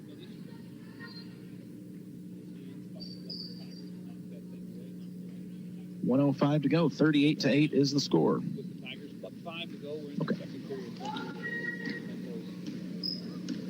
Brooke Anderson bring the ball up the floor to Ari in the corner. They're looking for the post up, but the Pintos do a good job defensively of taking that away. Yeah. Ari drives inside, skip pass, nothing there. Bench at the top of the key. She's facing pressure, drives, gives it up. Looking at the block, there's no one there. Bumgardner under pressure. It's tied up. Jump ball going to be called. Possession arrow favors the Lady Pintos. Last game, we saw 16 consecutive made free throws. This game, we have seen 16 jump balls in the first half.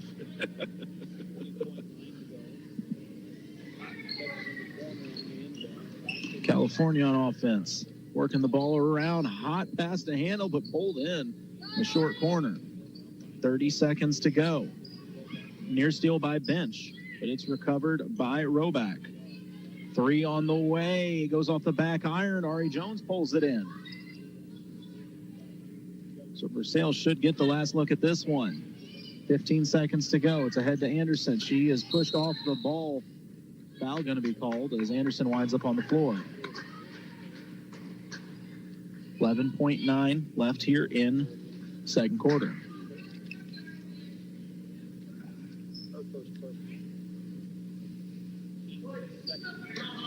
Jones to inbound, gets it to Anderson. Anderson, a little ball fake. You see step on the line. Yeah. Turnover back to the Lady Pintos. Like I said, we'll pull up the bracket during halftime and figure out who California faces next. But with with the Tipton Ladies facing Cap City,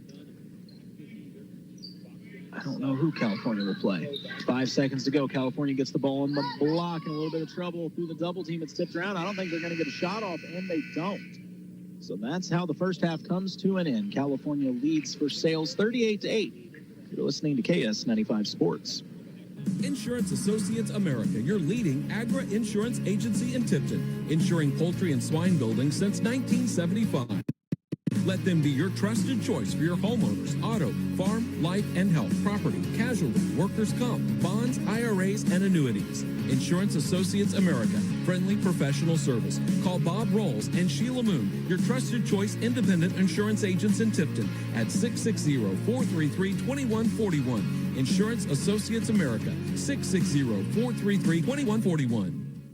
Lakefront homes, luxury homes, condos, first-time home buyers, farms, foreclosures, townhomes, villas, lakefront, commercial. First Choice Realty is Eldon's oldest and most trusted real estate brokerage. Christopher Weeberry is a lifelong resident of the Lake area and real estate salesperson. Call Chris Weeberry with First Choice Realty today if you're thinking about selling or looking to purchase a new home. 573-480-2313. That's 573-480-2313. Since 1944, Carpenter Gunther Lumber Company, Morgan County's only locally owned lumber yard, has been providing the area with quality building materials needed for its building, remodeling, and repair projects. Because customer care is Carpenter Gunther's #1 goal, your project is always their priority. They take as much pride in your project as you do. Reach them at 378-4433 Monday through Friday, 7:30 to 4:30, and 8 to noon on Saturday. Carpenter Gunther, where they put the home in hometown business. Farmland Grocery LLC in Syracuse is a discount grocery store that carries surplus, bent and dense, seasonal, close-to-date foods, and dated foods. They get new items in every week, and products constantly change. They also sell food in bulk by the case for a discount. Farmland Grocery is open Monday through Saturday, 8 to 5, and until 6 on Friday. Located directly north of the Highway 50 and D intersection in Syracuse. Follow Farmland Grocery LLC on Facebook to stay up to date on new arrivals. Play, please. Oh, he said go. I thought he said no. My bad. I misunderstood that. Listen, I'm only partially awake here, folks. I'm not even going to lie about it. It has been a very, very long day. But, hey, it's the Hy-Vee halftime show. And, Jason, you know, it was a tough half of play for the Versailles Lady Tigers. But Brooke Anderson had a pretty nice half. Brooke Anderson's playing her tail off out there. She's ignoring the scoreboard, and she just wants to play. The girl loves basketball, and she just wants to get out there and play and enjoy every minute of it, and that's what she's doing. And man, she's you know, last year as a freshman, I remember seeing her shoot threes a lot. That's what I remember. Yeah. But she got a nice little floater, man. She's got a little bit of game. Mid-range game is scary. So good for her. But this team is definitely going to rely on her and Ari Jones for leadership this year, because it's just, you know, Colton, once again, nothing negative about it, but here we go again. Tiger inexperience, young players again. You know, it's like we're constantly rebuilding this thing every year. We're trying to build it off freshmen and sophomores. And with those, no offense, that's an experience. Yeah, and we look like a team that has no experience right now, but it will come.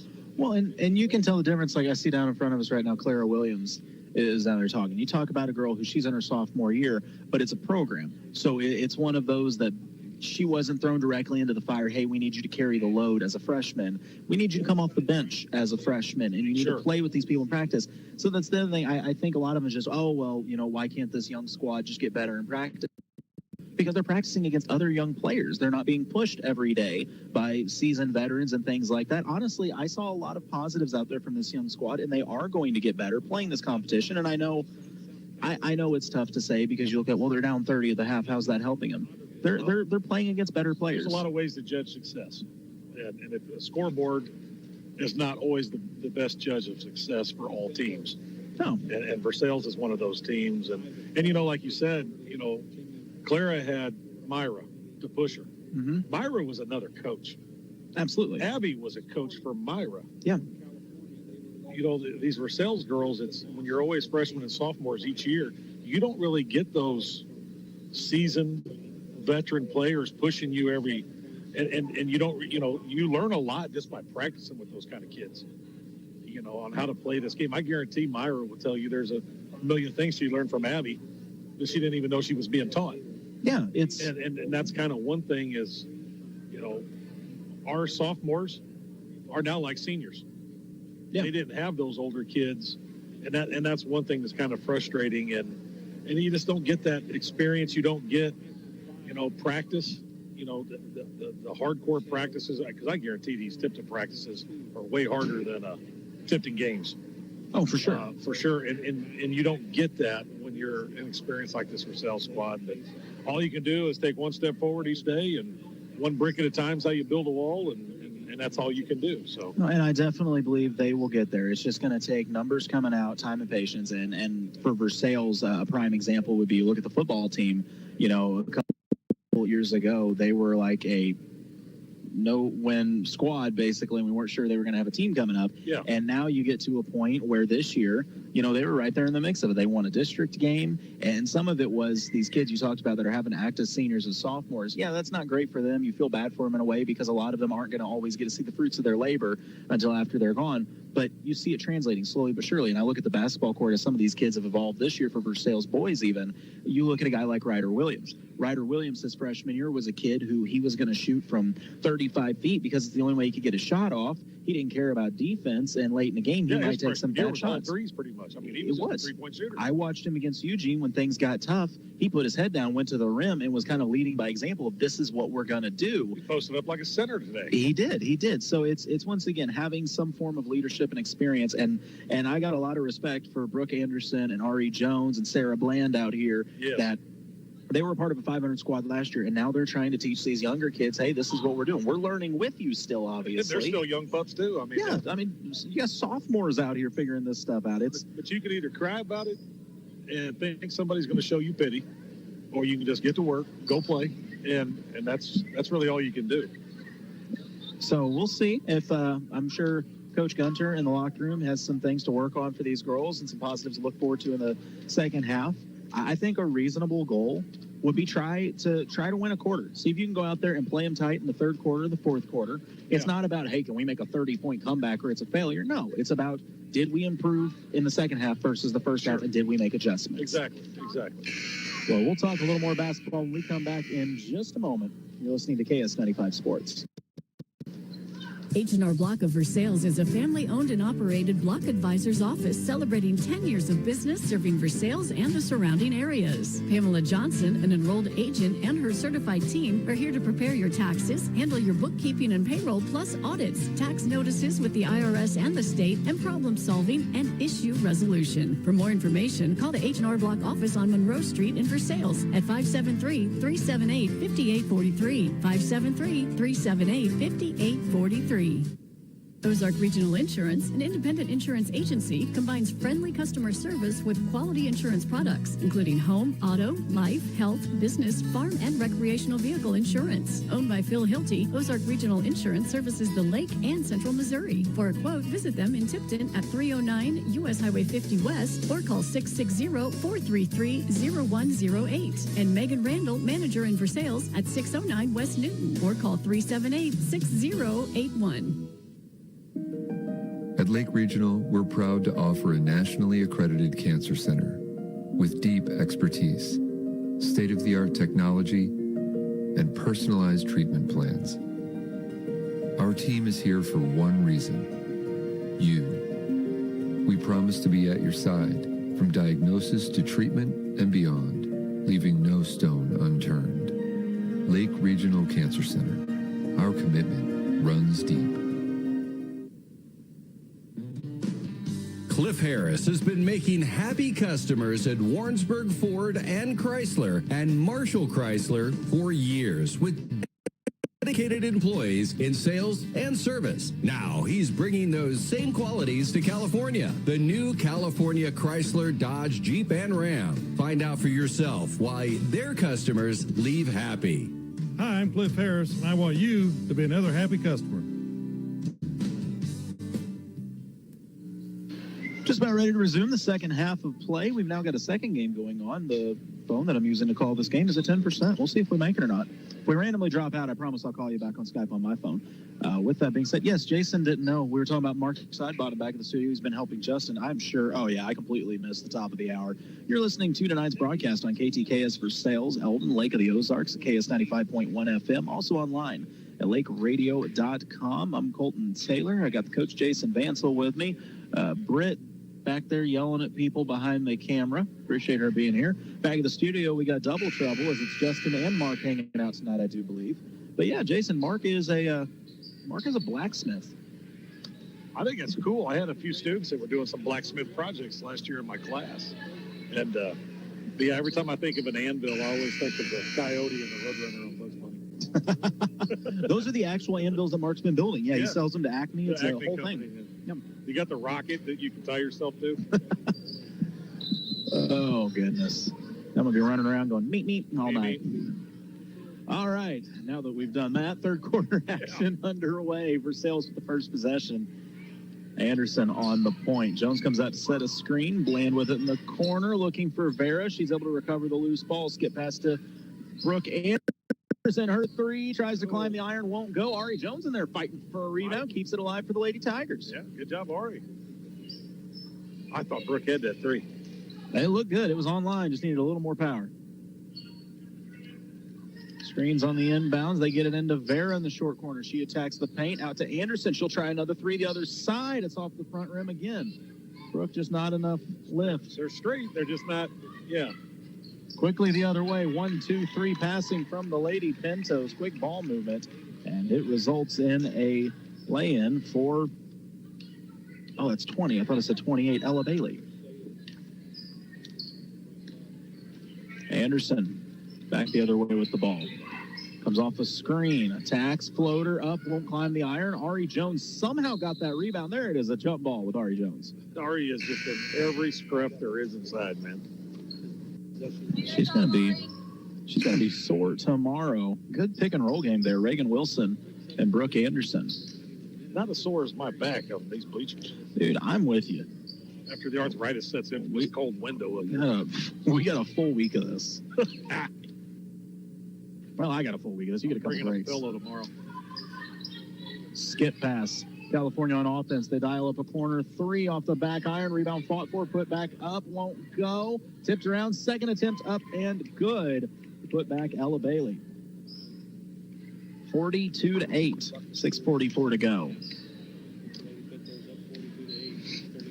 Anderson brings the ball up. It's Bland in the corner. Drives, has it knocked loose, stolen by the Lady Pintos, tied up. Reagan Wilson gets in there and forces the jump ball. Ari high-fives her and says, hey, I taught her that.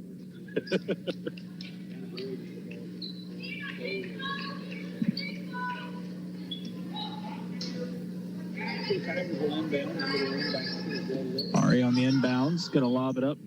Reagan Wilson. Brooke Anderson gets about 35 feet out, steps up to three-point line, trying to feed the post, does so. Bland turns, and she is fouled.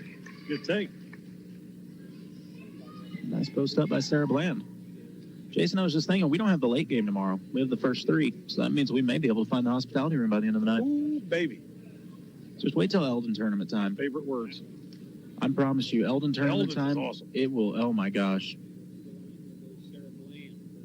First free throw for Bland is long. Yeah, Eldon puts on a nice feast. It'll make a vegan say yum.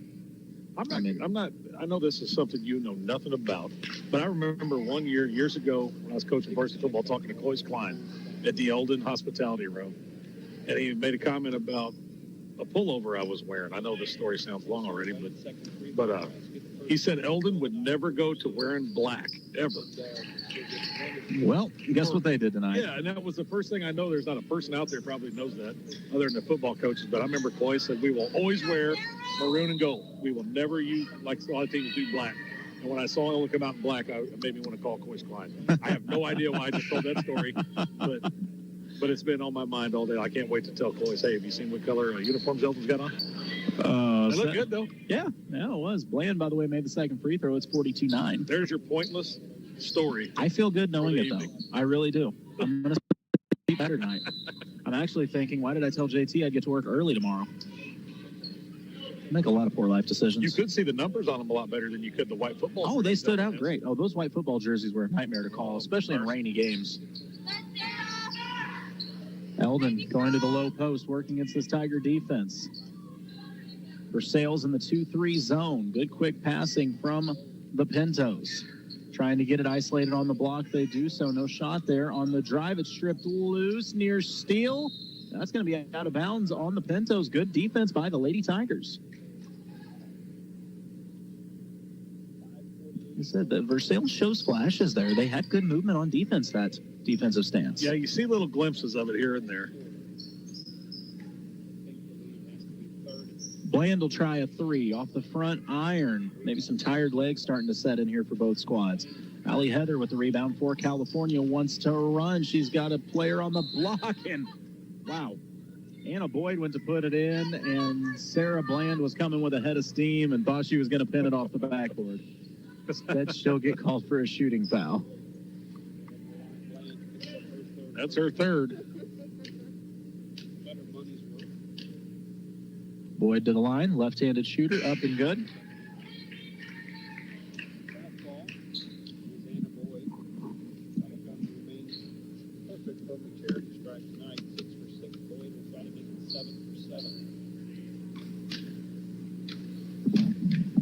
Second free throw coming up here. Rattles around, knocked loose. Fought for, and finally corralled by Ari Jones. Jones gets it to Sarah Bland. Bland wants to push it ahead to Vera. Pass just a little too high and winds up in the foyer and out in the parking lot.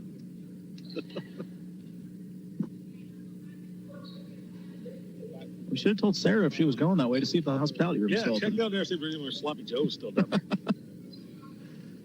5:14 to go in this third quarter. 43-9 is the score.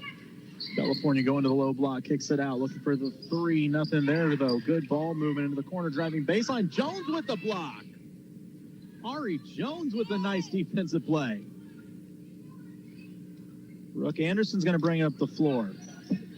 Bland thought about the three. Shot fake, drives baseline. Double team, passes tipped and stolen. Lady Pintos want to run. Left hand off the glass, won't go. Ball tipped, fought for, rebound still not controlled. Tie up, Ari Jones wants another jump ball. How many is that? A lot. 57, maybe for her? That's on the low end. It's not a stat, I don't guess. It needs to be. I'm going to specifically ask Coach Gunter to keep that stat from now on. You remember the year that Quinn Randall led the state in charges drawn? Yeah. Yeah, he was the first player I'd ever seen to average more charges drawn per game than points per game. I guarantee you Ari Jones would average more jump balls forced than points per game somehow. Yeah, you're right. Bland back the other way. Gives it to Brooke Anderson at the top of the key. 4:20 to go. 43-9 is the score. Going to the block. Turnaround jumper not there for Bumgardner. California wants to run. And a good underhand pass, setting it up. It was Peyton Dunham with the pass, and that was finished off by Allie Heather for the Lady Pintos.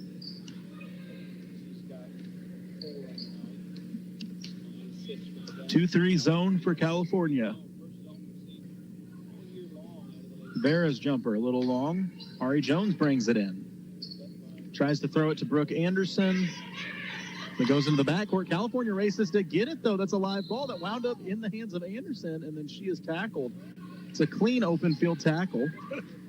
That's the best kind. In wrestling, that's 2 points.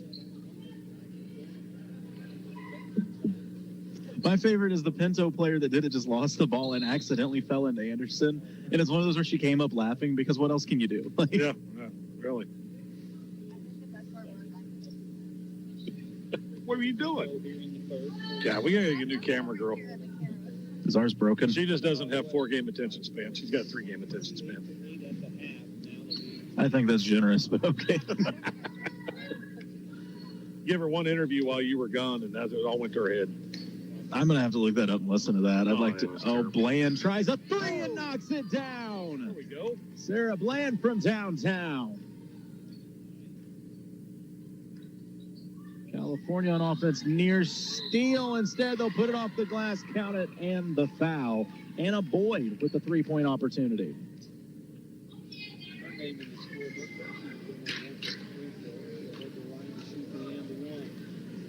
47-12.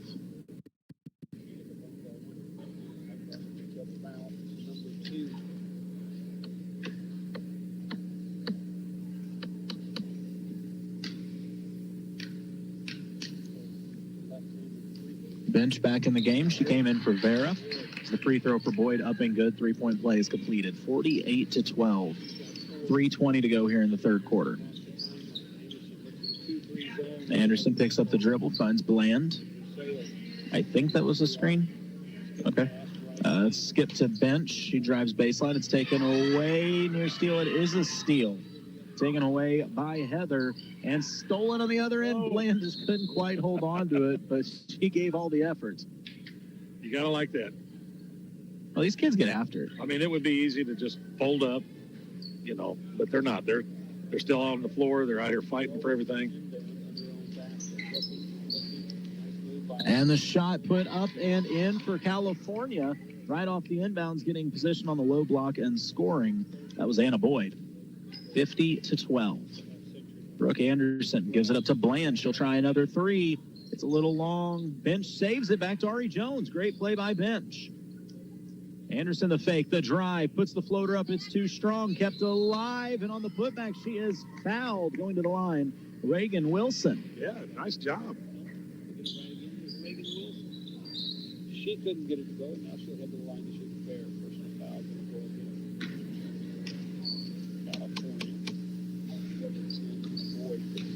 Wilson's first free throw up and good. By Reagan Wilson. Second free throw coming up. It's long off the back iron. Jones keeps it alive. On the floor, is there another jump ball? No, Ari got it out of there first. Anderson has it. Over to Bench. Bench on the drive. Skip pass is stolen. California on the run out. Near travel, but at this point in the game, we're not calling those. Mid-range jumper up and knocked down. That's a good-looking mid-range game from Peyton Dunham, the sophomore guard. 52-13. Bland wants another three. This one's blocked partially. California looks to run. Extra pass, shot up and in. That one put in by Allie Heather. Give the assist to Kinsley Gones. A couple juniors connecting there. Bench trying to go to the block. She'll drive short corner, pulls up the mid-range jumper. It's short, rebound. Controlled by Riley Rolig. Pinto's running the other way. Jones tips it. She's got the steal. Good play by Ari. 1:30 to go. 54-13. Anderson thought about the three. Instead, she'll drive. Has it stripped, and a jump ball going to be called. I think I'm pronouncing it wrong. Our camera person says Brookie. I didn't think I pronounced the E. I call her Brooklyn, Brookie, Brooke, B-Dog, whatever you want to call her. All righty then. B-Dog in the corner. Straight out of Brooklyn is usually my favorite nickname. Straight out of Brooklyn. What about No Sleep Till Brooklyn? No, or that's what I meant. Yeah. Straight out of Compton, No Sleep Till Brooklyn. There. If you ever get a player named Compton, my 90s stuff. If you get a player named Compton, you're set, though. Bland going to get called for the reach on the California run out. 1:08 to go, 54-13. If you're listening to this game and wondering what are they talking about, the simple answer is we don't know either. Yeah. I think most people are in bed. That's fair. California on the inbounds, looking for the corner shot, not there, driving. Good ball movement. Three on the way off the back iron, too strong. Tracked down by Heather. In the corner, three up again. This one goes off the backboard. Anderson comes up with 55 seconds to go in this third quarter. Anderson, a lot of contact. Somersaults over the ball. It's taken away by the Lady Pintos. They want to run ahead of the field. Layup up and in. Count it, the foul. Kinsley Gones.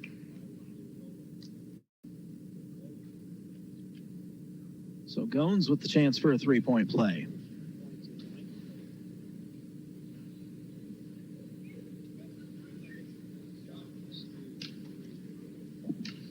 .5 remaining here in the Polylift Boat Lift third quarter. Free throw up and good. Completes three-point play, 57-13.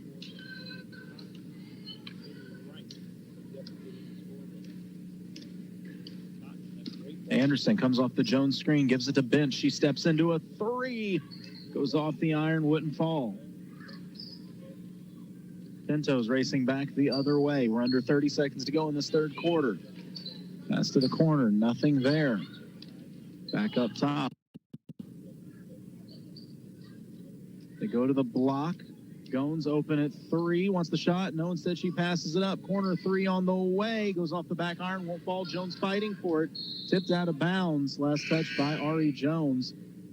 As Ari sprints to the other side of the floor, but Ari, it's still California's ball. Her knees are going to be shot by 20 years old from the way she's all over this floor. Good Lord. Ari just ran a full circle. and somehow wound up on the bench by the end. California with the ball, 8 seconds to go. Lob it up on the inbounds. It's thrown out of bounds. Good defense there by the Lady Tigers. 5.4 to go. It'll be Tiger ball. Enough time to get a shot off here.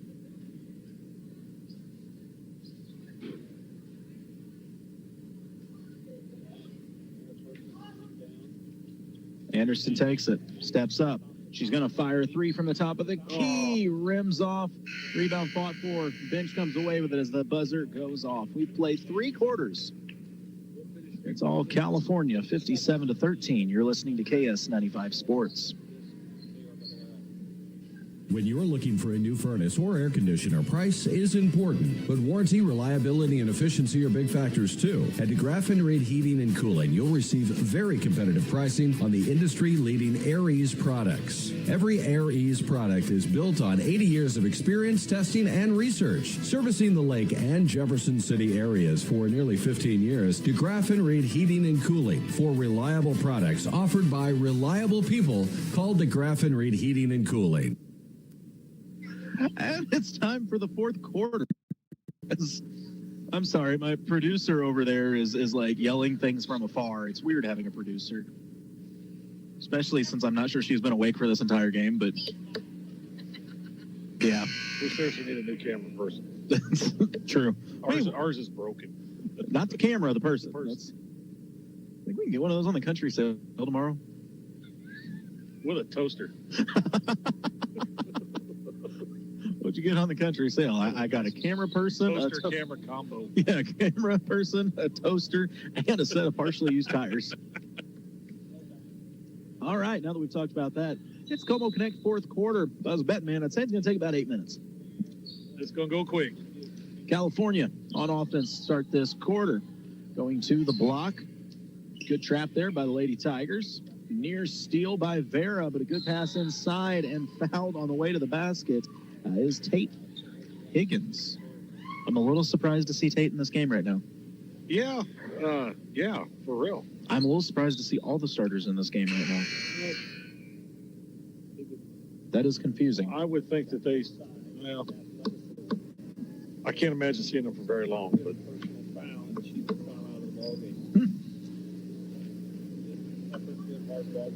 All right, everybody getting sorted out as to where they're going to stand on this free throw. Clock's still running, though. Almost 7 minutes to go in this fourth quarter, the Como Connect fourth quarter. First free throw up and goes off the front iron. Once again, first game tomorrow, 4 o'clock, Camdenton Lakers. As they open up their tournament, their title defense here at the 85th Annual Tipton Tournament. That game on Mix 92.7 and available at MoSportsZone.com. Second free throw short as well. Brooke Anderson comes away with the rebound. So would you believe that free throw took the first minute and 15 of this quarter? Anderson to Vera trying to feed the block. Shot up and fouled on the shot attempt. Reagan Wilson. I really like how aggressive the freshman's been. Yes, she's got some ability. She's a youngster, but she does. She's got a little bit of aggression to her, and she plays hard. So Wilson will go to the line. Reagan Wilson to the line. Shouldn't care. First free throw. First free throw short. I like her form, though. Yeah. She's got good arm extension, bends her knees. Not that I'm one to talk because I had the worst free throw form in the history of basketball. Keeps that elbow in. That's a big thing. And second free throw is off just a smidge. There's a breeze in the gym, Jason. Don't worry about it. It is cold. Seriously. I built a snowman in between games. It was so nice. Lord, my grave will be warmer than this gym. Oh, we all need to go home. California back on offense. 5:40 to go. They go to the low block. Hit the cutter and another foul. This time I believe it's going to send Riley Rolick to the line. If I saw that right? Yes, Riley will go to the line. But yeah, look forward to seeing what Camdenton has. They were a very big athletic team last year. It's bad that this is why I remember it. First free throw up and good for Riley. The thing that I remember most about that game is Mr.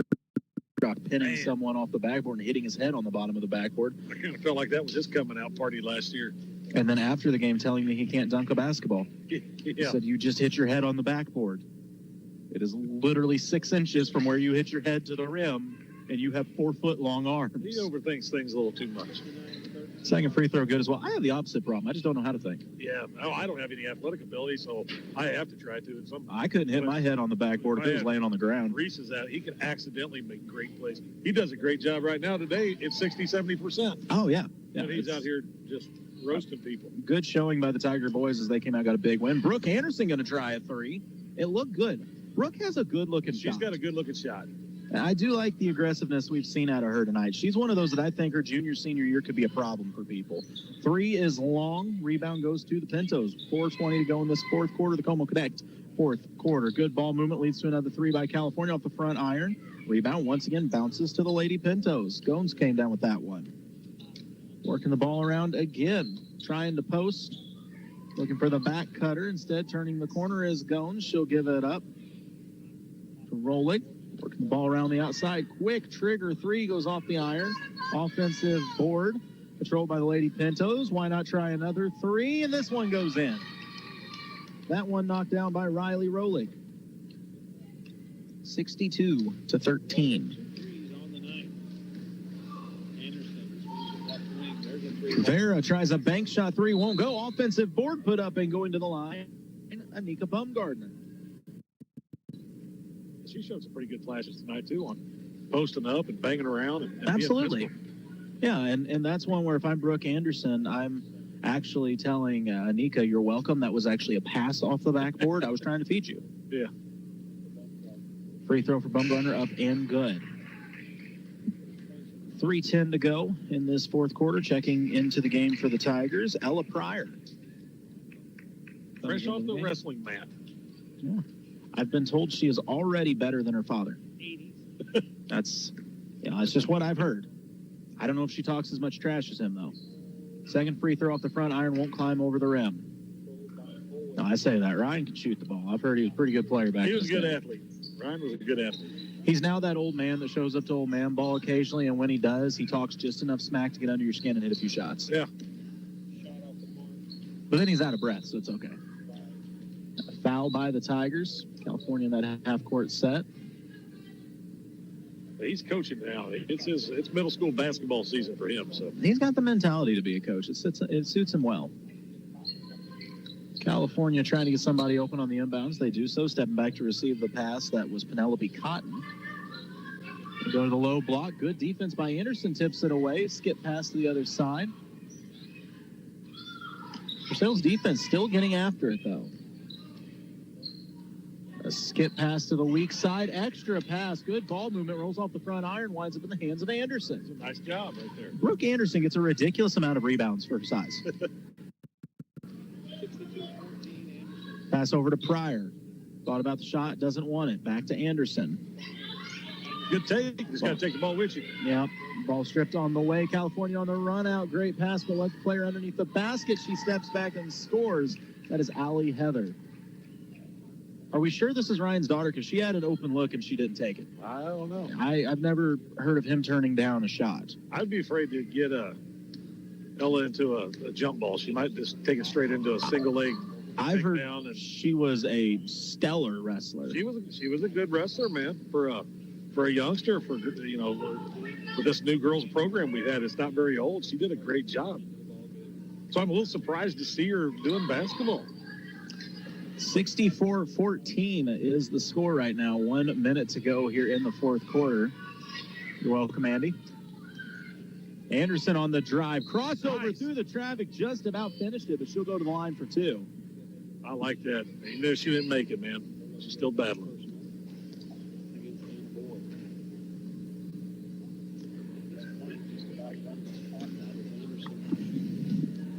So Anderson want to shoot these quick because that clock's not going to stop. 64-14. She knocks down the first free throw. Second one on the way.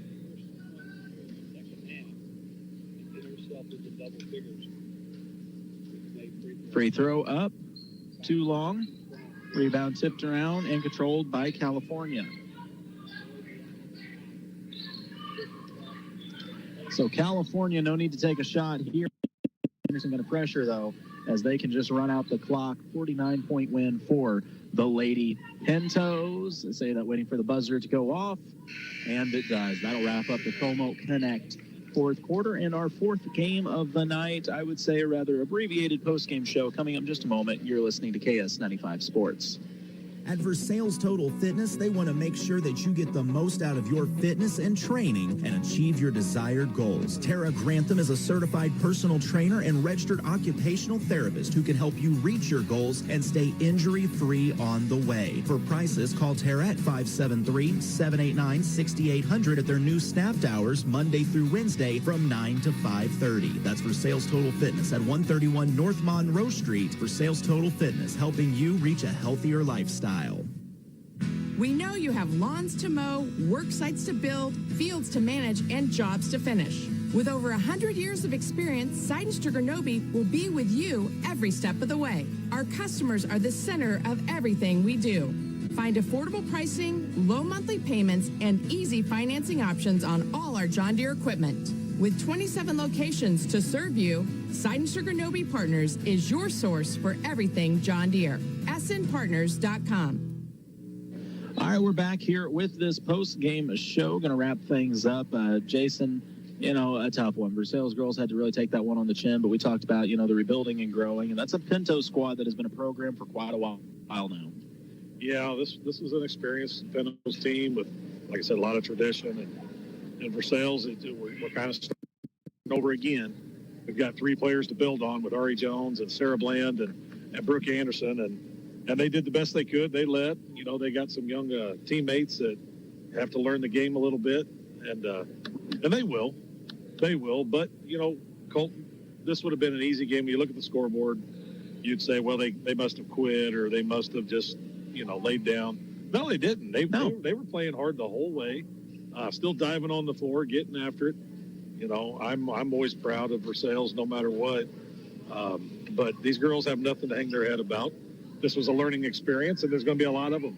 Success is not measured by scoreboards, not for everybody. So not by any means. So tough go before the Versailles Lady Tigers. Now looking ahead on the ladies' side of things, tomorrow we will see Versailles again, 7 o'clock. Another little rivalry game. You get done with one rival in California, you turn around with another in Eldon. That is a 7 o'clock game once again. We will be on the air. Well, we won't be on the air. I guess I should specify this.